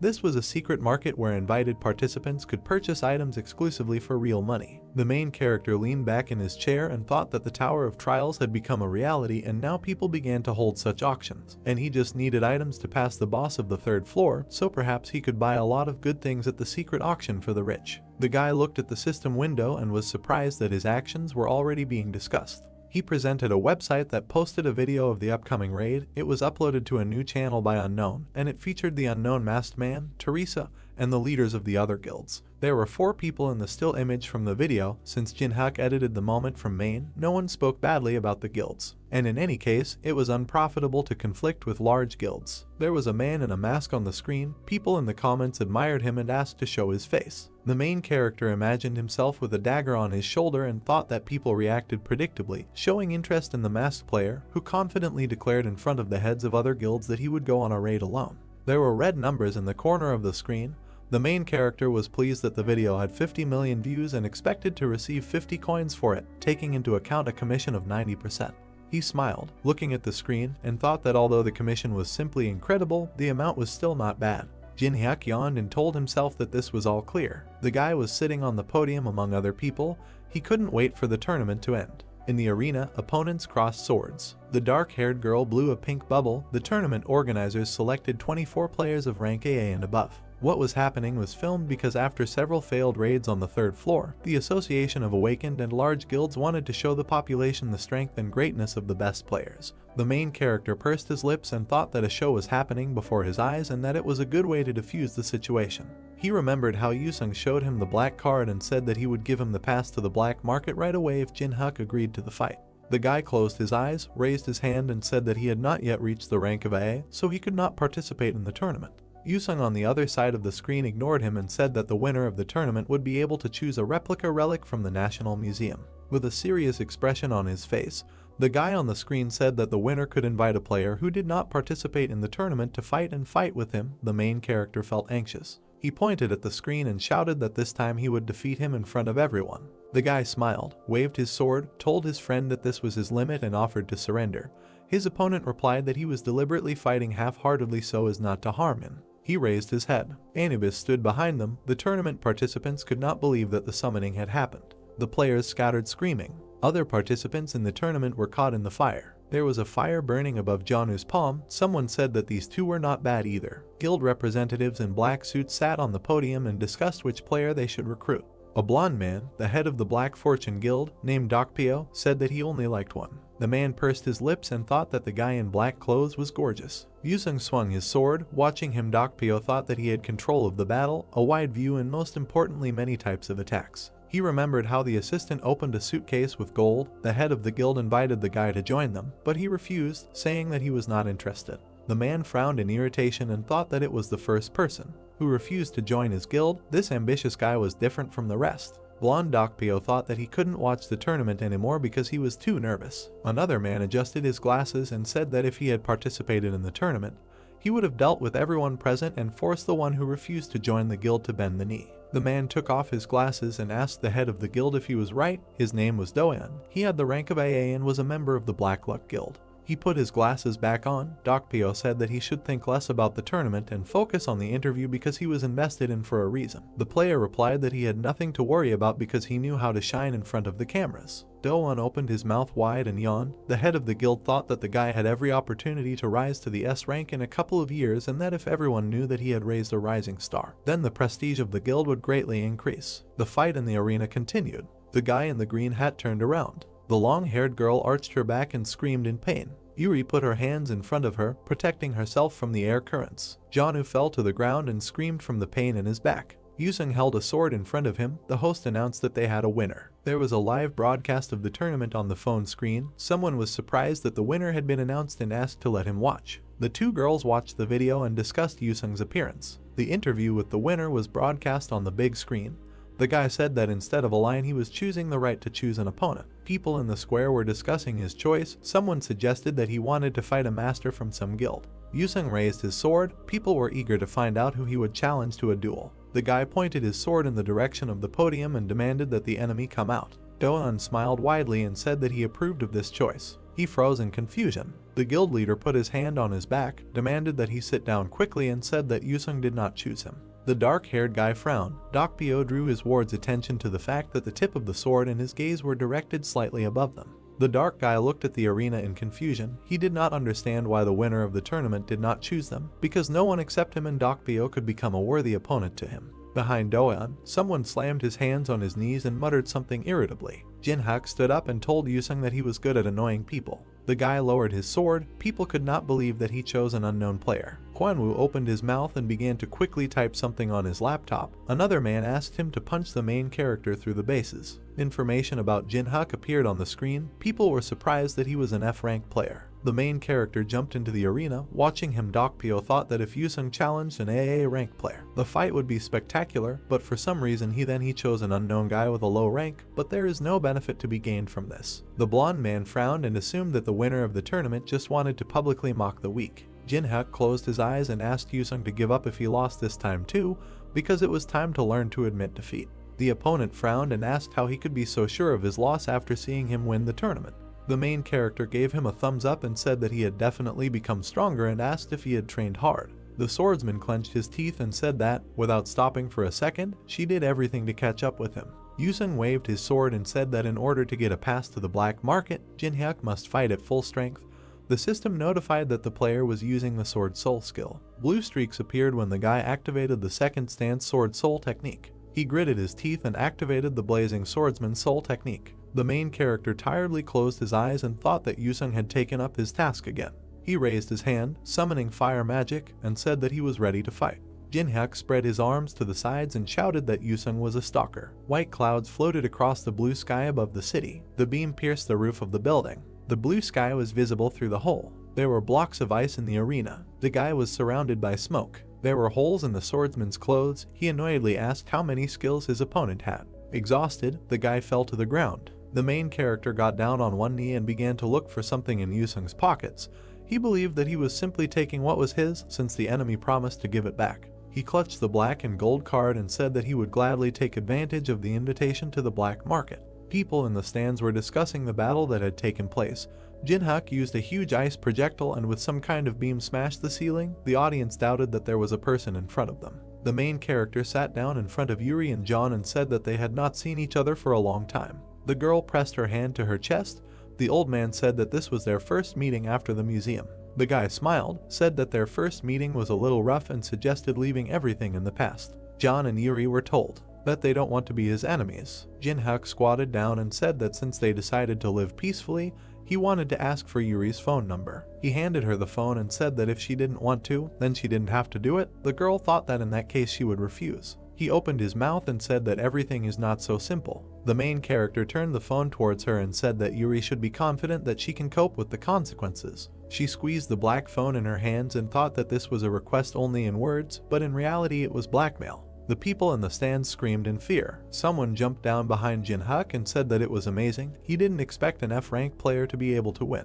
The main character's eyes turned yellow. The system reported that the Eye of Truth of the second level was activated. The system window contained player Doan's data. The guy waved his hands and said that he did not expect to see such a show. The system notified that in order to copy the giant's hand skill, it is necessary to unravel the hidden intention of this person. Jinhyuk squinted and thought about how the system determined the intentions and desires of the object every time. He believed that this was beyond the capabilities of artificial intelligence. Doan raised his hand and said that there was no need to look at him so hostilely.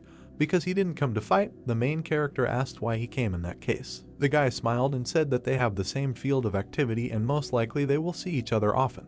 He extended his hand to the main character and said that he was showing common courtesy to his colleague. Jinhyuk smiled and activated the third level Eye of Truth. The system reported that Doan's words were lies. The guy continued to smile broadly and hold out his palm. The main character thought that behind such a calm expression of face, anger, rage, and hatred were hidden. He was also embarrassed by the reporters. He imagined the blonde man and thought that the guildmaster Dark Fortune was waiting for something. The main character introduced the giant and thought that Dokpyo wanted his guild member to defeat the newcomer who defeated the winner of the tournament in front of reporters in order to draw attention to himself. Jinhyuk smiled and thought that they were like an open book to him. The system notified that he had figured out Doan's hidden intentions and that the copying conditions had been met. A golden hexagon appeared. The system reported that the giant's hand skill had been acquired. In the system window, it was said that the giant's hand increases the grip strength and makes it possible to lift objects that weigh 10 times more than it does. The main character presented a machine with prizes and thought that when the challenge tower was a game, it was not possible to copy this skill because there were few users who had it. But now that the game has become a reality, skills that others have difficulty obtaining are just waiting to be. He collected them. His eyes turned purple. He said that it was unusual to hear his colleague call him and asked if it could be considered that this greeting came from the head of the Black Luck Guild. Doan opened his mouth and said that Jinhyuk doesn't seem to be in the guild, so they would be happy for him to join. The guys smiled broadly at each other. The main character asked if they would give him a deposit if he decided to join. Doan replied that he only needed to name the amount. They shook hands. The dark guy tensed. The main character looked at him with displeasure and asked if he really thought that he could defeat him with sheer force alone.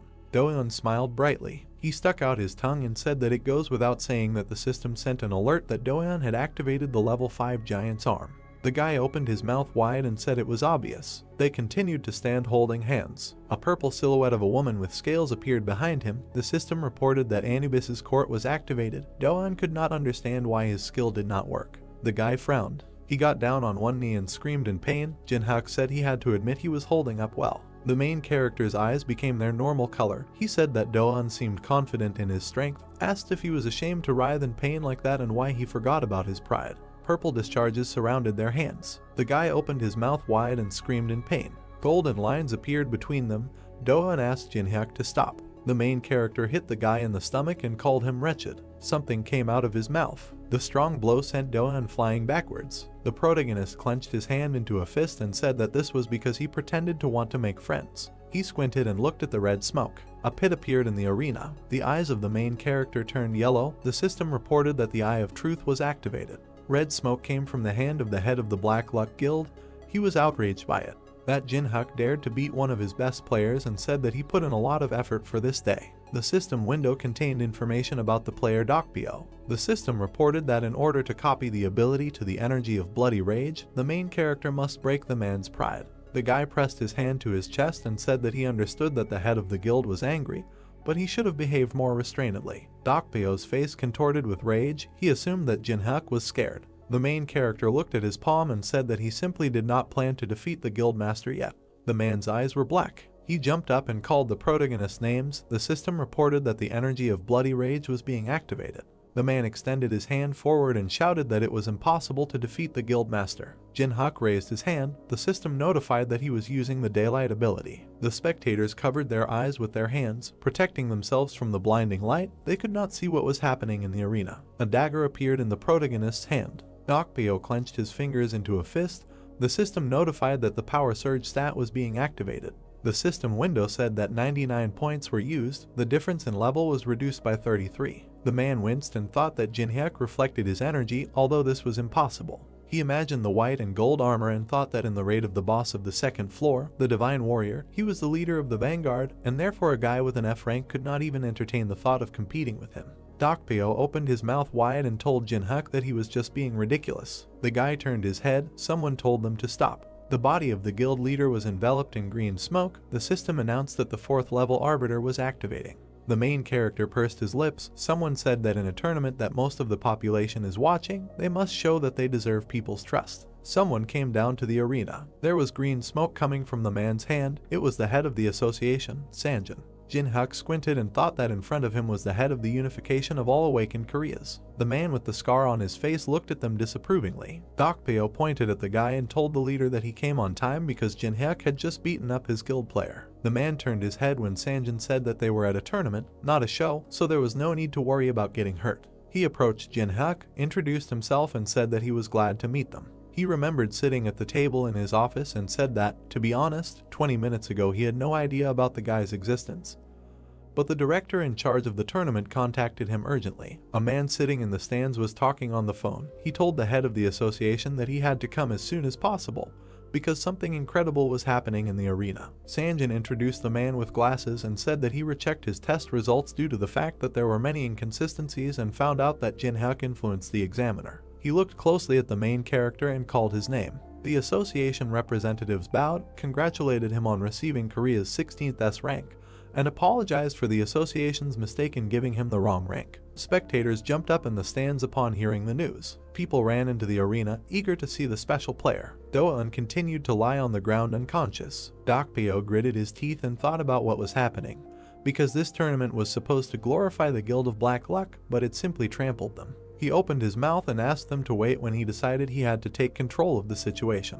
The man grabbed the reporter's hand and said that he had to report that their guild was planning an attack on the boss of the 3rd floor. The reporter's jacket remained in Dokpyo's hands. He said that they would talk about this another time and asked him to contact the editor. The man froze with someone else's jacket in his hands. The journalist was filming Jin-hyuk. Dokpyo's eyes turned black with anger. He turned around and walked away from the crowd. The system reported that the conditions for copying the Dokpyo skill were met. A red hexagon appeared. The system reported that it had received a unique ability, the energy of bloody rage. A news site was open on the screen. There was a photo of the main character smiling. The comments discussed Do-eun's loss. Jin-hyuk smiled. Looking at the phone, he was pleased with the public's reaction. He remembered Sanjin raising his finger and saying that as an apology, the association would provide him with a plane to fly to Las Vegas. The guy leaned back in his chair and said that everyone wants to have a high rank because the attitude towards such players is radically different. The plane took off into the sky. A flight attendant approached the main character. She placed the food in front of him. Jin-hyuk was delighted with the level of service in first class. He tasted the food. The main character closed his eyes and smiled blissfully. The Lord called him. The blonde guy was chatting with the flight attendant. The vampire asked the main character to pay attention to him. The man was surrounded by smoke. Lord said there was a strange smell coming from him. His blood smelled so bad that she didn't even want to taste it. Jin-hyuk looked to the side and asked what she was complaining about. The vampire said that this was not a joke and that guy was not an ordinary person. His eyes turned yellow. He thought that if the Lord, who considers people to be mere bags of blood, speaks like this, then something is really wrong with that person. The system notified that the Eye of Truth of the 3rd level was activated. His eyes widened in surprise. In the system window there were characteristics of a player named Alex Judrow. The guy waved his hand. The system said that depending on the degree of closeness with the object, you can copy one of the skills, but for the maximum degree of closeness you need to join the Manga Association. The main character pursed his lips and thought that he couldn't even imagine that that guy was one of the Manga because he walked around with such a calm face. Alex walked past Jin-hyuk. He pointed his finger at the main character and asked if he was the same player from Korea who received S rank. Jin-hyuk imagined a man in a black mask and thought that Alex had boarded the plane on purpose and assumed that after the news came out, not only large guilds were interested in him. The guy smiled and said that he had recently changed his rank to S. The suspicious man said that he was amazing at the tournament. Alex handed over his business card and introduced himself. He gave us a thumbs up, said it must be fate, and suggested they have a drink together to pass the time on such a long journey. The main character took the black business card, decided to play along and said that he was right. There was a bottle of alcohol on the table. Taking out expensive cognac, Alex began to talk about himself. They sat opposite each other. The new acquaintance told Jin-hyuk about his cosmetics business and the difficulties he had to endure after the appearance of the test tower. The main character closed his eyes, smiled and thought if this man knew that he knew who he was. The blonde guy smiled back. He raised his glass and said that to be completely honest, he didn't come to Korea for the cosmetics business. Alex tilted his head and said that he wanted to expand his business and start doing business with the awakened ones to keep up with the times. The guy raised the glass to his mouth and said that he had a problem. Jin-hyuk asked him to tell him more about it. Alex put the glass on the table and asked if the main character had heard about the masked player. The interlocutor realized that he was talking about the unknown. Jin-hyuk raised his glass and said that he seemed to have seen a video in which the unknown suggested attacking the boss of the 3rd floor and asked Alex how he was related to him. Main smiled and said that they also wanted to take part in the raid on the boss of the 3rd floor, but the masked player got in their way, so an unpleasant situation arose. Alex narrowed his eyes and said that despite the fact that the unknown said that he was doing this to protect his comrades, he refused them, saying that he needed to do something alone, so they should not interfere with him. They continued to sit opposite each other. Jin-hyuk suggested that Alex personally knew the unknown person. The man said that it could be said that way. The main character smiled falsely and said that the unknown person turned out to be greedy. The interlocutor agreed with him. Jin-hyuk was delighted with his ability to lie with a calm expression. The man put an ice cube into a glass. He poured himself more cognac and said that the main character would provide them with invaluable help if he went with them to the 3rd floor to the room. The guy raised his hand, expressed surprise at the invitation and said that the unknown was going to fight the boss alone.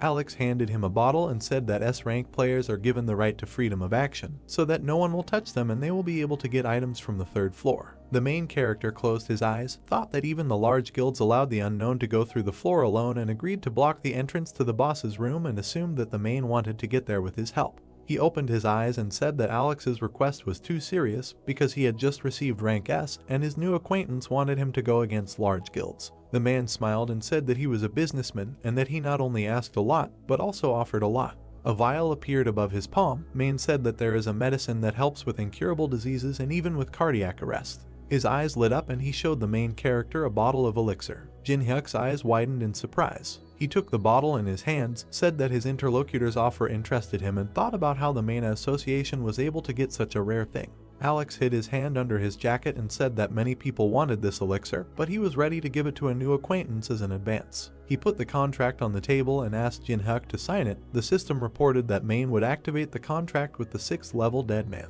The main character's eyes turned yellow.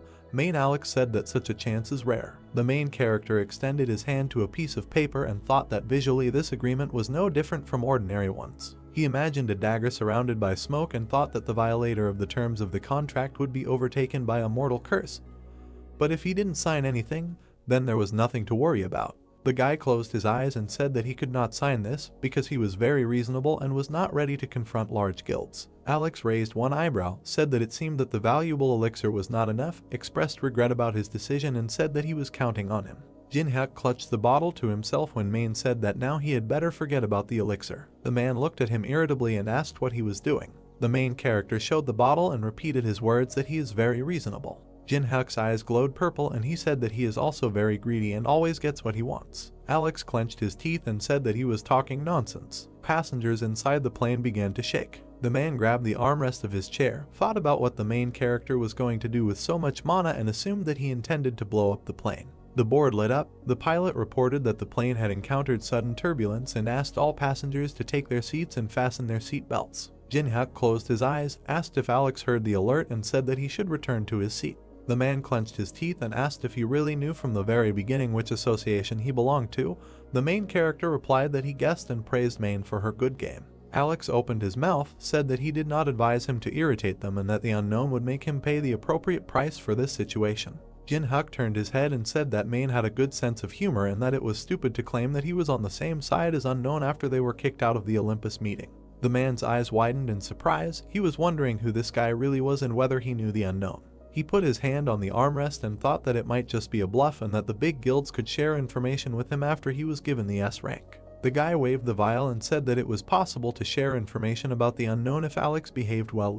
The plane was landing. Jin-hyuk suggested we meet another time. The plane's wheels touched the ground. The signs were shining with lights. There were many light bulbs on the ceiling. A Ferris wheel could be seen in the distance. There was an advertisement on the wall. The girl opened her mouth and asked incredulously if this was a city of people. The Lord walked next to Jin-hyuk. She said that she liked it here. The main character asked her to be quiet and threatened to send her to the ring if she did not listen. He imagined the blonde-haired Main and thought that as gratitude for the fact that the Lord had smelled Main, he released her from the ring with his current amount of mana.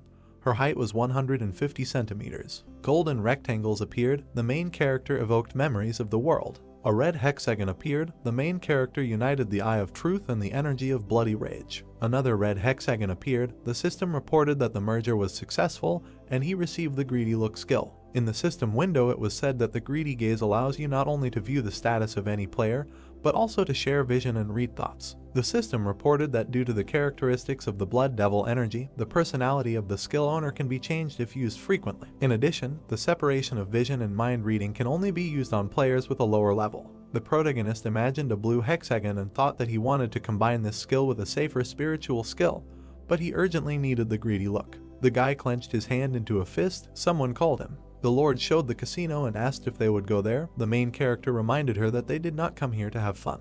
They went further. Jin-hyuk said that it is forbidden to use magic in ordinary casinos. The hotel employee hurried to the car. The main character thought that he could take the money by force to spend it at the auction, but he could not take the earnings from ordinary people. The Lord turned to him and asked where they were going. Jin-hyuk smiled and said that this place cannot be compared to a regular casino. The girl's eyes shone with delight. They approached the building where the Tortuga private gambling house was located. The Lord frowned with displeasure and said that those buildings were better. The main character once again reminded her that they did not come here to have fun. A man with a knocked-out tooth shouted that he had seen with his own eyes how some person used the skill so that he became a victim of deception. Another man slapped him in the face and said that he used the skills himself and was now trying to get out. The main character and the Lord went up the steps. The girl said that those who are beaten like that are fools. Jin-hyuk looked at the back of her head and agreed with her. The girl looked at the surroundings with delight, said that there are a lot of interesting things here and asked how this place differs from others. The main character picked it up and said that you can use magic in this casino. He sat Lord down on a chair. He asked the woman behind the bar to serve the girl any drink she wanted to try. The vampire was outraged by his action. She had not gone out for a long time, and he did not allow her to have fun. The guy drank some drink in one gulp. The Lord asked what he was going to do alone. He put the glass on the counter and said that he needed to earn extra money. Streams of magical energy emanated from the hand. A red hexagon hung above the man's head. The system reported that the third level of basic blocking was being applied. The player to whom this skill was directed did not receive influence from other skills, and the skills of the object who used it remained active. The man turned over the cards. It was a Tortuga dealer named Pedro. Jin-hyuk pressed his hands to his face. Looking at him, Pedro thought that he had already lost $500,000 to him and losing more would be dangerous, but he was determined to win. An employee of the establishment moved a stack of chips and said that he was raising the bets. The main character closed his eyes and twirled the chip in his fingers. He pushed the stack of chips forward. Jin-hyuk smiled. People watched his game with excitement and assumed that about $5 million were at stake. The guy's eyes turned purple and asked if everything was okay because it was a big amount. Pedro smiled and said that the dealer is always confident. The main character looked at the glass and asked which guild controls this establishment. The man replied that the guild is the cleaners. The man closed his eyes and thought why Jin-hyuk had been silent all the time before, and now he started asking so many questions. Pedro waved his hand in fear when the main character asked if he could ask so many questions. The dealer said that he must answer all the visitors' questions. The man frowned and suggested that this player had the skill of reading minds. He put the cards on the table and thought it didn't matter. Pedro waved his hand and thought that Jin-hyuk would not be able to do anything if he changed the cards at the moment of revealing. The system reported that the sleight of hand skill was being used. There were 2 jacks on the table. The dealer's eyes widened in surprise. He could not understand how this happened. Jin-hyuk smiled. Pedro didn't understand how this was possible because he used the skill and changed the cards. The main character showed his cards and said that he won thanks to this pair of kings. He imagined a red hexagon and thought that the new skill, Greedy Gaze, which allowed him to read minds, was a good ability. Jin-hyuk held out his hands to the chips and said that he was taking them. Someone was running towards them. Men in black suits surrounded the table. The man in the red shirt said that he did not know thanks to what skills he received such a win, but he would have to follow them. The main character was indignant at the way they treated visitors. The red-haired man frowned and said that they do not call those who take such winnings visitors. Jin-hyuk smiled. The man opened his mouth and ordered his subordinates to take the guy into the room. Blood began to flow from the man's nose. The main character clenched his fingers into a fist and said that he remembered the words he heard at the entrance. He raised his hand to strike and said that those who are beaten like this are fools. Jin-hyuk dodged the shots. A man with glasses shot him with a pistol. The hero dodged and stabbed him into the ground with one blow. The bar continued its work. Someone shouted for the hero to smash them all. The girl pulled out a glass of drink and asked what the drink was called, while flames rose and explosions thundered behind her. The bartender said that this drink is called the drink of fire. The girl looked at the pink drink. The bartender said that this drink expresses the emerging passionate love between their lovers. The girl frowned. Everything was on fire behind her. She said in a half-whisper ardent love. She closed her eyes, took a sip of the drink and said that all this was nonsense. The men looked nervously at the beating of people and asked if the guild leadership had arrived, but they were supposed to arrive only in 30 minutes. The red-haired guy frowned angrily. Cold sweat flowed down his face. He realized that something had gone wrong, although they were in a criminal area. The hero beat the employees with a smile. The guy looked at him and noted that even here it is difficult to find such an unstoppable fighter. The guy with the phone ran up to him, said that they had problems here and offered to look. The manager asked what was so important here. He kept his eyes glued to the phone screen. It contained a photo of a hero.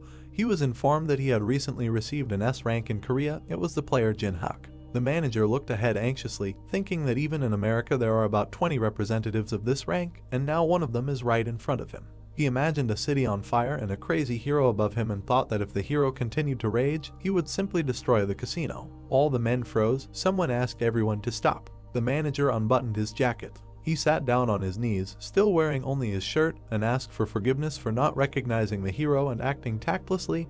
He asked for forgiveness again this time. Jin-hyuk bit his lip nervously and asked why the manager was suddenly apologizing. He asked if the guy really thought that it was in vain to contact him after learning his rank. The guy crawled closer to the hero and said in a trembling voice what he meant. The hero interrupted and said that this was all absurd. He leaned towards the guy with a malicious smile and asked if this place wasn't like this originally. He clarified that the one who is beaten is the fool. The hero began to bend his fingers. He said that he made a bet, won the average amount, but they intervened and then caused moral damage, so if you count everything. The guy looked in horror at the hero, who said that $10 million would be enough for him. Jin-hyuk grabbed the manager by the collar and otherwise ordered the establishment to close. After a while, the hero looked at his bank account with 10 million on the balance. He thought that this amount would be enough to get the desired item at auction. He leaned against the wall. Cars were driving along the road behind him.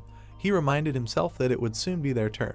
The car stopped next to the hero. The window rolled down. A man in a jacket was sitting behind the wheel. He clarified which hero the guest was and said that they would take him to the auction hall. The car rushed forward at high speed. The hero sat in the back seat and looked out the window. He couldn't see what was outside, which meant that the auction location was being hidden. The car was approaching the mansion. The hero was full of anticipation. The hero stood in front of the open gates of an expensive mansion.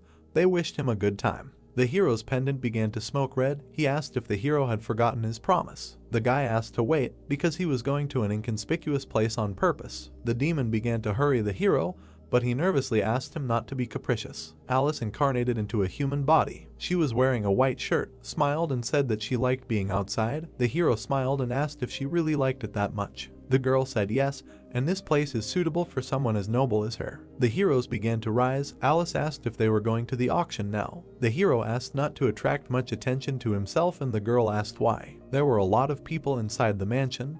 The hero noted that there were too many eyes here. The hero walked and looked around. He had already participated 175 times. He participates every year.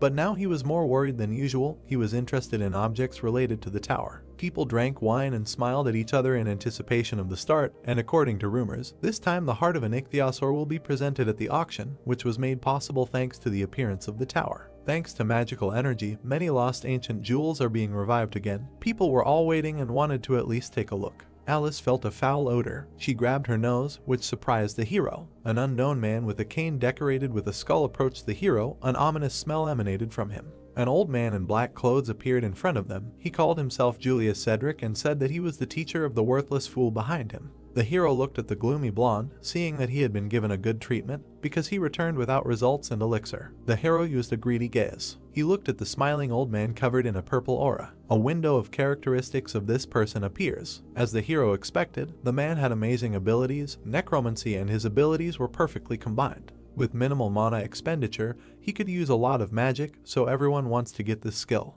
The conditions for copying were learning dark magic from the old man and receiving an A+ grade in order to be able to copy his skill. Jin-Hyuk frowned, thinking that the system was clearly going crazy. He realized that the old man needed to be shaken up. He smiled and said that thanks to his student he received a rare thing. And the flight was interesting? Cedric said thank heavens if so. He looked at the guy from under the hood and said that he had arrived specifically to re-clarify about the information that the hero possesses. The hero asked about the unknown and Cedric agreed, saying that for them he was a big problem. The hero smiled and walked forward, noting how straightforward the old man was. He said that they were now in such a wonderful place, so he suggested discussing this another time. Cedric blocked the hero's path with his cane. His eyes glowed purple as he expressed his regret that there wouldn't be another time and he needed to deal with it as soon as possible. Jin-Hyuk waved the cane away. His eyes glowed yellow. He pointed at himself and said that he had missed the moment when this became his concern.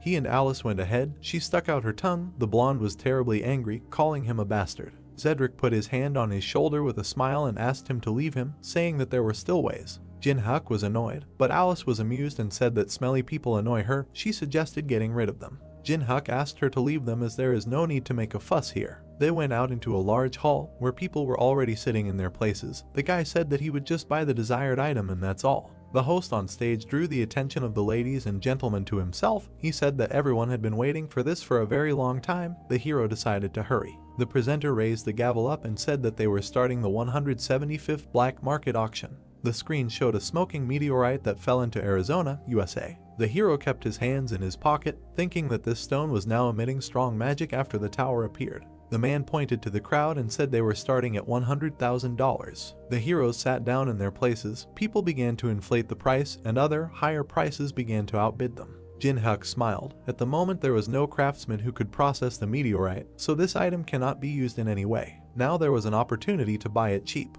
Jin-Hyuk raised the sign with a smile. The host hummed approvingly and asked if anyone was ready to beat this amount. Jin-Hyuk closed his eyes with a smile, thinking that he bought a meteorite for pennies. Someone held up a sign and said the amount was $1 million. The presenter began to sweat and began to beat his fist on the table. Jin-Hyuk opened his eyes in surprise. He looked down and saw that Cedric had entered the bidding. The presenter raised his hand and said that they were starting bidding and the new slot was a sealed catalog of mental hospitals with a price of $100,000. People started raising the price. The hero raised the sign and named the price of $300,000. Cedric raised his sign with a wicked smile and named the price at $1 million. People looked at the old man in horror, afraid of such pressure. The presenter asked if there were any more bids and hit the gavel on the stand, saying sold. Jin-Hyuk bit his lip nervously, looking at the old man, realizing that he had decided to buy everything he had his eye on. He clenched his teeth. Alice looked at the hero with slight curiosity. The hero raised the sign. The presenter offered the next lot, a relic of the Mayan civilization found in South America. The hero immediately offered $500,000. Alice looked at the hero with confusion and said that it was unreasonable, because he didn't even listen to the end, but the hero said that they had a plan. Cedric held up the table and named the price at $1 million. The host was amazed again. He asked if there were any more bets. Jin-hyuk shouted 1.5 angrily. Cedric immediately raised his hand and named the price of $3 million. The presenter was pleased. He asked if there would be more bets. Jin-hyuk calmly lowered his hand. The presenter asked again. Cedric smiled. The item was sold to him for $3 million. He looked the hero in the eyes. The presenter began to name the next lot. The guy and the old man immediately raised their numbers. The presenter announced that he sold the item to an elderly gentleman for $2 million. The signs waved and the whole hall was silent. The next item sold for $3 million. The presenter loudly banged his gavel on the table. Sold for $5 million. The presenter pointed to the old man and said sold again. The next lot was also great. When Columbus discovered a new world. The student looked at the teacher and asked, how about giving in? Cedric hit the student and asked, what will happen if the guy gets what he wants? Cedric gritted his teeth and thought that they had big losses, but they would have enough funds. He decided that they would get whatever he set his sights on. They will definitely exchange it for information about the unknown, and they will definitely exchange it for information about the unknown. A chessboard appeared on the screen. The presenter said that the next lot was for real connoisseurs. He showed the first chessboard. The hero was silent with displeasure. The people around did not appreciate the trinket. They were indignant that even the figures were not attached to it. Some people wanted to bury the money on the heart of the ichthyosaur. Alice looked at the hero. He raised the board and named the price at $50,000. The presenter accepted the information and announced a new price. Cedric doubled his bet. Arguments echoed throughout the room as the stakes grew inexorably. The hero, covered in sweat, has already named the price of $1 million. Cedric drooled and indicated the price at $8 million. The hero sat down. People were in shock discussing the patient who took some kind of board for $8 million. The hero, all embarrassed, raised the sign and named the price of $10 million. The old man smiled. He could not contain the gushing energy, and like a madman he named the price at $30 million. He looked at the hero with a smile, saying that $10 million was his limit, and he found what he really needed. He threatened with his fist and shouted that if he wanted to get this thing, he would have to agree to his terms. The stunned presenter asked who wants to offer even more. The hero hid his displeased face behind his hand. He understood how much Cedric had spent and was surprised that he still had something left. It exceeded his expectations. He leaned forward, thinking that he needed a new plan. The presenter said that lot number 56, the very first chessboard, was being purchased by an elderly gentleman for $30 million. Alice stood up, folded her arms across her chest and named the price at $100 million. The old man, without expecting it, opened his mouth in surprise. He didn't understand why the hero needed some kind of board worth $100 million. He looked at Alice and the hero, not understanding who this little guy was. Cold sweat was running down his face. He had spent more than $70 million on all sorts of rubbish, and if he stopped now, it would be a complete failure. He shook his head and named the price at $110 million. But Alice immediately named a new price of $200 million. Cedric pointed his finger at her. She became covered in red energy. He said not to cross the line and asked if she really had $200 million. The presenter excitedly raised his hand and asked the girl to show her a certificate of her account balance. Alice began to cast a magic ball. A huge pile of gold appeared under her. The girl asked if this was enough. One man ran up with a special device and checked the gold crown for authenticity. He said the crown alone was worth more than $500 million. The old man looked at the girl in surprise. She winked at him slyly while the old man suggested that she was not an ordinary person. In this couple, Jin-hyuk began to confuse him even more for keeping such a mysterious girl next to him. The old man frowned. Perhaps he had an opponent who would be more problematic than the unknown. He stood up and said that the situation had changed. He said that they were moving on to Plan B. The student smiled wickedly. His eyes glowed green and he said he had been waiting for this. The presenter smiled. The girl in a mask carried a chessboard in a glass box. Alice, uninterested, asked to hand the board over to the hero. She calmly looked at the mountain of gold and said that she was going to sort out all this rubbish anyway,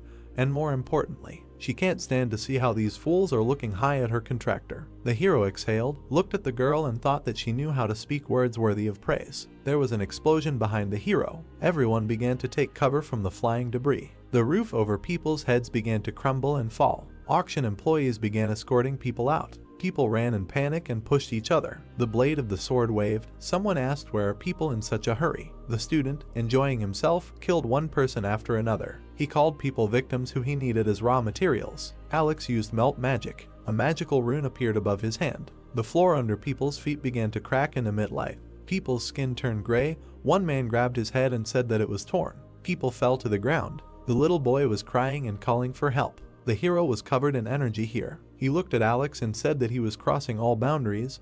He called him a psychopath. The souls of people left their bodies, flying out like green smoke from their withered bodies. A bloodthirsty monster appeared. The hero prepared for battle, calling his opponent an abomination. 2 more monsters appeared in front of Alex. Alex said that they were beautiful. The hero gritted his teeth and stood in a fighting stance. Alex said that this was expected of an S rank. He smiled and said that he remembered very well how the hero insulted him on the plane. After the order to eliminate, the monsters ran to attack. The guy said that he no longer needed to hold back. Jin-hyuk calmly looked at the approaching monster. A bloodthirsty hand was approaching his face. There was a flash and stones flew in different directions. The hero jumped to the side. 2 monsters stood in front of him. Alex called the hero agile. The monsters were slowly approaching. Alex asked where that little rich girl ran off to. A sword began to appear in the hero's hand. He said that she didn't like these nasty guys, so she ran away a long time ago. He noted to himself that her body had disincarnated, since it would need all the magical energy. The damage will gradually stack.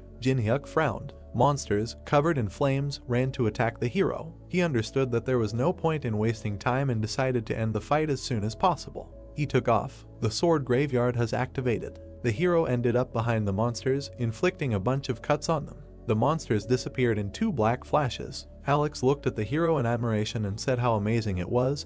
He couldn't even keep track of the hero, but another soul moved from the corpse into Alex's rune. He said that it's nice when the amount of resources exceeds expectations. He waved his hands. New monsters appeared. He said that everything was becoming nice and simple. The hero turned around. The 2 killed monsters had regenerated. He thought that Alex wanted to exhaust him and prolong the battle. Monsters surrounded the hero. They were fueled by the forces of people and therefore remained in the ranks while the enemy was running out of mana. This is their standard tactic. Alex smiled madly. This is how necromancers fight. Jin-hyuk dodged the blow and grabbed the dagger. He raised his hand to attack the blow and he slid back, asking if this was all Alex's trump cards. He pointed a glowing blade at Alex and said that he would burn them before they recovered. He used daylight. The outbreak consumed the monsters. Alex covered himself, annoyingly noting that he was using that skill again. But he had already analyzed his technique by watching a video from the tournament. A wall of darkness and huge bloodthirsty eyes appeared behind Alex. He realized that he needed to attack before the rays of light united. Alex watched as the rays of light incinerated the monsters. He asked why they weren't moving. The monster's legs were covered with ice. Steam poured out of the hero's mouth, and his fingertips were covered with ice. Alex opened his mouth in surprise, realizing that the hero had hidden the ice skill with a flash so that he could not see anything. "Leave me alone." A cold flash appeared. A deadly beam hit Alex from it. A powerful light came from the mansion. It became as bright as day. Alex was lying on the floor. He looked at the hero, saying that this was impossible. He looked at the bloody scraps that were left of his cuties. The hero came up from behind and said that the cuties were a little blown away. Alex waved his hand, but a beam of ice hit him. The hero waved his dagger, and a light flashed in front of his face. Alex jumped out of the cloud of smoke. He was sweating. He realized that he had lost, but he had a huge advantage. He decided to quickly run and find a teacher. An invisible blade pierced his body, and a knife blade protruded from his stomach. Alex began to fall to the ground. The hero was hiding in the smoke. He stood in a throwing stance and smiled. He approached the wounded Alex and said that he had created chaos and asked if he was really going to run away. Blood flowed from the guy's mouth. The hero grabbed the handle of the knife. He said that he would tell Alex how he would die. Blood sprayed from the guy's mouth. Jin-hyuk said that for the next half hour, blood would accumulate in his lungs, and when they were filled with blood, the guy would begin to choke. The hero's eyes burned. He said that in the first place, perhaps death by fire, but suffocation is no less painful. He said what he thinks. What can make sure a guy doesn't suffer for too long? He showed a bottle of elixir and said that if he tells about the main association, Alex decided that he could survive. Anu smiled and grabbed the hero's leg. He couldn't speak because he was choking. He clenched his teeth, blood seeped through them. He decided that he could write in blood. Jin-hyuk stepped on his hand. He smiled and said that if the guy can't talk, then nothing can be done. Alex realized that he was not going to listen to him. The hero put his hand in his pocket and said that he didn't need it now. He threw something to the guy and offered to take it away. Alex's business card fell into a pool of blood. The hero asked to do a favor. He turned around and walked in the other direction, asking the guy to die as long and painfully as possible. The entire auction hall was in ruins. Something caught the guy's attention. He saw a safe created by Michelangelo in the heart of an ichthyosaur. With this combination, he can create a subspace for items. He combined both artifacts. He clenched his hands and pulled out his tongue from effort. The system reported that the hero had successfully created a huge subspace for 5 tons of inventory. The hero twitched. Someone turned to him. The leader behind him smiled and thanked him for saving them. The boy pressed himself close to the leader and said thank you to the guy. He thought that he would have to pay for these items. He frowned and said that he didn't take the items for nothing, but the host said that everything was fine. Jin-hyuk looked questioningly. The presenter smiled and said that he lost consciousness, and then he saw the hero and he saved their lives. He hugged his only son. He said that he had never even thought of informing on the hero. Jin-hyuk was silent in surprise. This was the first time for him. He closed his eyes, smiled, and walked away, noting that this was not a bad feeling. Third floor of the Tower of Challenges, Cathedral of Hate. The door opened leading into the corridor. The girl covered herself from the arrows with the tabletop. She threw it aside. She asked why they put up so much protection. She slouched and said that you have to go through this every time. A man with glasses stood behind her and asked her to stop complaining, as he was in a bad mood because of Alex. Melina turned around with displeasure. She put the snake dagger to his neck and asked if she should really worry about his bad mood. He replied that if she did not want to die, she would have to. Someone appeared in front of the couple and asked them to stop. There was an inverted cross on his robe, and the man in the plague doctor mask said that he couldn't even believe that they had survived together for more than 10 years. The couple turned away from the unknown. He asked why they are always like cats and dogs. They sat down on different benches. The unknown person said that the reason he called them was the appearance of a new character who required special attention. It was about a hero. Melina waved her hand and said that he probably played before too, but that does not mean that he is stronger than other rankers. The unknown man turned around and asked the girl to be vigilant. Perhaps he had already risen above them. Melina said that those who rose to 20 are considered covered. She did not think that he could. The man said that he also thought that they shouldn't have done that. He looked at the unknown person and said that they had chosen the unpopular virtual reality, the Tower of Tests, to hide from the surveillance of the international police, and therefore they knew the tower well. Melina said that others simply had no need to bother themselves like that. She leaned back and said that perhaps the hero was playing this heartless game out of idleness. She looked at the chandelier and said that only a sick person could try to get into this game. The unknown man was silent. The couple did not take his words seriously, but at least they understand each other. He understood that the hero should not be underestimated. His eyes flashed red as he knew he needed to eliminate the threat. He ordered to keep an eye on Kedrick. He disappeared and asked to be told that this was not a fiasco. Melina smiled and called the unknown man a troubled old man. It was a sunny day. Yewa swung her leg. Timon was on the defensive. He managed to block, but the blow was too strong. The guy's defense fell off. He fell to the ground. Yangwa asked if he was okay. He raised a trembling thumb. They washed up after training. Timon called Nuna over to him. He pointed to the screen. An unknown person was depicted there. He said that he was not so simple. Yewa sat next to him on the sofa and said that he might be bluffing like the others. Timon said there was something special about him. They looked at the stream. Yangwa asked, "Is there really an unknown person standing in the Tree Man Temple in the boss room of the 3rd floor?" Timon said that this place was very popular, and if you answer 3 questions from the Tree Man, he will give you a skill item as a reward. Timon tensed. He said that the problem is the complexity of the questions that the tree asks. An unknown person stood in front of a tree with a human face. An unknown person was commenting in the chat. The tree smiled and said that it had not had visitors for a long time. It asked if he had come to solve its riddles. The unknown person put his hands in his pocket and asked to ask the most interesting questions. The tree frowned and said if a person guessed 3 riddles, then it would give him a leaf that he would choose. Wooden legs appeared. It said that if a person even makes a mistake. The unknown man was surrounded by several wooden giants. The tree said that otherwise it would punish the hero. It announced the first question. It introduced a sea dragon and asked what is the optimal depth and temperature for a Kellhorn to live in seawater. Timon and Yewa looked at the screen in confusion, asking who could know the answer to such difficult questions. The unknown person raised his hand and said that the depth was 175 meters and the temperature was 1.5 degrees Celsius. Yanhwa and Timon froze. The tree opened its mouth wide in surprise. The unknown person suggested asking the next question. The tree said that it had not yet answered whether the answer was correct or not, but the man said that he knew that the answer was correct and therefore suggested asking the next question. The tree frowned and said that the next question was not an easy one. The guy and the girl watched the stream in bewilderment. The tree asked how to use Feliani's spongy body. The unknown person said that it was necessary to simmer for 5 hours the salt of the sunny desert and the holy water of a priest who had changed his profession. The tree said that this answer was correct. The unknown remained calm. The tree called the last question. The giant eagles from the heavenly plateau only mate once a year. When? The unknown person pressed the button. He pointed his finger at the tree and said that when the first snow falls in the tower. The tree smiled. It laughed and said that the answer was correct. The unknown person rubbed his nose through the mask and said that he was interested in talking about the tower. The hour was going crazy. The tree calmed down and said that it would give the man the leaf he chose. It suggested choosing red, yellow, or green. Red is a fire modifier, yellow is a defense boost. Timon smiled and said that he knows that green increases movement speed. Gawa proudly pointed to herself and said that there would be a long battle with the boss. She was interested in what the unknown would choose. She said that she would choose speed. The unknown person said that he did not need these sheets. He said that he wanted to get something else. He touched the tree and asked for the black leaf it was hiding. The tree looked at the man in fear and asked how he knew about the black leaf. The guy and the girl looked at each other, not understanding what we are talking about.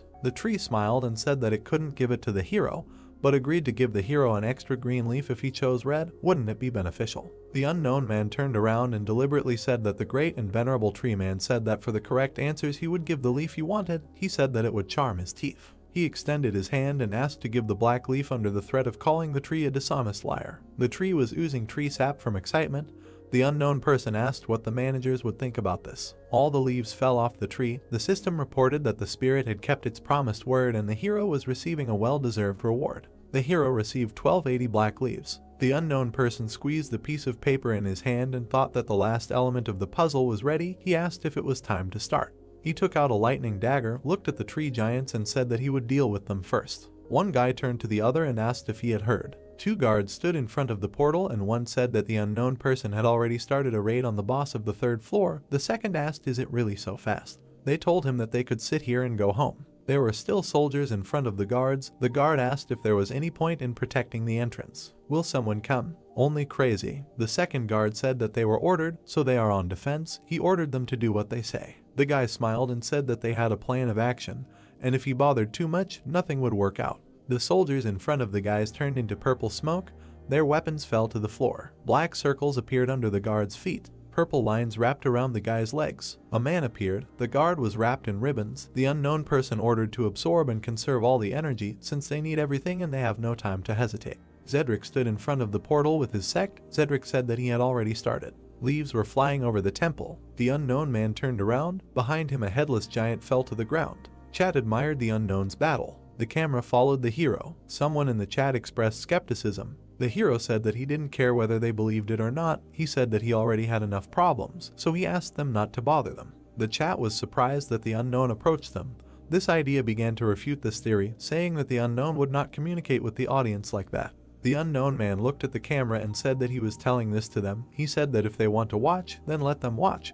But if they don't want to, they can leave. Many streamers curry favor with viewers to increase views. The guy looked at the phone in surprise. But if from the very beginning I come out with a concept, I do what I want. The guy smiled and asked what is he doing. Then a fandom will be formed from those who are interested in such a concept. In the chat they admired the hero's audacity. The hero walked silently towards the gate. There was a purple flash above the mountain. The hero turned around, surprised that there was someone else here. He grabbed the camera and asked to cancel the broadcast. This was not appreciated in the chat. The system reported that the broadcast was completed. A bunch of warriors ran to attack another group. The magicians put up purple runes. Warriors in armor ran to attack. Stone statues defended their positions. The evil spirits attacked the soldiers. The battle has begun. The hero watched what was happening from the cliff. It seemed to him that the sides were equal. The evil spirits destroyed the stone soldiers. The hero assumed that their side was stronger. The sorcerers put out runes. They shouted that the blow was aimed at them. Someone hit one sorcerer in the shoulder. The sorcerers saw fragments flying at them. They began to demand that the shields be turned around. The fragments began to bounce off the magic discs. The sorcerers could not understand where the attack was coming from. They saw a masked man behind the stone army. The sorcerer ordered the undead to eliminate the masked man. Skeleton archers began to shoot at the hero. The hero began to hide behind the stone soldiers. He put out his hand, rays of light swirled in it. He used the protection of heaven. A flash of light illuminated the undead. The sorcerers looked at how the undead suffered from the blow. They realized that they could not control it because of the holy skill. They decided that they needed to concentrate on controlling thoughts. A huge warrior in a horned helmet began to attack the sorcerers. One of the subordinates shouted to the master that Team 3 had been destroyed. Zedric clenched his teeth and said that he could see it that way. The unknown ran forward. He thought that there were 4 teams created to effectively control the undead. He presented the battle plan. One of the teams was destroyed. If you destroy the first one and break the network, then control is completely destroyed. A fiery flash appeared next to the hero. He attracted attention. He attacked the stone golem, asking if he could really catch it at that speed. The fighting statue of the Moe ran after the hero. The sorcerer pointed to a huge approaching head and said that the enemy was coming in their direction.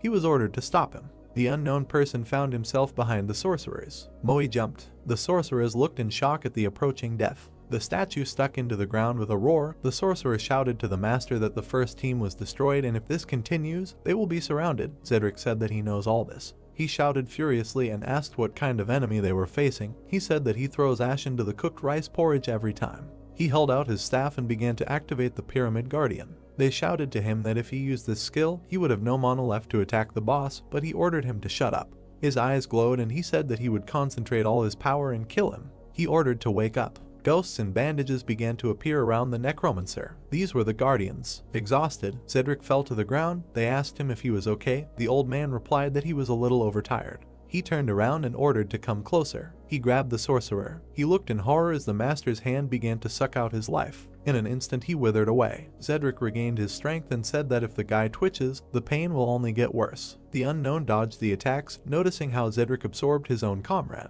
All that was left of the assistant was hollow clothing. Cedric's eyes glowed red. He asked how long the hero had been waiting for him. He stood in the middle of the army of guardians and smiled madly. He suggested that the fun begin. The guardians rushed to attack. Cedric screamed and asked the unknown how he liked his strongest army. The guardian extended his hand and the bandages, like snakes, stretched forward. Cedric said that it was his mummy soldiers who were free to use bandages as strong as steel. The bandages easily destroyed the stone soldiers. Cedric shouted that the undead could not be stronger. The hero dodged the soldiers' fragments and bandages. The necromancer shouted that he had to hold them back for the battle with the boss of the third floor, but if he killed the unknown, then the game was worth the candle. Cedric began waving his staff, stuck out his tongue like mad, and asked the hero to die as quickly as possible. The two watched the intense battle from the sidelines. Melina and her partner said that the eccentric in the mask was amazing and she had not seen Cedric give all his best for a long time. The guy said that his plan to destroy the bases was, of course, good, but the fact that he didn't leave after that was stupid. He said that Cedric had miscalculated the balance of forces and paid for it. The steel giant swung his sword. The guy said that after seeing the skeletons and death knights, he thought he could handle it. Cedric burst into laughter. The guy noticed that he had quite a few problematic abilities. The guy touched the glasses and said that there was no point in interfering with them. Melina turned around. She looked at the powerful explosion. The unknown man dodged his enemies, destroying one after another. He was serious. He recalled that time, that experience. He remembered the old man who said that the hero's sword is strong and sharp, but he is very tense and his mistake is the dissipation of strength. He took the rope and offered to look at it. The old man smiled and said that a true master is able to deliver a good blow using a minimum of force. He waved. The rope shattered into pieces. He asked to imagine that it was moving freely, like the wind. It was responsive and pliable, impermanent. He waved, saying that at the right moment. The hero looked in surprise at the master, who said that at one moment you released the energy of her movement. The master smiled and asked if he wanted to learn his spiritual sword art, Shuhangamu. The system reported that part of the spiritual art skill had been restored and could now be reproduced. Something dug through the earth in an arc. The bandages began to be pulled off the mummy's face. The hero attacked with a dagger. The system reported that the understanding of the Chuhangamu sword spiritual art skill was growing rapidly. Cedric began to cover himself from the pressure of energy. He looked at the hero in confusion, thinking that the whirlwind from his spiritual art was so powerful that it attracted everything around him. A tornado of energy began to form, sucking everything inside itself. The hero frowned. He used the fifth type of sword dance, soul destruction. The entire battlefield lit up brightly and began to collapse. Cedric was able to stay on his feet, but all his mummies were scattered in different directions. Double shield activated. Cedric covered himself with a shield from the attack. He knitted his eyebrows, thinking that only 6 months had passed since their world had changed. He asked where he got such strength from. The skull on the staff began to crack, and a moment later it burst, spewing out energy. Cedric was thrown to the side and screamed. The tornado went out, leaving only twilight. The necromancer lay among the debris and bodies. He looked ahead and realized that he needed to run. He realized that he could not win this fight. He looked at the pile of bodies around and the approaching army and began to ask to protect himself and delay the enemy. He shouted that this was an order. A hero approached him from behind and said that the apple does not fall far from the tree. He compared him with his student. Cedric turned around in horror. The hero said that he first boasts of his advantage, and when he realizes that he needs to run, he immediately runs. Cedric called the hero a bastard. He realized that the unknown was Jin Huk. The hero asked to say hello to his student. The necromancer's pupils shrank in fear. He screamed, covered in fire. The old man was completely covered in flames. The hero asked him to tell him that he was worried that he would be bored alone and that's why he sent him. Jin Huk silently looked at the burning body. Energy began to flow out of the undead. The sorcerers began to look at the crumbling call. They were surrounded by stone soldiers. While the crowd was being beaten, the deified skeleton of Cedric was already lying behind them. It was not easy to use soul destruction at this level. The hero walked down the stairs of the temple, suggesting that he was even overtired. The system reported that the hero purchased a solution for replenishing medium-level mana, 4 pieces. He held 4 flasks in his hands. He understood that if he didn't come here now, everything would be at a loss to him. He used all 4 vials and told himself that he needed to wait a little longer. He approached the shield, surprised that it had flown all the way here, and remembered that he used to love shields. He threw it on his back, starting to feel nostalgic. He took the shield in his hand, got into a fighting stance. He looked at the stone soldiers. The giants began to advance. Temple Guard, Lord of the 4 Principles. The hero stood in front of 4 giants. The giants attacked the hero. He began to repel attacks with a shield, saying that he liked their silence. He began to accelerate, dodging blows. He began to make cuts on the giants. He asked them to spit out the key already, as he was tired. The giants with evil faces continued to attack. One of them has already fallen to the ground. Jinhyuk grabbed the shield with both hands and asked if they had such a pattern. The giant held a golden bud in his hands. He used the pagoda of knowledge. At the end of the golden bud was a key. The giant squeezed the flower. It shone with green energy. The system reported that the key leading to the main hall was responsive. The hero's mask began to disappear. The entity behind the gate responded to the call. A huge orange flower appeared above the giant. The hero frowned, realizing that the enemy had decided to act for sure. The flower was shining. Golden hands appeared. A golden sage appeared with a bunch of hands. The bodhisattva appeared. He looked at the destroyed giants and said that he had not been summoned for a long time. He smiled and said that he didn't think there would be a person among the visitors who would pose a threat enough to use the key. The hero lowered his hands and said that he would only destroy the boss of this floor. The deity smiled and called the man interesting. He said he was not sure about the rest but acknowledged the man's bravery. The hero jumped back and said that he wanted to finish everything quickly since he was terribly tired. The deity said that he would like to continue the conversation. The hero jumped. He covered himself with a shield and said that chatting with statues was such fun. Spears appeared in the hands of the statue. He said that every moment of life is a gift. He called the hero a stupid child. He swung a bunch of arms and ordered the hero to enjoy it while he could. He said when death comes, he will miss this moment. The hero frowned. The statue smiled. There was a green flash. The hero fought off a powerful green beam with his shield, which began to crumble the ground. The shield began to crack. He bent down, thinking that the attack was so powerful that when he simply blocked the blows, it seemed to him that his body was crumbling. He ordered himself to endure. He will only have one chance. The statue smiled and said that the hero was able to withstand sound attacks. A bunch of hands attacked the hero. The hero took a stance and began to cover himself in cold steam using ice creations. Huge ice growths appeared in front of him. A moment later they collapsed. The statue's spears easily destroyed the hero's defense. The statue frowned and called the hero a boy. He frowned, saying that he was using Western magic. He swung with both hands, and he caught the shield with one hand. He smiled, saying what pathetic tricks he uses. Suddenly a black flash appeared in front of him. The hero remained in the throwing stance, looking at the statue's displeasure. The statue's hand was pierced by the hero's dagger. He said that poison did not affect him.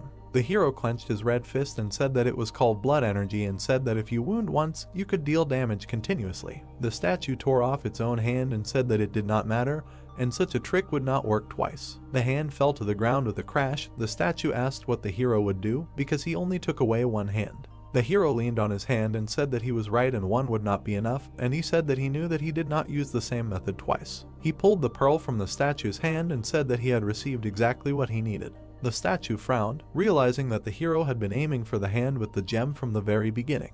The hero began to combine the artifacts and told the deity to blame himself for giving away one of his hands so easily. The grimoire and the pearl began to unite. The golden dawn of S-rank Lemageddon has appeared, allowing one to learn magical abilities. The hero used a greedy gaze. He began to study the characteristics of the statue, but could not see anything except the name. The deity bowed its head in disappointment. The conditions for copying were as follows. It was necessary to infuriate the opponent within 5 minutes using ice magic, and to fulfill the conditions, suitable music and attire were needed. The hero froze in bewilderment in front of the system window. He didn't want to believe what he saw in front of him. He thought that the system was going more and more crazy. He pressed something and was glad that he could do it. The statue asked what he was doing. The hero ordered the gramophone to appear and said that the conditions are strange, but he cannot give up. He said that if he takes the lower 25 floors, then he can only get the mandala here. The deity got angry and asked what the boy was doing. Music started playing. The hero rubbed his head and asked not to ask anything else from now on.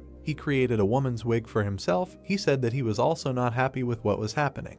The veins on the face of the statue bulged. He asked what the hero, in the name of the saint, was doing. The music was gaining momentum. The statue furrowed its brows. He screamed and raised his hand to attack, asking if he was going to play jokes in front of him. Avalokiteshvara activated the mandala skill. Weapons began to appear in his hands. He began to attack and told me to feel the pain that follows a millionth samsara. The hero waved the book. A huge wall of ice appeared. The statue began to attack the hero's defense. The hero stood calmly. Shards of ice flew past him. He said that he was getting an excellent result. The deity looked angrily at the hero. 1,000 attacks hit blocks of ice. Melina and her partner watched from the side. Melina said that she couldn't believe that the hero's ice magic had reached such a level. They were lying on the slope of a cliff. Melina asked what kind of wig the hero had. The guy stood up, noting that his actions could not be predicted. The unknown defeated Zedric and is now fighting with the 1,000-armed statue. Avalokiteshvara's strength is great and can hardly be dealt with. Even after reaching the 10th floor, she is called the second boss of the 3rd floor. The guy looked at the hero, appreciating the hero's strength, noting that he went beyond the capabilities of people. Melina looked at her friend and asked if the two of them could handle it if they attacked.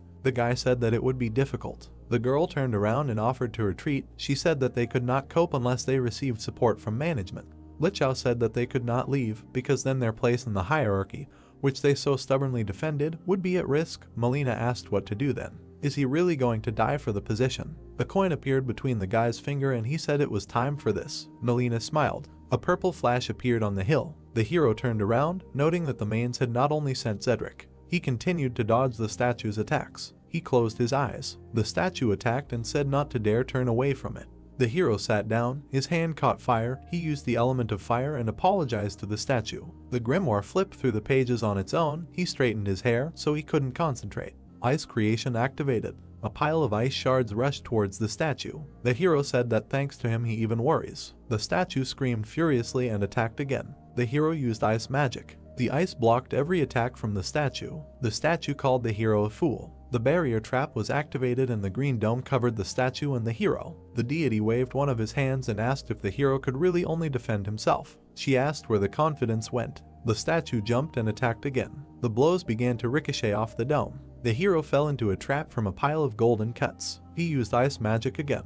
He covered himself with an ice dome. The statue watched as a bunch of cuts ricocheted inside the dome. He squeezed the dome and said that it was useless to resist. He took advantage of disfavor. Huge palms appeared around the dome. The system reported that Avalokiteshvara activated the divine spear. The statue swung over the dome. The dome burst and blocks of ice flew in all directions. The hero took off. The statue smiled. Suddenly he looked forward in surprise. The hero asked if the same attacks wouldn't work twice. He looked down. The hero was running at his feet and said that they were going through quite well. He stood in a throwing pose. The statue looked angrily at the blocks of ice that appeared at his feet. He was completely covered in ice and screamed. The hero slipped back and asked if he knew how offended he was. The statue was writhing in rage, locked in an icy prison. The hero asked why someone who has achieved nirvana through self-improvement is so prejudiced. The hero reached out to the wall of ice. An installation of the middle finger appeared next to him. Jinhyuk said that for compulsive disorders, there is nothing better than shock therapy. The statue's face expressed fury. He shouted that he would send the man to endless suffering in Abysai. He said that he would make the hero reborn into an insect thousands and millions of times. The system reported that the copy conditions were met. The hero successfully copied Mandal's ability, which is capable of imbuing weapons with special powers. The hero took off his wig. Magic symbols appeared behind the hero's head, like a statue. The deity clenched his teeth in fear. The hero touched the icy middle finger while the deity asked how he was able to obtain this ability.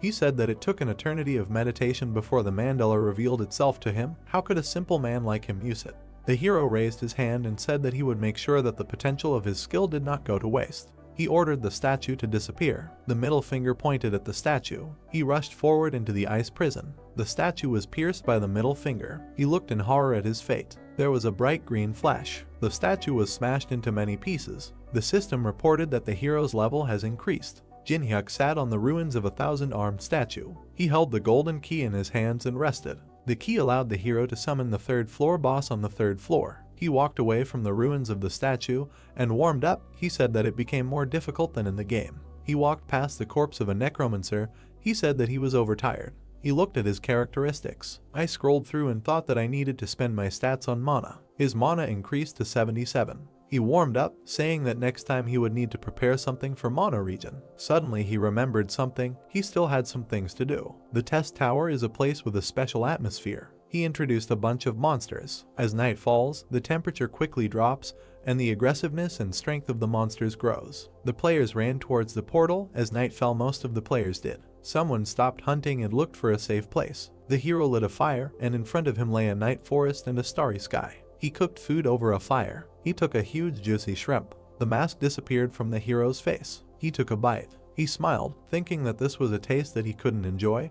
He decided that next time he would need to copy the cooking skill. Someone made a noise among the bamboo. Strangers appeared and said it smelled delicious. It was Melina and Lichao. The girl said that they would also have to spend the night here. Could they stay with the hero until dawn? The hero silently looked at the unknown people. Melina smiled. The hero agreed and offered to sit down. They sat down and introduced themselves. The hero held out a bowl of food and offered a treat. Milna's mouth watered. Lichao waved, thanked the hero and said that they do not eat what strangers who hide their faces offer. The hero put the bowl on the ground, asking if the mask really bothers them. Lichao said that it is worn when there is something to hide. Jinhuk pointed his finger and said that he could take it off if they were embarrassed. They were sitting by the same fire. The couple was surprised. Jinhuk raised his finger up and said that he wouldn't take it off just like that. He suggested holding a game. He showed 3 fingers and said that they would be interested in learning about each other.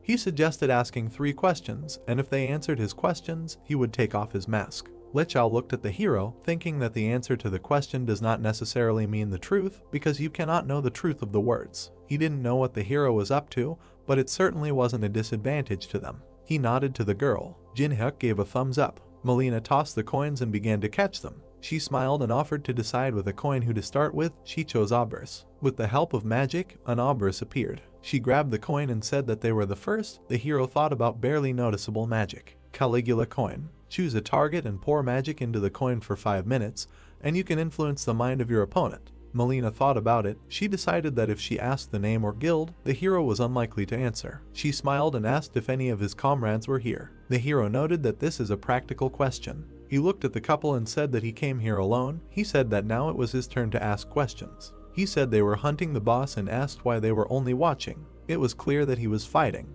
Melina smiled and said that they were waiting for the right moment to enter the temple because this place had a bad reputation and they had to be careful. She again took the coin in her fingers and asked why the masked man came to the tower. The hero straightened the coals in the fire and thought, even if the interests coincide, she wants to win him over to her side. He said that he doesn't know what he wants. He asked if he said what he needed, would they be able to fulfill his conditions? Melina played with the coin and agreed on the condition that their interests coincided because they are capable of much. Lichao smiled. Jinhuk leaned over and said that now there will be the last question. He asked if they answer now, then he will take off his mask. The girl asked what the hero wants for the last time. Jinhuk looked at the fire and said the last thing he was interested in was. He pointed a stick at the couple and asked if the main association really thought that the 2 of them were enough to resist him. Melina smiled and said that everything was as she thought. They stood up. She said that he knew their true colors, and they saw with their own eyes how strong he was, because he alone dealt with Avalokiteshvara. The hero continued to sit. He was asked if he was still overtired.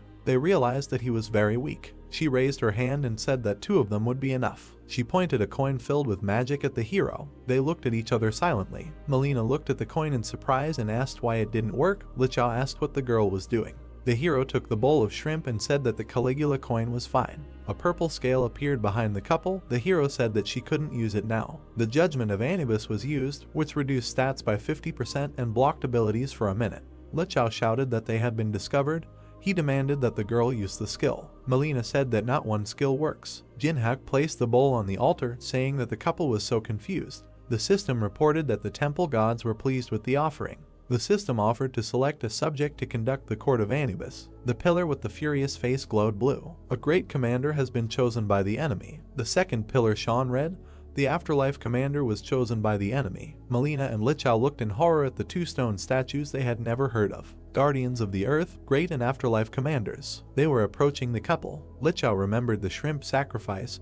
He realized that it awakened the pillars, and it turns out that it was not a simple meal. The hero collapsed by the fire, saying that he was very tired. Deciding that it was better not to move rashly, he said that he would not be able to escape anyway. The afterlife commander used a ban on exit. A fiery barrier of totems surrounded the space. Lichao took off. He approached the resting hero, saying that if he died, they would disappear. Jin Hyuk said that he asked not to move. A huge hand hung over the guy. The great commander used a warning. The blue pillar hit the ground. Lichao, with broken glasses, covered in blood, lay under a stone paw. The pillar hit the ground again. The coin fell and rolled on the ground. Melina clasped her hands, realizing that she had to run before it was too late. The commander raised his hand for a new blow, but the hero ordered to stop. He approached the girl and suggested starting a conversation. The greedy gaze was activated. The system reported an error due to a difference in levels. The hero frowned, noticing that even the luck stat did not help him this time. He looked at the corpse of Lichao, lying in the hole from the blow. Jin Hyuk said that he hoped that this time the girl would answer the questions more sincerely. Melina asked what the hero was interested in. He looked at the girl and said that he had heard a lot about the mains, but he could not understand the motives. He said that if they do not climb the tower, all humanity will disappear. Why are they bothering the players? Melina started to speak, but someone said she couldn't. Lichao, covered in blood, crawled out of the pit and demanded that he close his mouth and not say anything. The commander swung his stone paw.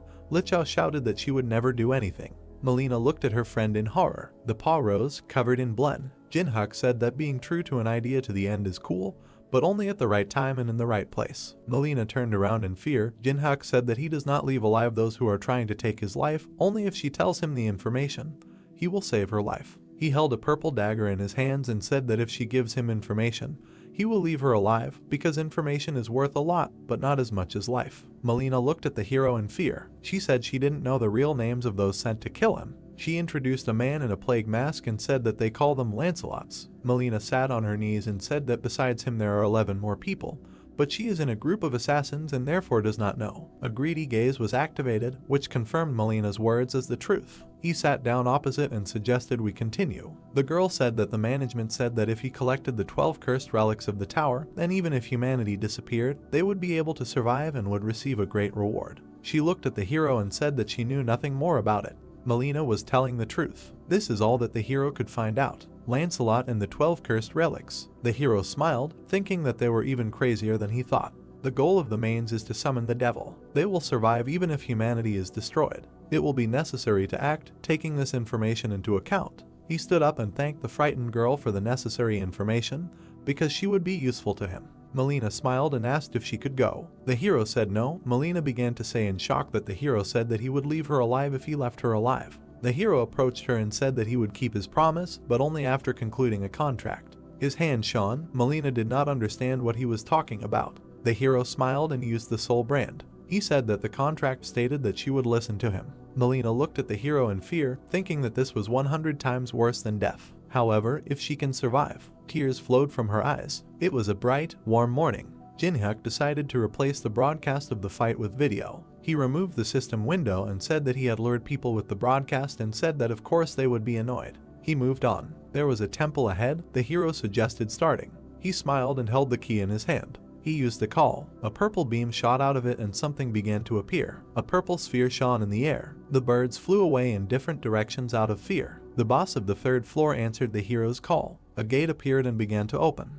A stone foot stepped out of the purple portal. The stone army began to appear. A man came out with a cup of sake. He asked who dared to disturb his rest. The hero activated his greedy gaze. The system reported that the luck and adaptation stats compensated for the difference in levels. The boss of the 3rd floor appeared. A long-haired man sat on a stone throne. His name was Muhan. The system window of its characteristics opened. Copying was impossible due to the difference in levels. Muhan drank sake and said that many tried to fight against his army, but only the hero summoned him using the key. He sat on the head of a huge warrior, under which there were also many giants and warriors. It was a huge Muhan army of 100,000 souls. Jin Hyuk smiled and asked about his army. He activated the first chessboard. He extended his hand, and a projection began to appear under it. He hit the plate. The system reported that the first chessboard had opened. A huge chess field opened up under his feet. 2,851 magic chess pieces volunteered. A row of pawns appeared in front of the hero. Mukhan smiled and said that this is an interesting idea, because with this method one can become a replacement for an entire army. He asked what such a little thing can do.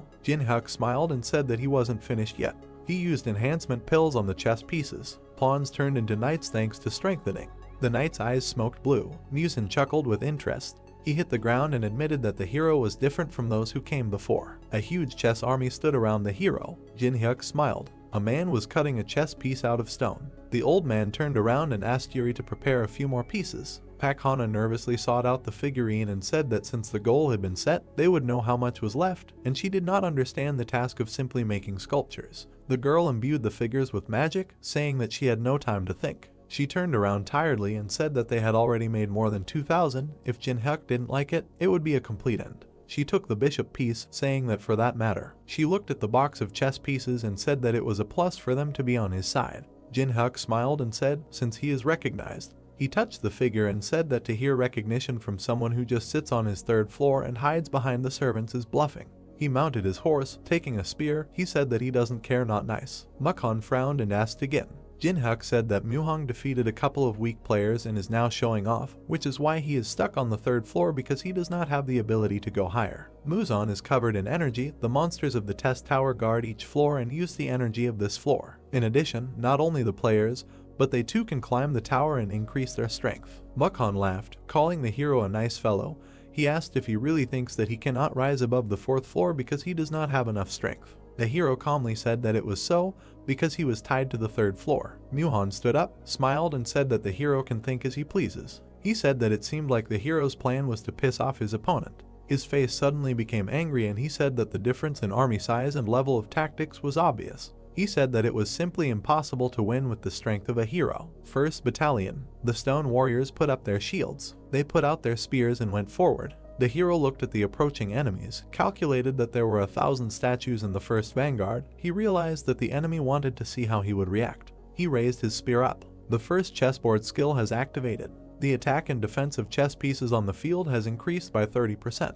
The chess warriors were beaming with energy. The hero presented a diagram of the upcoming battle. He ordered the outermost pawns to take 3 steps forward, and he ordered the first detachment to prepare for defense. The warriors moved forward. The pawns activated the shield wall. They put their weapons forward. The enemies were approaching. The hero ordered to maintain the battle formation. The shield warriors collided with each other. The soldiers stood in line angrily. The pawns were pushed back. The hero ordered everyone to fight to the death. The shield warriors were pushed back. The hero ordered to shoot. The boats began to shoot from crossbows. The arrows flew towards the shield warriors. They began to pierce the enemies. The warriors raised their shields. The elephant figures activated a wave of fire. They raised their staffs and fiery flames poured out at the enemies. The warriors held shields and fire seeped through the cracks. Burnt bodies fell to the ground. Muhan smiled. A purple mark appeared on his forehead. He said that the hero mated with the advance group in seconds, which was worthy. He ordered the 2nd and 3rd battalions to advance. He pointed with his hand. The warriors ran to attack. The horses attacked the enemy's flank. The hero presented the battle scheme. The horses activated a wedge formation, which increased damage by 200%. The hero attacked in the front row. He ordered the line to be broken through faster than lightning. They approached the enemy from the rear flank. The stone warriors turned around. The horses plunged into the enemies, tearing them apart. Muhan frowned, noting that Jinhyuk was quite skilled at commanding an army. The hero gave orders. Muhan noted that he promptly switches to attack and defense, gives accurate and timely orders. He saw a hole in the formation. He thought it looked too delicious, like a poison treat. Muchon activated the identification of weak points. Light poured from his eyes. The system reported that if you destroy the crown, the pieces stop moving. Only the king or queen can be the crown. He watched the battlefield and realized that if he destroyed the crown, then victory would be in his hands. He laughed madly. He laughed and called the hero impudent. He kept wondering why the hero makes a mistake that even beginners do not make. He realized that this was not the case. A woman's leg appeared on the battlefield. The crown was Alice, who was watching the battle with displeasure. Muhan with a smile ordered to go forward to make a breakthrough. The hero turned around. He imagined the maneuvers of the current battle. As soon as he withdrew, the enemy targeted the center of the formation. Jinhyuk ordered to ignore everything. He said that the enemy now has 3,000 fewer soldiers in defense. He understood everything. He attacked Muhan. He lured it by opening the center and showing the crown bait, which was a good trap. The giant raised his hand to strike. The elephants burned with fire. The giant was torn to pieces. A huge hand grabbed the giant. He swung, and he threw it far forward into the center of the chess formation. The giant roared through the center. Shrapnel flew past Alice. The giants landed very close. Alice was surrounded by enemies. Muhan smiled insidiously. He said this is the end. Alice looked around gloomily. The horses galloped forward. The huge titan praised the protagonist because he got to him with a small number of warriors. Jinhyuk lowered his shield, saying to stop talking nonsense, because he knows that he left the passage on purpose. Mohan frowned when he learned that the protagonist knew about the trap. Lowering his hand, Mohan said that he had given the crown to Alice and made his way to him with such small forces, but he would not achieve more. Mohan enveloped himself in mana, saying that they will end this here and now. The protagonist looked at the two titans that appeared. The Bodhisattva and David began to discuss the weakness and beauty of modern people. Mohan frowned as he noticed the strangeness. He raised an eyebrow, asking the protagonist if he was crazy because of the defeat, why he was laughing in such a position. Jinhyuk smirked as he walked forward. Events take us back to the past. Alice irritably asked Jinhyuk if he was really going alone.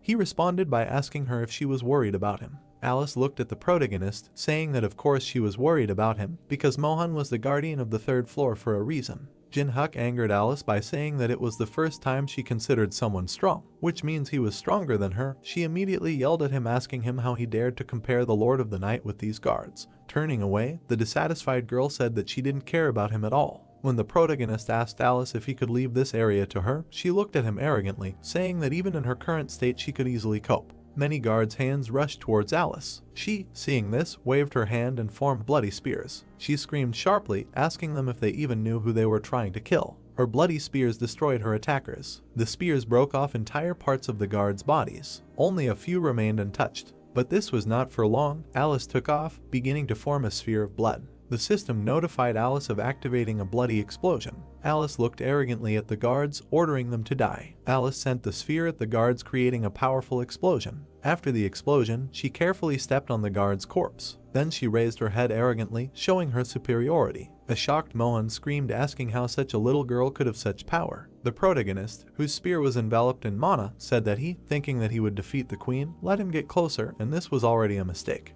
The system notified the activation of Bloody Rage energy. The black leaf suddenly enveloped itself in mana, after which the system notified that the black sheet was reacting to the energy of Bloody Rage. The protagonist's spear began to flare with mana. The system notified that a new attack modifier had been received. An icon with a crack in a man's skull appeared in the air, after which a system window appeared with a description of the mind destruction skill, which caused ongoing damage from decay and disorientated the enemy. The protagonist wound up his spear to throw. A moment later he threw it at Mohan. The spear left behind a trail of mana as it rushed towards the target. Dark mana suddenly flashed in the guard's eyes. Even the Bodhisattva did not escape this. David glanced at the Bodhisattva, who began to tell him that he did not like him in the first place. With a cry, the three-faced demon sharply attacked David. David, whose face was crumbled, was shocked. The Mohan army started fighting each other. Small warriors even killed generals, and the Bodhisattva continued to beat David. Mohan clutched his head in horror, not believing that his entire army was destroyed by one man. The protagonist's call made Mohan look at him in horror. Jinhyuk grinned and told Mohan not to be nervous, otherwise he looked too pitiful. The system notified that ice creation had been activated. A wall of ice formed behind one of the generals. A nervous Mohan called the ice nonsense. Jinhyuk began to form a bow out of ice, asking the floor guard if he was going to escape from certain defeat. Mohan rushed to run and ordered his soldiers to stop the protagonist. One of his generals immediately attacked the protagonist after the order. The general's fist struck even his allies. Jinhyuk's horse was cut in half and flew away along with the fragments. Jinhyuk himself jumped into the air, forming an arrow and telling Mohan that he was still the same. At that time the system notified the activation of the mandal. Afterwards, the system notified about the skills ice creation and mandala that worked together. Jinhyuk smirked as he knocked an arrow. A moment later, the protagonist released the bowstring. The arrow struck the general's outstretched palm. Suddenly an arrow flew out of the general's back, after which she rushed towards Mohan, almost overtaking him. The arrow pierced Mohan's chest, causing hellish pain. He fell to his knees and began to glow brightly. Mohan released mana from every crevice in her body. Soon a powerful explosion occurred at the Mohan site. The system notified that the boss of the third floor had been killed. Alice smiled at the explosion. A moment later, the system notified the opening of the fourth floor of the test tower. Yuri and Yangwa were very happy when the system notified them of the remaining time to complete the fourth floor. The system window showed that there were 89 days and 24 hours left. Maria and Jinho were very surprised by the notification they received. With happiness at the sight of the notification, tears appeared in Teresa's eyes. At this time, behind Jinhyuk, the Mohan army was falling apart. The system notified the protagonist that he had successfully completed the third floor of the test tower. While the explosions were happening behind Jinhyuk, he looked sadly at the system window. Jinhyuk walked across the battlefield. He received many system notifications about leveling up. Looking at the system windows, the protagonist decided to invest stats in mana and then look at the drop. Jin-hyuk was a little taken aback when he saw the awards. Treasures that could be obtained after eliminating a monster were divided into ranks by color. Red treasures, the lowest rank, dropped from the first 10 floors. But there was an orange chest in front of Jin-hyuk, shocking him. The protagonist was overjoyed, guessing that this was due to the effect of the monopolization skill, which was triggered when he received a reward alone. When the chest opened, cards immediately flew out of it. The system notified the receipt of such items as pink diamond, first right, soft grain, living water, sunseed, and snail that breathes fire. Jin-hyuk smiled as he placed the items into his inventory. A moment later, he turned his attention to one of the objects. Looking at the sunseed, the protagonist was amazed by the effect of the monopolization skill. Alice felt awkward when Jin-hyuk started grinning, saying that with this item it would be possible to easily pass the 4th floor. But then she smiled. Looking at the protagonist with tenderness, she considered him incorrigible. Events are transferred to the office, where 4 heads of guilds have gathered. Frederick smiled nervously, saying that Jin-hyuk was actually able to walk the floor. Jin-ho laughed sharply, calling the protagonist a hero, and Maria sighed, saying that it was good that they got another 90 days to prepare for the next floor. Tenwei frowned at Mary's words. He slammed the table, shouting, asking if they thought the success of this kind of raid would be good for them, since Jin-hyuk got everything. Loot, views, everything. Tenwei abruptly fell silent when Teresa asked what he was talking about just now. Teresa screamed, saying that Jin-hyuk was cleaning up after them. They could not cope with the boss and almost teamed up with the mains, but thanks to him, humanity received the 90 days they needed so much. An angry Teresa scolded Tenwei for his words. When Teresa asked Maria and Jinho to say something, they only remained awkwardly silent. Teresa hesitantly asked them if they were serious. Tenwei sat down in his seat as the girl asked them if everyone thought like him. Teresa, having received no answer, froze. Bowing her head, the girl surprised everyone by announcing her resignation from the association. Maria, hearing this, screamed sharply, asking Teresa to think again, because she had done so much so that she could come here. Frederick intervened in their conversation, saying that their association was not a passing yard, and it was impossible to just join and leave, because only people who can really protect humanity receive an invitation, and if she leaves them, she will not be able to return. Teresa froze when asked if she trusted Jin-hyuk with the future. Grabbing the door handles, the girl answered in the affirmative. She abruptly left the office, saying that she trusted him the same way she once trusted him with her life. Events take us to the beach along the edge of which the protagonist was walking, saying that he could go to a good hotel and relax. Yangwa called Jin-hyuk, surprising him. While climbing the stairs, the protagonist said that he had been in the tower before and could not answer. Yangwa bowed her head and said that her grandfather did not open his eyes. Jin-hyuk became wary and asked where she had been. Yongho was the granddaughter of the legendary martial artist Chunin. She was always resilient, active, and cheerful. But looking at her now, the protagonist was amazed. She looked at him crying. It was the first time he had seen her in such a state. Jin-hyuk grabbed the girl by the shoulder, asking her to tell her what happened. In the hospital, a girl's voice was heard saying that this started around the appearance of the test tower, after which she asked if he remembered the incident in Incheon. The protagonist remembered the incident when he was with Pakhana in the labyrinth. Looking down, Jin-hyuk said that he seemed to see it on the news. A despondent Yangwa said that then grandfather was there and defeated the monsters that awakened after the outbreak, but was severely injured and did not recover. She pointed to her lying father, saying that now he felt even worse. Jin-hyuk, seeing the sick look of the old man, could not believe that this man was considered the strongest in Korea. A moment later, a system window with a complete list of characteristics appeared in front of him. The system informed him that if he saved Chunin, he would be able to copy one of his skills. The protagonist's pupil flashed.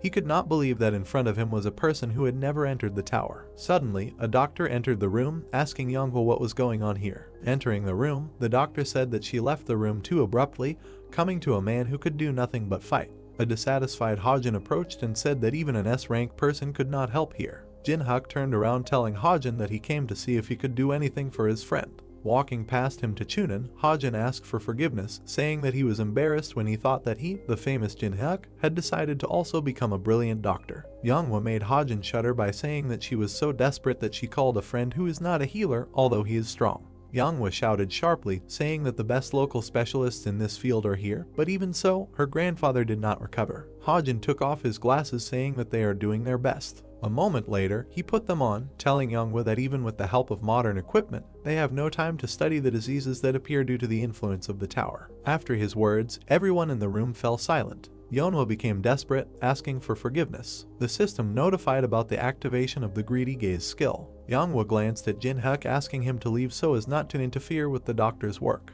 But the protagonist was very angry and did not listen to the girl. Looking at Hajin, he read his thoughts. He complained about his appearance because now he had to pretend that he was doing treatment. Pointing to the veins of the old man, Hajin said that due to the conflict between the energy of his techniques and the magic of the tower, he fell into a coma. After he stopped pointing, he said that they wanted to use the magic stone treatment method that they were researching now, but the price of the raw materials was high. The protagonist began to get even angrier when Yeonhwa told Hajin that he didn't have to worry about the expenses since she would pay for everything for her grandfather's sake. Hajung smirked upon hearing her words, but a moment later he got scared when the protagonist asked him what kind of nonsense he was talking about while extorting money. Jin-hyuk approached Hajin calling him a fraud. Two assistants immediately stepped forward, shouting at the protagonist. Hajin adjusted his glasses saying that even if he is Yeonhwa's guest, he can't say whatever he wants. Frowning, he mentally told himself that even if they were caught, he would not find accounts for cryptocurrency wallets registered under false names. Jin-hyuk scared Hajin by asking what else he had done besides fake accounts and cryptocurrency. Yeonhwa started to get angry, asking Jin-hyuk what he was talking about.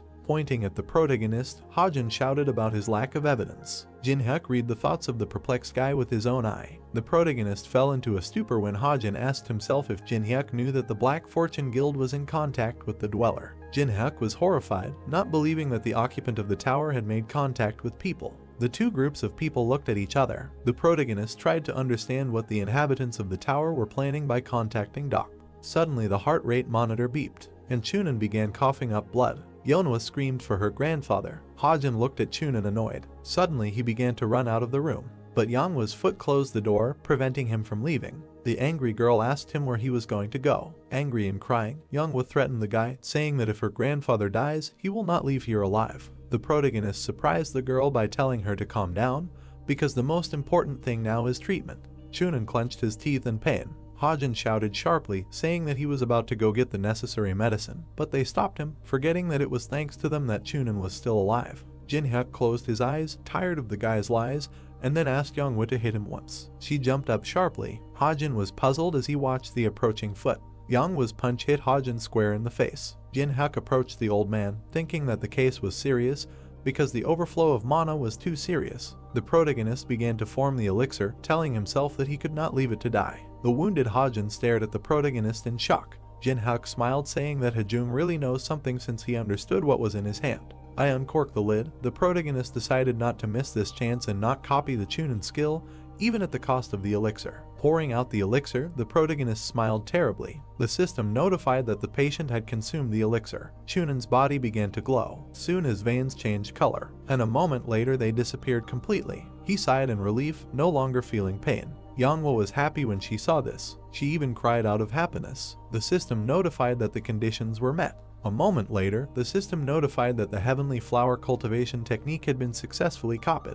Next, a system window appeared with a description of a technique that helped restore mana 30% faster. Hajin was shocked, not believing that Chunin would be cured. Opening the door, he decided to quickly leave. Suddenly, Jin-hyuk kicked him on the back. The assistants were very scared when Jin-hyuk gave them permission to go. Looking at Hajin, he told him that he would talk to him separately. After some time, Hajin was thrown into the wall. Angry, he asked the protagonist what he was going to do to him. Jin-hyuk narrowed his eyes, saying that he is not killing for simply embezzling money. He will let him go if he returns the money stolen during this time. Hajin was surprised, asking if he would really let him go after this. Jin-hyuk responded by saying that he himself would explain everything to Yeonhwa and he didn't have to worry. Hajun looked away, thinking that the whole thing was suspicious. Crackling his fingers, the protagonist asked Hajin if he stopped wanting to live. A satisfied Yeonhwa's phone screen lit up. 36.3 million won was deposited into her account. The people in the hospital were amazed. Hajin ran at full speed, glad that he was alive. Looking after Hajin, Alice told Jin-hyuk that it was not like him. He responded by ordering her to follow the guy and find out where he was in a hurry. The vampire looked at the satisfied protagonist and asked if he let the guy go on purpose. Jin-hyuk confirmed this in response. Alice looked with interest at Jin-hyuk, who said that even if they tortured ordinary servants, they could not get much information, so it was better to find out where their base and leaders were. Alice flew off after Hajin with a smile on her face. The protagonist turned away, not understanding the girl's joy. In Yeonhwa's room, the protagonist asked her to go out for a while to check how the elixir was absorbed. She agreed and left the protagonist alone. Then Jin-hyuk looked at the old man and said that everyone had left. He didn't show any reaction at first, But a moment later he opened his eye, saying that he thought he had faked it perfectly. Chunin sat down asking if his breathing gave him away. Jin-hyuk replied saying that it was not at all that. Looking at the protagonist, the old man asked for forgiveness for his deception. Sitting next to the bed, the protagonist said that he understood his wariness, because he appeared so suddenly and healed him, he would also be suspicious of himself. Chunin glanced at the protagonist. A moment later, he laughed loudly, telling the protagonist that he understood people well. Jin-hyuk, slightly worried, told Chunin that Yanghwa was worried about him, and she, who usually did not ask for help, even wrote to him. Chunin heard this and said that he seemed to be good friends with his granddaughter. The old man clenched his fist as Jin-hyuk asked for permission to make the request. Chunyoung frowned when Jin-hyuk, who had received permission, asked him what happened during the breakthrough. The old man involuntarily touched the scar. Looking at him, Chunin began his story. Then, sitting in the car, he was very scared. Looking at the rift, he didn't understand where it came from. A moment later, the monsters began to emerge from it. Even the policeman was scared at the sight of the monster. The spider attacked the frightened guy, but Chunin saved him by kicking the monster. Then he suddenly tensed up, crushing the ground. Taking a fighting stance, Chunin ordered the people to be evacuated while he dealt with the monsters. Someone stepped onto the rubble, saying that even among the people of this world there were good warriors. The man towered over Chunin, offering to play with him. A moment later, a grin appeared on his face. Chunin held the monster's head in his hand. Then he threw it aside, deciding not to be distracted. The old man frowned, realizing that he could somehow cope with the monsters. But the walking man with the blade was a problem. A moment later, he disappeared from his place. Chunin turned his head sharply. With a grin on his face, the man stood over the old man. In a second, he struck his opponent's chest. Then he landed carefully. The wounded Chunin fell to the ground. The intruder turned, looking at the old man. Touching the scar, Chunin said that this was the last thing he remembers. He had never seen a person control a sword like that in his life. Jin-hyuk looked away and began to analyze the alien's appearance. After analyzing, he suggested that the Murim forces that dominated the 21st floor began to behave extremely unpredictably. The protagonist began to stroke his jaw, thinking about the people from Murim, who made it difficult for him during the game. His eye widened. He tried to understand what these people wanted to achieve by going out into the outside world. Jin-hyuk, looking at the old man, surprised him by saying that those who attacked him were the residents of the tower. Because of them, the situation is complicated. While Yanghwa was sitting outside the door, Chunin asked Jin-hyuk how long he had known Yanghwa. The protagonist answered him by saying that it had been a long time. The old man smiled broadly, offering to arrange a wedding, but the protagonist refused him, saying that they were not in such a relationship. Closing his eyes, Chunin said that although he was not very smart, with age he began to understand many things well. Opening his eyes, he said that he began to understand people. Massaging his hand, the old man said that it takes 10,000 hours to become proficient in any field. Jin-hyuk heard this and looked at the time spent in the game. Recalling the Awakened Ones, Chunin said that the tower had only appeared a few months ago, and the Awakened Ones who were considered experts were already overrated. After which Jin-hyuk said that he stood out, he was different, as if he had been through this many times, a person with experience gained through all sorts of trials. The protagonist closed his eyes, telling the old man that he was exaggerating. He grinned and said that even being modest, he could not hide anything from the fact that he was a master of his craft. Placing his hand to his chest, Chunin said that he wanted to repay the one who saved his life. Jin-hyuk grinned as he received the gratitude of Korea's most prestigious martial artist, after which he asked if he could ask for anything. Chunin smiled, telling him not to worry and to talk. Soon the protagonist came out to Yanghwa. She immediately turned around, starting to ask about her grandfather's condition. The protagonist answered her by saying that the elixir entered the body and began to act, and in a few days the grandfather would be healthy. The girl scratched her head, asking how she could return the favor. Jin-hyuk grinned, saying that grandfather had fully compensated for the losses. Chunin smiled, pleased. Tears were streaming down his face. He never thought that Jin-hyuk would ask for this. At this time, the elevator reached the 101st floor. Jin-hyuk entered his room. He smiled as he approached the window. While in a luxury skyscraper, Jin-hyuk said that the money was always good. The protagonist called for lunch on the phone. Soon the food cart arrived at his room. He carefully cut off a piece of steak, and he put it in his mouth. A moment later, he was happy to enjoy the taste of steak, but just a few months ago he ate whatever he had, often ramen. Alice, who was lying on the sofa, said that he ate too deliciously. But a moment later she was looking at the TV, which was broadcasting a program through the Tower of Tests. Their guest was Yoon-seok, a ranker from the Tangun Guild, considered the strongest in Korea. Sitting on the sofa, the girl asked Yoon-seok what was the key moment in conquering the tower. He answered by saying that the most important thing was to become stronger as quickly as possible. Pointing to the girl, the guy said that there are two methods for this. The first is to simply raise the level of skills in your level. Alice looked sadly at the TV while listening to Yoonseok say that the second method was coins.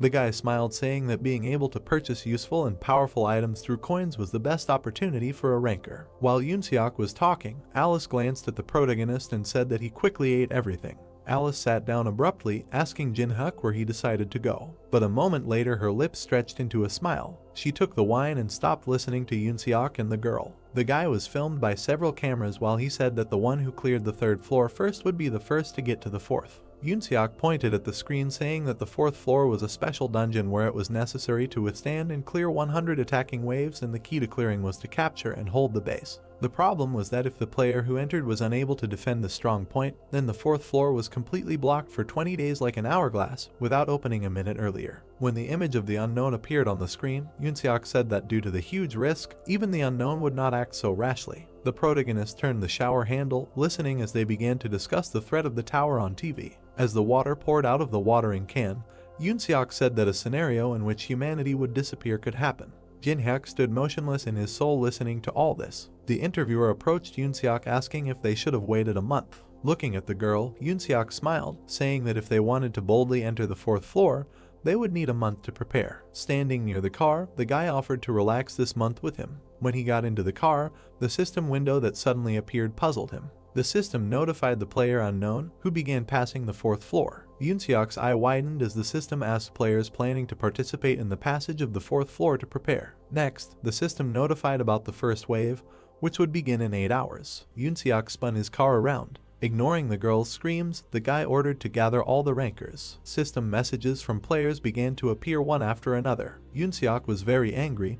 They were completely unprepared, and there were only 8 hours left. While driving in the car, he asked himself what the unknown was thinking about when he did this. At the same time, the protagonist, who was sleeping together with Alice, opened his eyes. Stretching, he said that he slept well. Getting up, the protagonist told Alice that it was time to move out. The system notified that 1 hour 37 minutes 51 seconds remained before the start of the first wave. The fourth floor of the challenge tower consisted of 100 waves consisting of regular and special zombies. Players could clear them in 2 ways. The first was to prepare various towers for defense, or you could choose a base where you could effectively hold the defense. Upon entering the fourth floor, the protagonist immediately received a system notification that he was the first player to enter. Walking around the city, the protagonist said that it was creepy here. The system notified him of 20 minutes after which players would be able to get here. Looking at the destroyed city, the protagonist decided to hurry up because he only had 20 minutes. First, he arrived at the World Cup Stadium. When the protagonist touched the pillar, the system notified that the right to install a base had been used. Soon a flag appeared over the stadium,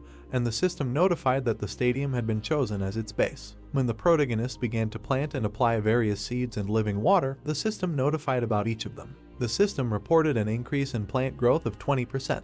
At this time, the players had already gathered in the starting area. Looking at them, Jin-hyuk realized that all the famous guilds had sent their players. He flinched when he was called. Taemin and Yonghwa were his names. Teresa also greeted the protagonist. Suddenly, Taemin and Yonghwa were shocked by Teresa's treatment. Jin-hyuk came down to them asking for forgiveness for being in a hurry. Taemin and Teresa immediately said that there was no need to apologize. Teresa turned away and embarrassedly said that it would be better to be with Jin-hyuk. Some people began to discuss the protagonist's group. Jin-hyuk smiled and asked if everyone was well prepared. Yonghwa and Taemin expressed their doubts due to the strength of their opponents. The protagonist grinned, saying that if it was easy, it wouldn't be fun at all, so he specifically chose the stadium as a base. Yonghwa and Taemin were horrified by his words, realizing that 100 people were needed to hold such territory. Teresa looked at the embittered couple and the protagonist with puzzlement. After hearing Yonghwa call the protagonist a masochist, the shy Teresa asked if Jin-hyuk was a pervert. But she did not receive an answer. The dissatisfied screams of Yonghwa were only heard in the creepy city. Teresa approached Jin-hyuk asking permission to ask him something. Spreading her fingers, the girl said that at least 5 people were needed to protect the base. She then pointed at Yonghwa and Taemin, saying that there were only 4 of them and it was strange. The protagonist closed his eyes, saying that soon the 5th would come to them.